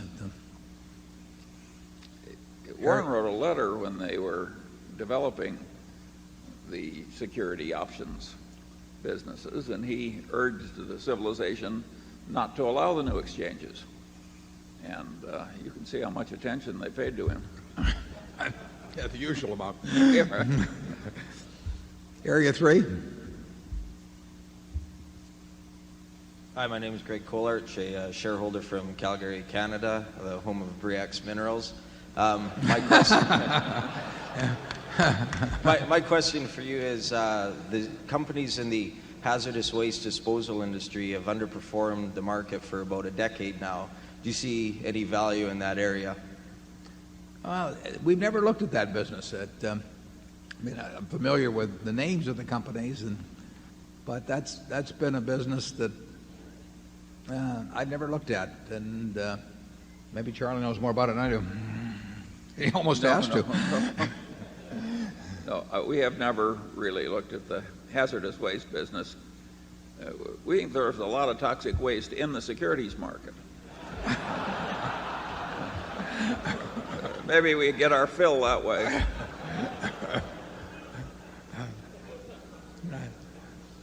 Area 1.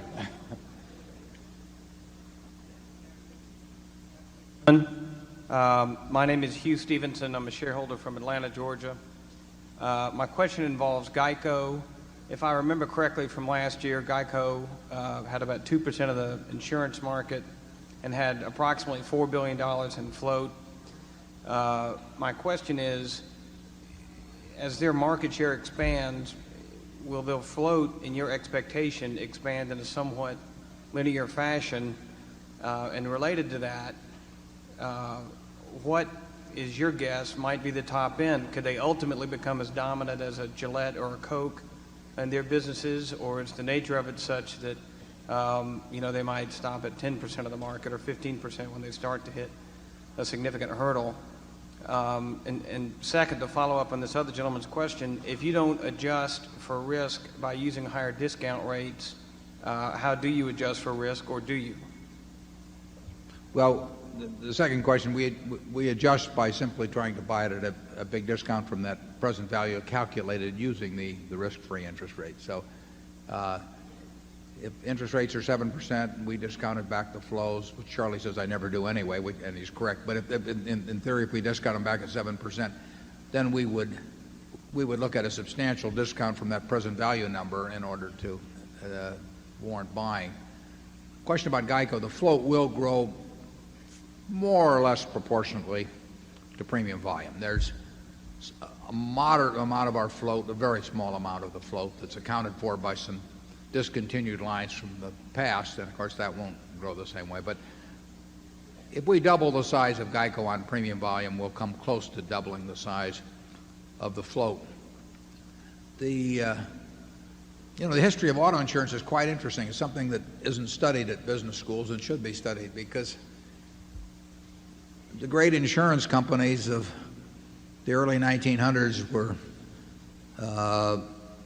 whether it's Aetna, Hartford, Travelers, they had these agency forces nationwide and wrote what was then more property business. They wrote a lot of fire business in those days, and of course the automobile only came in, in the early 1900s. And so their orientation was to property business, but they had this huge agency force throughout the United States. There were property insurance agents representing these big companies throughout the country. And they had lots of capital. And now if you look at the business in 1997, something well over 20%, probably close to 25% of the personal auto and homeowners business in insurance is written by a company called State Farm. And State Farm was started, I believe, in the 20s by a fellow in Bloomington, Illinois. Capital to speak of, no agency force initially, and started as a mutual company.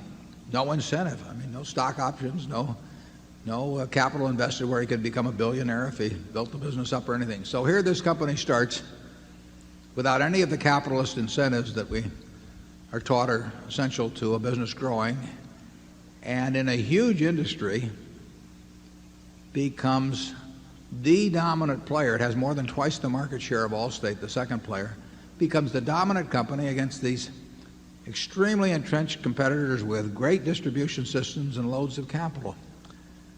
Now I say that's, and incidentally State Farm on the Fortune 500 list of companies has the third largest net worth of any company in the United States. Number 3 from Bloomington, Illinois, with a guy with no money in it. Now how does that happen?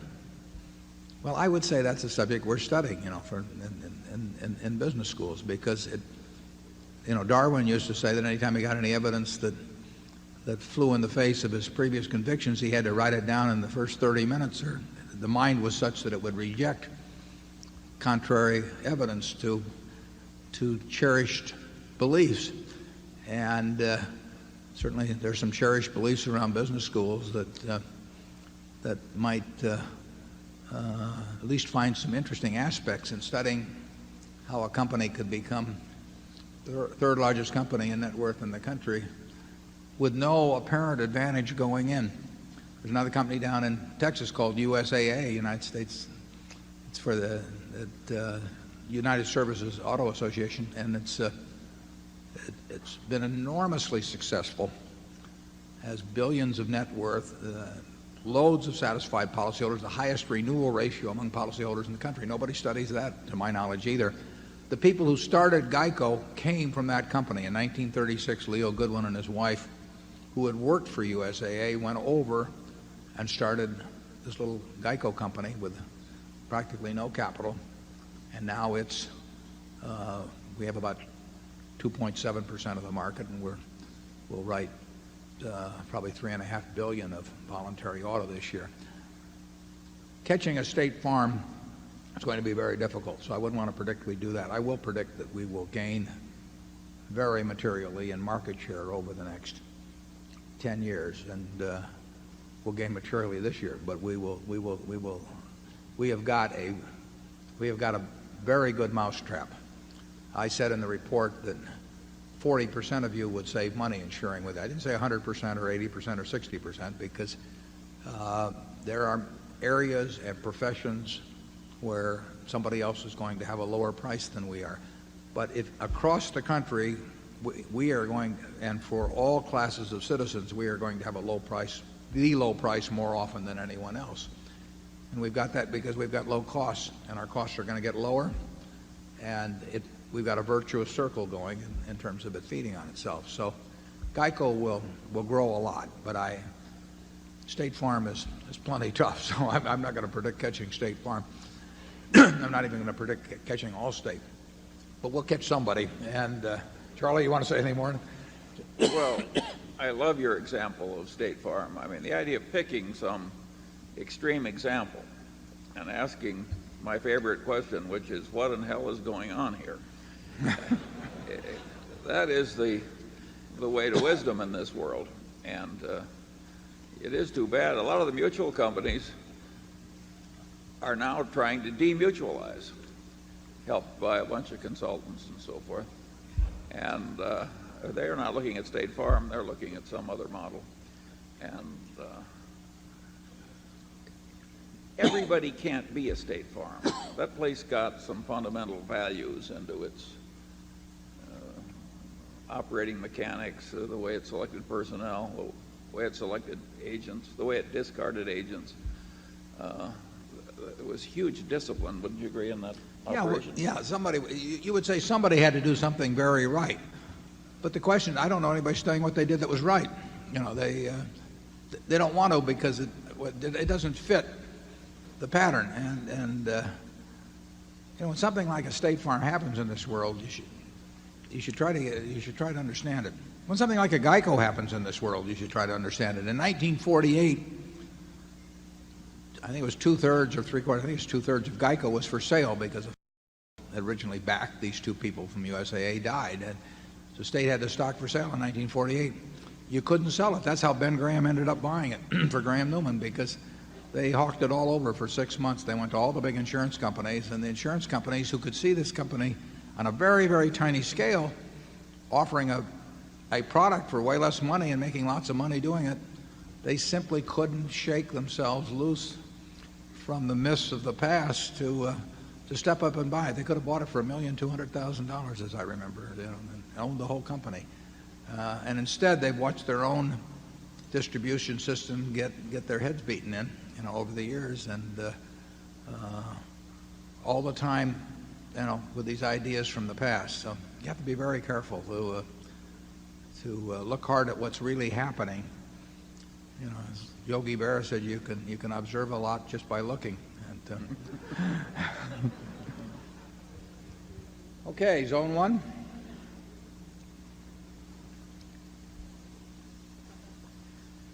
I'm Everett Puri from Atlanta, Georgia, and I wanted to ask you if you could comment on the matter of intrinsic value as it applies to some of the inevitables, given that the overpayment risk now is high and the share repurchases that are going on there.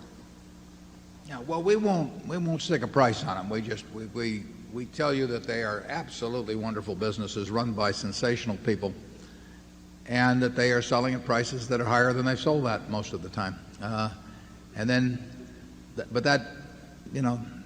They may well be worth it and worth a lot more, even in terms of present terms, or it may turn out they're a couple of years ahead of themselves.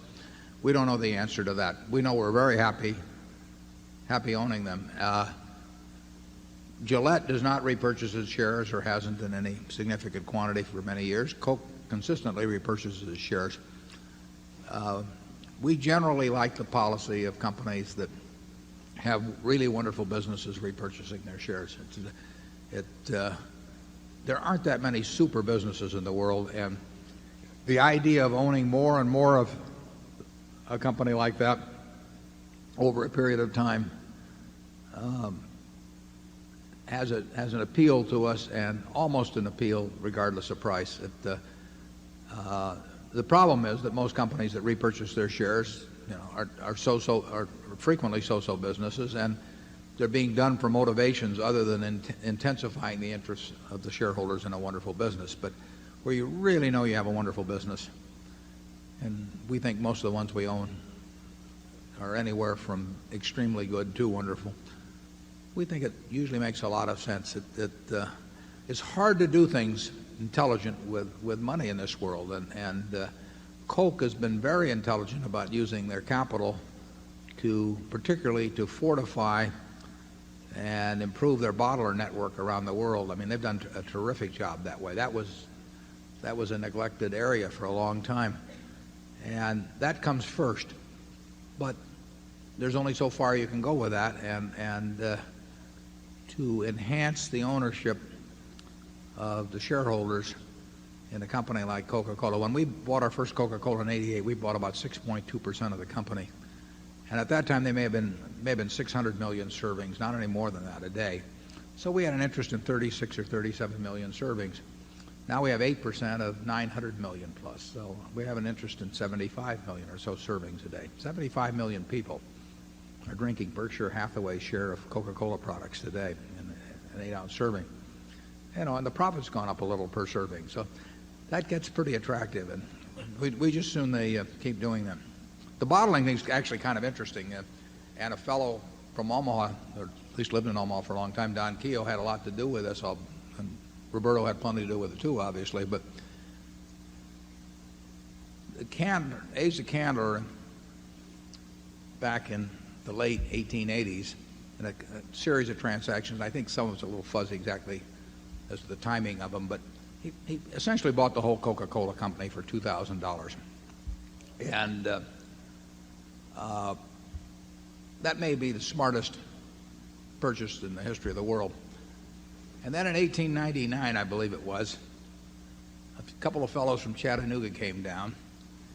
And in those days, soft drinks were sold over the counter to people in drugstores primarily. But there was a little bottling going on. There already was somebody bottling in Mississippi, as I remember. But a couple of fellows came down and they said, bottling's got a future, and you're busy on the fountain side of the business. So why don't you let us develop the bottling system? And I guess Mr. Candler didn't think much of bottling, so he gave them a contract in perpetuity for almost all of the United States. For $1, he sold it to them, and gave them the right to buy Coca-Cola syrup at a fixed price forever. So Asa, who had scored with his $2,000 in a rather big way, managed to write what, it's easy for us to look back at, but it certainly looks like one of the dumbest contracts in history. And of course, as the years went by, and particularly around World War II, when the price of syrup was the primary ingredient in terms of cost in syrup, was sugar. And sugar went wild during and after World War I in price. And so here was a guy that in effect had contracted to sell sugar at a fixed price forever. And he'd also given these people perpetual rights and so on. In those days, they sold these sub-rights to bottler contracts, and those were usually the distance that a horse could go in a day and come back. That was sort of the circle that you gave people. And the Coca-Cola Company was faced over the years with the problem of having the bottling system, which soon became the dominant system for distribution of Coke, being subject to a contract where there was no price flexibility and where the contracts ran in perpetuity. And of course, every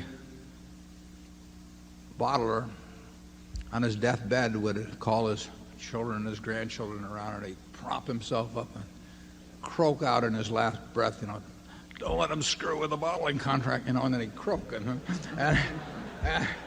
So the Coca-Cola Company faced this for decades, and they really couldn't do much about that bottling system for a long time. And Roberto and Don Keogh and some other people spent 20 or 25 years getting that rationalized. There were lawsuits back in the 20s and some things. But it was a huge, huge project, but it made an enormous difference over time in the value of the company. And that's what I mean when I talk about intellectual capital, is because you aren't going to get results on that in a day or a week or a month or a year if you set out to get that all rationalized, but they decided that to get the job done, they had to do this. And that took capital, and they used capital to get that job done, but they used capital beyond that to repurchase shares in a big way, and it's been very smart, and I hope they are repurchasing shares probably as we talk, and that's fine with me. Charlie?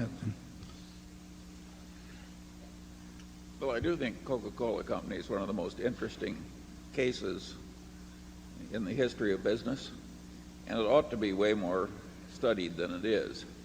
And there's just lesson after lesson after lesson in the history of the Coca-Cola Company. And but it's too long a story for today. Section 2. Jolene Crowley from San Diego. And I want to say I feel very lucky to be here today, as when I tried to buy my first baby Berkshire share last year, my stockbroker, who's a value investing devotee, tried to talk me out of it, telling me that it was overvalued. So I feel lucky to be here. I've recently also discovered Wesco stock, and I'd like you to explain to me the ownership and management relationships between Berkshire Hathaway and Wesco, and how you use them together. And since I may not understand the answer to that question, could you just tell me, is it possible that buying Wesco today at about $20 a share is like buying Berkshire Hathaway was 20 years ago? Well, if you could buy Wesco today at $20 a share, you should buy all you can. No, your pardon. $200 a share. 200. Yeah, Charlie is chairman of Wesco, and why don't you talk about it first, Charlie? Wesco is 80% owned by Berkshire, and in terms of operating businesses now, it's got two, and it has an immense percentage of its net worth in marketable securities in its insurance subsidiary. It's a very quiet company, And as the chairman of Wesco, I have always delighted in saying that we have way less human value in the executive staff than Berkshire Hathaway does. It's a what is it Daniel Webster said about Dartmouth? He says, small school, but there are those who love her. Well, Wesco's a small place, and it's there in Berkshire as sort of an historical accident. But the main current of Berkshire is right here in the Berkshire shares. I don't know which one I would rather buy at present prices. I mean, I think it's, you could flip a coin. It does not have dramatically better growth potential just because it happens to sell at $200 a share instead of $38,000 a share than Berkshire. I mean, I think the prospects probably are relatively close between the two.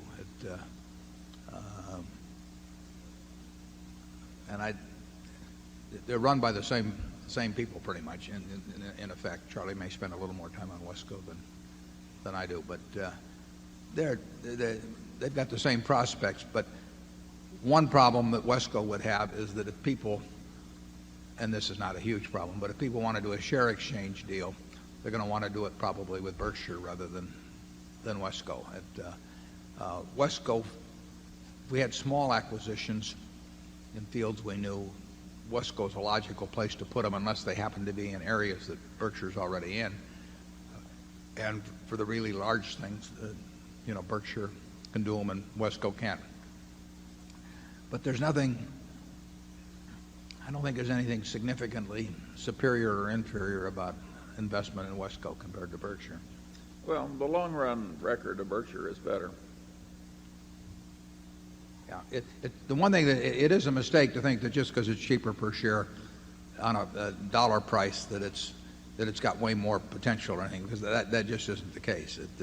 A very large percentage of Wesco's value is represented by its interest in Freddie Mac, and a very large percentage of Berkshire's interest is represented. Berkshire's value is represented by an interest in Coke, for example. So there's different emphasis between the two places. I think Wesco owns some Coke and Berkshire owns some Freddie, but in different proportions. That's an historical accident. We'd love to see them both do well. Obviously, there's another family that's in Wesco that we like a great deal, and we would hope that Wesco would perform as well or better than Berkshire. It's performed fine over the years, but it hasn't performed quite as well as Berkshire. Area 3. Yes, hi. Hi, it's Jeff Hull from Toronto, Canada. Mr. Buffett and Mr. Munger, you're both a positive influence on all of us and our generations to come. There were a few significant individuals that had helped to guide your way in the beginning. Could you please share the current percentage of impact and evolution on your investment philosophy and approach between Graham and Dodds versus Philip Fisher, and comment on each, please? Charlie, you want to, if you got it worked out there, well, Warren, you want that to tenths of a percent or hundredths of a percent? What? You were closer to Ben Graham. Yeah, well, Ben,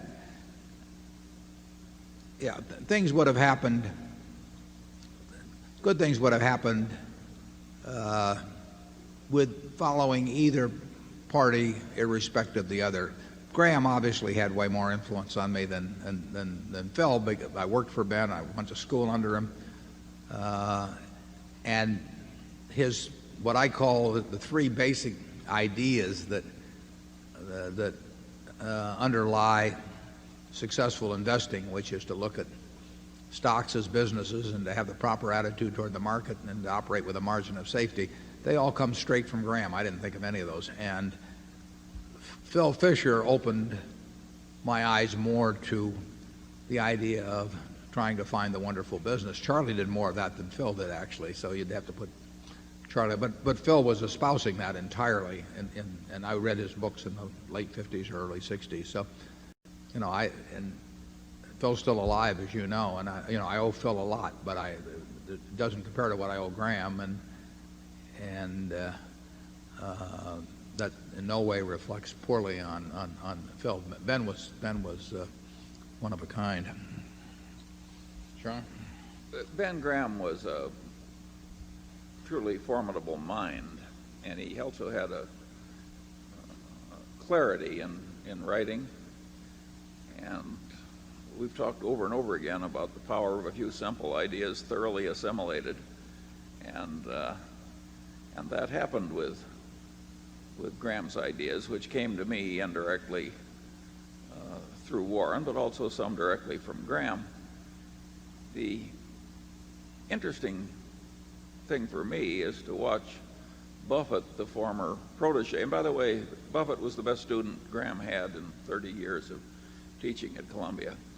And but what happened, and since I knew both men, was that Buffett became way better than Graham. That is a natural outcome. It's what Newton said. He said, if I've seen a little farther than other men, it's by standing on the shoulder of giants. And so Warren may have stood on Ben's shoulders, but he ended up seeing farther. And no doubt somebody will come along in due course and do a lot better than we have. I enjoyed making money more than Ben. I mean, candidly, with Ben, it really was incidental. At least by the time I knew him, it may have been different when he was younger, but it just didn't. The process didn't. The whole game did not interest him more than a dozen other things may have interested him. With me, I just find it interesting, and therefore, I've spent a way higher percentage of my time thinking about investing and thinking about businesses. I probably thought way more about businesses than Ben ever did. He had other things that interested him. So I've pursued the game quite a bit differently than he did, and therefore measuring the record is really, the two records are not. It's not a proper measurement. I mean, he was doing victory laps while I still thought I was out there running against the whole field. But Graham had some blind spots, partly of sort of an ethical professorial nature. He was looking for things to teach that would work for every man, that any intelligent layman could learn and do well. Well, if that's the limitation of what you're looking for, there'll be a lot of reality you won't go into because it's too hard to figure out and too hard to explain. Buffett, if there was money in it, had no such restriction.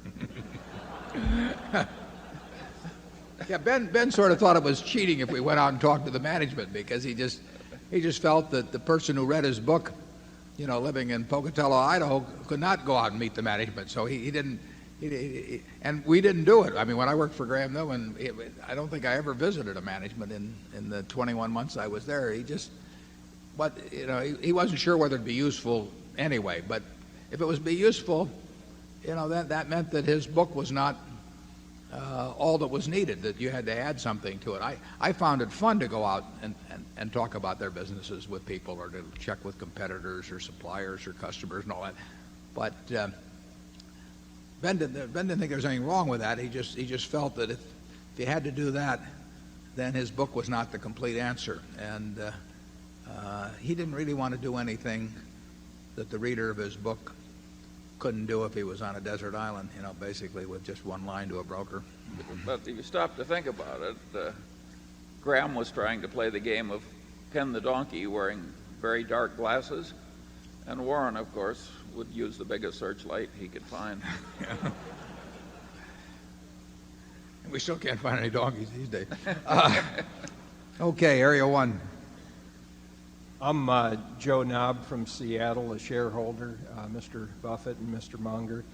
I wonder if you could comment a little bit further on McDonald's, carrying forward your comments of this morning, but more oriented toward how the McDonald's would stack up against the inevitables in international type business, what your vision would be on their growth potential in places like Germany, China, so on and so forth. Yeah, I guess I just would have to stick with my comment that you won't get the inevitability in in food that you will get in a single consumer product, such as blades. I mean, if I'm using a Gillette sensor blade today, the chances are I'll try the next generation that comes out. It'll be the Sensor Excel right now, but if I will try the next one that comes out, obviously, but I will not fool around at all in between. And a very high percentage of people that shave, including women shaving, they're happy with the product. It's not expensive. It's $20-odd a year, if you're a typical user. And if you're getting a great result, you're not going to fool around. Whereas a great many of the decisions on fast food as to where you eat is simply based on which one you see. I mean, convenience is a huge factor. So if you are going by a McDonald's or a Burger King or a Wendy's, and you happen to be hungry at that point, or if you're traveling on the road and you see one of those signs up, you're probably going to stop at you may very well stop at the one you see. So there's a loyalty factor, but it's just not going to be the same in food. People want to vary I don't. I mean, I'm happy to eat every day, but most people want to vary where they eat as they go through the week or the month or the year, and they don't really have any great desire to vary their soft drink the same way. It's not the same thing. So there's no knock on McDonald's at all. It's just the nature of the kind of industry they're in. Charlie? I can't think of anybody else who before McDonald's ever did what McDonald's did to create a chain of restaurants on such a scale that worked. Oh, Howard Johnson's tried. Yeah, there were a lot of failures. Some of you are old enough around Omaha to remember Reed's. Harkert's. Or Harkett's hamburgers. Harkett's wholesome hamburgers. Right. And they came and they went, those chains. And but it is a much tougher business that McDonald's is in. It's price sensitive too. I mean, obviously. Part of that's comparative. You could spend a lot more money on hamburgers in the course of a year than razor blades. I mean, you can't save that much by changing razor blades. Yeah, the average person will buy 27 in the United States, 27 Sensor Excels a year. That's one every roughly 13 days, and I don't know what the retail price is because they give them free to us as directors, but if they're $1, it's $27. I mean, and it makes a lot of difference. That's what's happening, of course, around the world is people that are using cheap double-edged blades or whatever is they keep moving up the comfort scale and the comfort ladder, and Gillette is a direct beneficiary of that. And the difference between having great shaves and very so-so shaves and lots of nicks and scratches and everything is $10 a year or $12 a year. I mean, that's not going to cause many people to change their habits. And incidentally, the sensor for women has just been a huge success. I think they've had more razors go out on that than the same period when the original sensor came out for men. So that's been an enlargement of the market. I would not have guessed that would have worked that well. Before that, all the women just used the disposables or their husband's boyfriend's razor, but thank God they've gotten over that.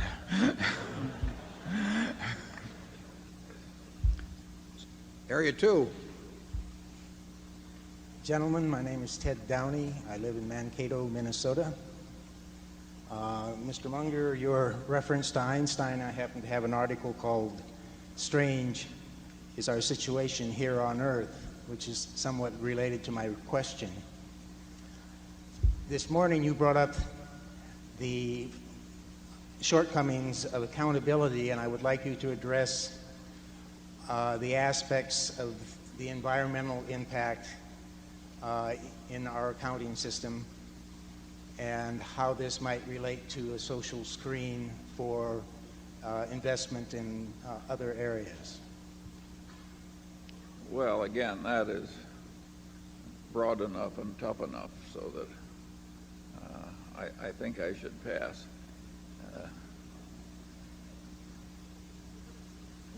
Yeah, I would say the unseen hand, or the invisible hand, does not work perfectly for all aspects of an economy. But in terms of accounting for it, in terms of an individual balance sheet or income account, that would be way beyond me. But there are things that the invisible hand won't do, and therefore that unfettered, market-driven economic action will not lead to the best result for society, in my view. I think the market works awfully well in a tremendous number of ways. It produces what people want and increasing quantities, and it's enormously beneficial to have a market-driven society. But a pure market-driven society will do things that will have antisocial consequences. And you certainly need environmental rules. Yeah. The pioneers died like flies because the drinking water was too near the sewage. And one of the glories of the world we live in now is that the sewage systems are so good. And you don't think about it much, but it's dramatically changed our prospects and the general quality of how we live. And there are a lot of other places where you need environmental rules. All that said, some of the environmental stuff has gone way too far, but it's too complicated to try and draw precise lines. Area 3. My name is Gul Asnani. I'm from Allentown, Pennsylvania. I have a question concerning page 4 of the annual report, where you talk about the investments per share, etc. Right. And my question is, how much claim do the operating businesses have on these marketable securities? Yeah, well, that table's a very important table in my view, and we measure our progress to some extent by the figures in both columns of that table, one of which shows the investments per share and the other shows the operating earnings from everything other than investments. And the operating businesses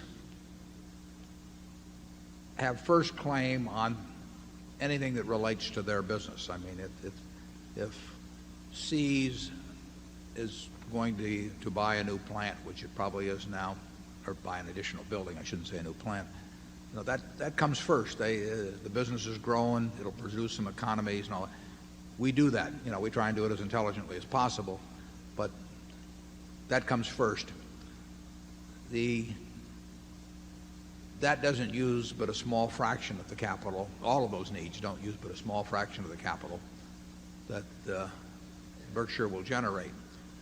The investments reside largely in insurance companies because that's where largely the liquid funds are. They have to have capital strength, obviously, because they have huge promises outstanding. But where they reside does not determine who manages them. Lou Simpson manages Geico's portfolio specifically, but in effect, Charlie and I manage everything else. So where they precisely reside really makes no difference. I mean, they're sitting someplace. They're not for the operating management to use in projects that are far afield from what they're doing. But if they need money in any operating business, we'll have a check there that day. The flight safety, for example, will be a fairly capital-intensive business. I mean, if our project with Boeing goes as we hope it goes,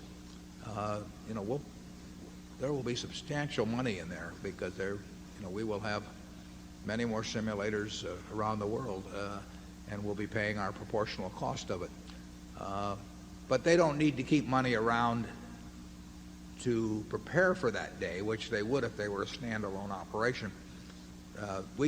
Money's fungible. We can deploy it all the time, and whenever anybody needs it, we'll come up with it, but we don't leave it around awaiting the day when some specific operation needs it. Charlie? The odds are very good that the marketable securities will keep going up even as the businesses expand. That's the way the game has worked in the past, and we hope it'll keep going that way. What we are doing is trying to increase the numbers in both columns. We don't have any favoritism for this over that or anything of the sort, but we're looking all the time for things that will help both columns. And we'd be disappointed if 5 or 10 years from now that they both haven't increased significantly. But which column will increase at the greater rate, we don't know. Area 1. Good day. My name is John Zavanovich from Ottawa, Canada, which incidentally has nothing to do with BRIEX whatsoever. My question more goes back to the discussion of intellectual capital, in particular, perhaps your intellectual reserves. In so speaking of security analysis, the first edition in 1934, Ben Graham talked about the development of the New Era theory and its consequences on the security business. In today's terms, we see a lot of the same words and phrases being repeated by analysts on Wall Street.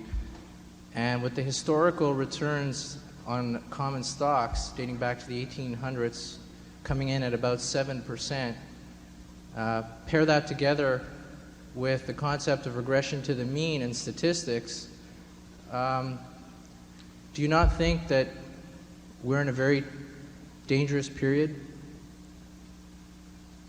Well, the answer, we never know. I mean, we in terms of what markets will do, I don't think that the Coca-Cola company is in a dangerous position, in a dangerous era, or Gillette is in a dangerous era, or McDonald's or Wells Fargo or whatever, but or See's Candy, or the businesses we own in their entire, Kirby, whatever it may be. Whether valuations are too high gets back to the question that we talked about earlier. If for businesses in aggregate they keep earning very high returns on equity and interest rates stay where they are, we are not in an overvalued period. If it turns out that these returns are not sustainable or interest rates go higher, we will look back and say this was a high point, but for at least for a while. But we have no notion on that, and we really don't think about it. Basically, because we don't know.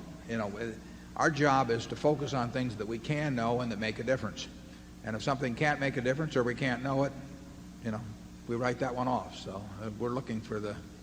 But Warren, you would expect average returns from stock market index type investing to regress somewhat down. Oh, I don't think what they've been the last few years. I don't think you'll get the investment result from owning the S&P over the next 10 years that you've gotten over the past 10 years. I would, if someone wanted to put some real money on that, they would find a taker with me. That's very unlikely to happen. That's not predicting a crash. It's No, just saying that the guaranteed result from the next 10 years is almost certain to be less than that of the last. It wouldn't surprise. I mean, this is in no way predictive. I mean, it wouldn't surprise us in the least if stocks average 4% a year, for the next 10 years. That doesn't mean they will, or we don't know the number, but that would not be a surprising outcome, and it wouldn't bother us particularly either. Charlie, what? No. 2. Hello, my name is Larry Widman from Minot, North Dakota.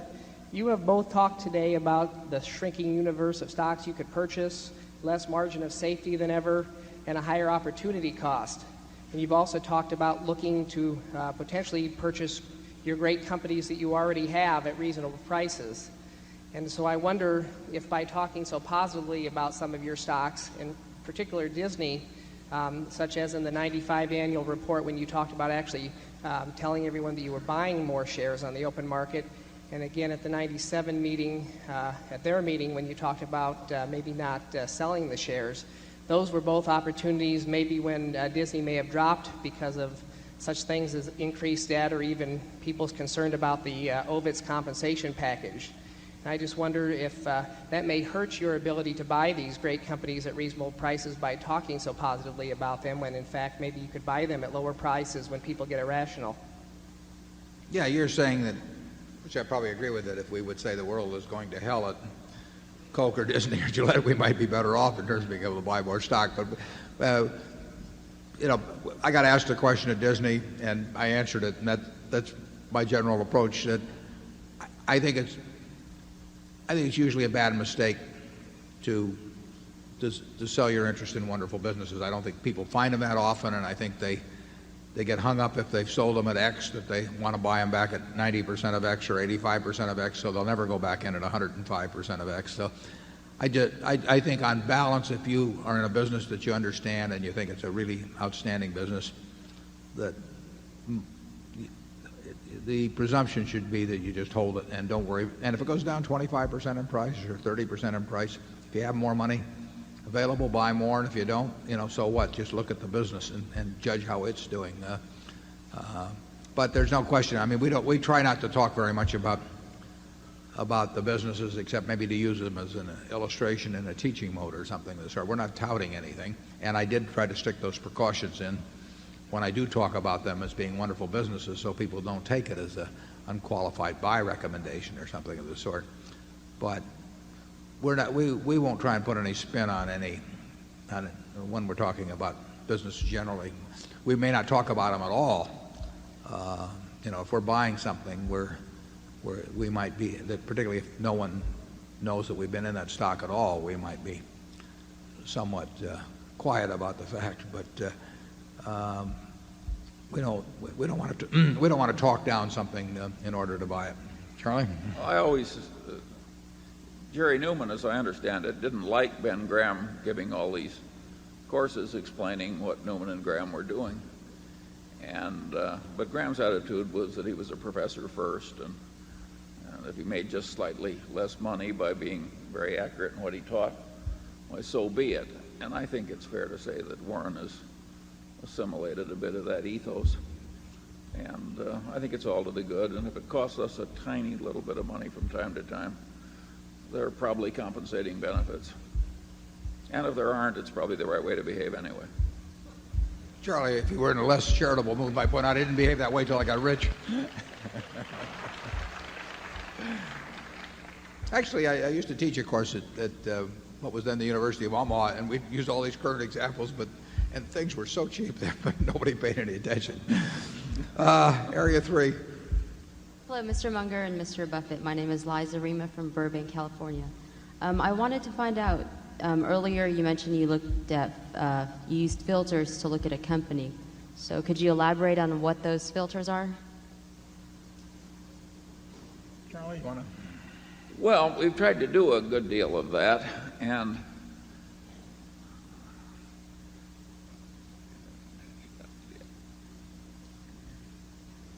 opportunity cost is a huge filter in life. If you've got two suitors who are really eager to have you, and one is way the hell better than the other, you do not have to spend much time with the other. And that's the way we filter stock buying opportunities. Our ideas are so simple, people keep asking us for mysteries when all we have is the most elementary idea. The first filter we probably put it through is whether we think, and we know instantly, I mean, whether it's a business we're going to understand, and whether it's a business that if it passes through that, it's whether a company can have a sustainable edge, and that gets rid of a very significant percentage of the things people have. They always want to tell you some story or anything, and I'm sure they regard me and Charlie as very arbitrary in terms of, in the middle of the first sentence saying, well, we appreciate the call, but we're not interested. I mean, they just think if they explain something, and if I get letters on this all the time, but we really can tell in the middle of the first sentence usually whether those two factors exist. And if we can't understand it, obviously it's not going to have, we can't make a decision as to whether it has a sustainable edge. And if we can't understand it, we very often can come to the conclusion that it's not the kind of business where it will have a sustainable edge. So 98% of the conversations we can end, in the middle of somebody's first sentence, which of course goes over very big with the caller, but and then sometimes if you're talking about an entire business, we can tell by we can tell by who we're dealing with whether a deal's ever going to work out or not. I mean, if there's an auction going on, we don't want to. We have no interest in talking about it, and it just isn't going to. It isn't going to work. If someone is interested in essentially doing that with their business, they're going to sit down and want to renegotiate everything with us all over again after the deal is done, and we're going to have to buy the business 2 or 3 times before we get through. You just see all these things coming, and on the other hand, we've had terrific experience basically with the people we have associated with. So it works. It's efficient. We don't want to listen to stories all day, and we don't read brokerage reports or anything of this sort. It's just there's other things to do with your time. Charlie? Yeah. Another filter that Warren was alluding to is this concept of the quality person. And of course, most people define quality person as somebody very much like themselves. But identical, actually, is the word you're searching for.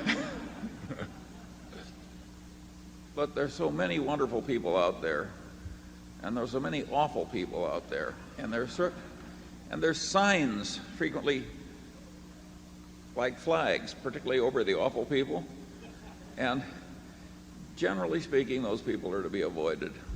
The amount of misery you bring into your life by trusting some awful person, and the amount of felicity that you can bring in by making the right business associations. Look around this room, and there's some wonderful people who have created some wonderful businesses, and their customers can trust them, the employees can trust them, the problems can trust them to be fairly faced and reasonably solved. And those are the kind of people you want to, and people will take their promises seriously. I had some experience recently with a company, and they have their brand on a particular product, and somebody invented a better product in the same field, and they're taking their brand off their product. I mean, if it isn't the best, they don't want their brand on it. People who think like that frequently do very well in business, and the flags are flying. Yeah. I mean, it's like they got a sign in their chest that just says jerk, jerk, jerk, and then you think you're going to buy the business and they aren't going to be a jerk, anymore. I mean, it just isn't. Right. Okay, Area 1. Hi, David Winters, Mountain Lakes, New Jersey, shareholder. I'm just wondering if there's an organizational model where you deal with a plethora of information so you can physically and intellectually organize it so you have your maximum output and retain focus. And secondly, if I may, in the domestic soft drink business, is it winner take all? I mean, is there room for 3 competitors? And honestly, does Dr. Pepper have a future? Yeah, I would say Dr. Pepper has a future. I'll answer the second one. But sure, there's room for more than one. I think Coke's market share will go up pretty much year after year, but not, we're talking tenths of a percent in that business, but tenths of a percent are important. The U.S. market is what? Must be 10 billion cases, so, 1%'s 100 million cases. There will be, Dr. Pepper appeals to a lot of people. It's interesting how regional tastes can be. I mean, a Dr. Pepper will have a share in Texas that's, far higher than it will be in Minnesota or something. But there are people that are going to prefer it. And the interesting thing, though, is that the high percentage of people that prefer cola, for example, although the cola percentages have gone down a little bit, the fastest growing big beverage at Coke is Sprite. Sprite has had huge gains in sales. It does well over 1 billion cases a year, and it sells very well in a whole bunch of countries. So you can make money with a soft drink company that doesn't dominate the business. You'll do a lot better with one that does dominate. But it's not a winner take all. It's not like 2 newspapers in a town of 100,000 or 200,000. There are certain businesses that are winner take all, clearly, but soft drinks are not one of them. What was the first question? Or the part about organizing. Oh, I'm just wondering, for those of us on the other side of the table, we get barraged with information, and I'm wondering how do you both, do you just read annuals, 10Ks, and talk to people and ignore everything else, and how do you keep track of everything intellectually? Well, we don't keep track of everything, but the beauty of, to some extent, of evaluating businesses, large businesses, is that it is all cumulative. I mean, if you started doing it 40 or so years ago, you really have got a working knowledge of an awful lot of businesses, but there aren't that many to start with that are, and you can get a fix. What are there, 75 maybe or so important industries, and you'll get to understand how they operate, and you don't have to start over again every day, and you don't have to consult a computer for it or anything like that. So it has the advantage of accumulation of useful information over time, and you just add the incremental bit at some point. Why did we decide to buy Coca-Cola in 1988? Well, it may have been just a couple small incremental bits of information, but that came into a mass that had been accumulated over decades, and it's a great business that way. It's why we like businesses that don't change too much, because the past is useful to us. Charlie? I can't add a thing to that. Okay. Over there on two. I'm Barbara Morrow from Wisconsin and New York.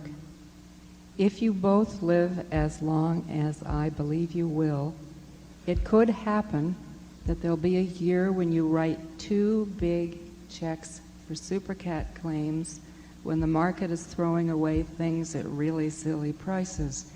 Could you share your thinking about how much debt you would consider taking on to buy great businesses as cheap in that kind of a situation?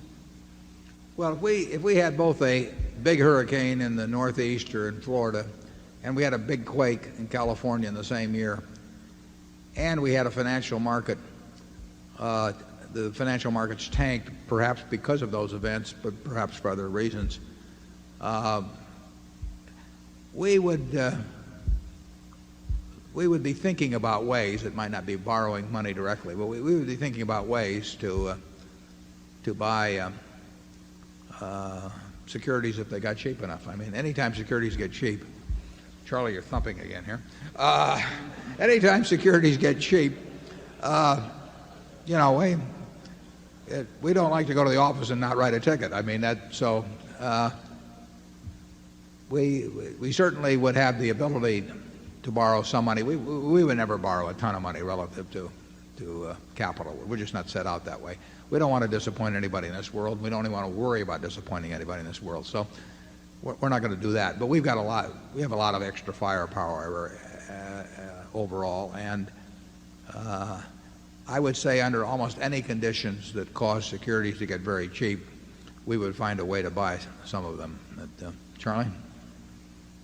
The beauty of our situation is that it has enormous flexibility built into it.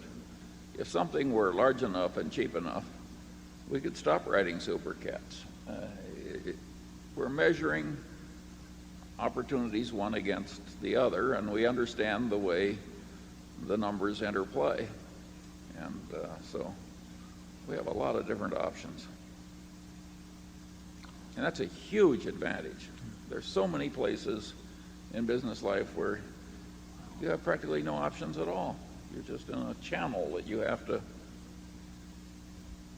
waltz down the channel, and you don't have any options to do anything else. We have enormous options. We may not exercise them, but we have enormous flexibility. Yeah, we know they're there, and there's no reason to push on anything now. At least we don't have any reason to push ourselves. But if it ever became advantageous to push somewhat, we would push, although never to a degree that in any way caused us to lose a minute of sleep about fulfilling every obligation we had. It's 3:30. I thank you all for coming. I look forward to seeing you next year, and so long.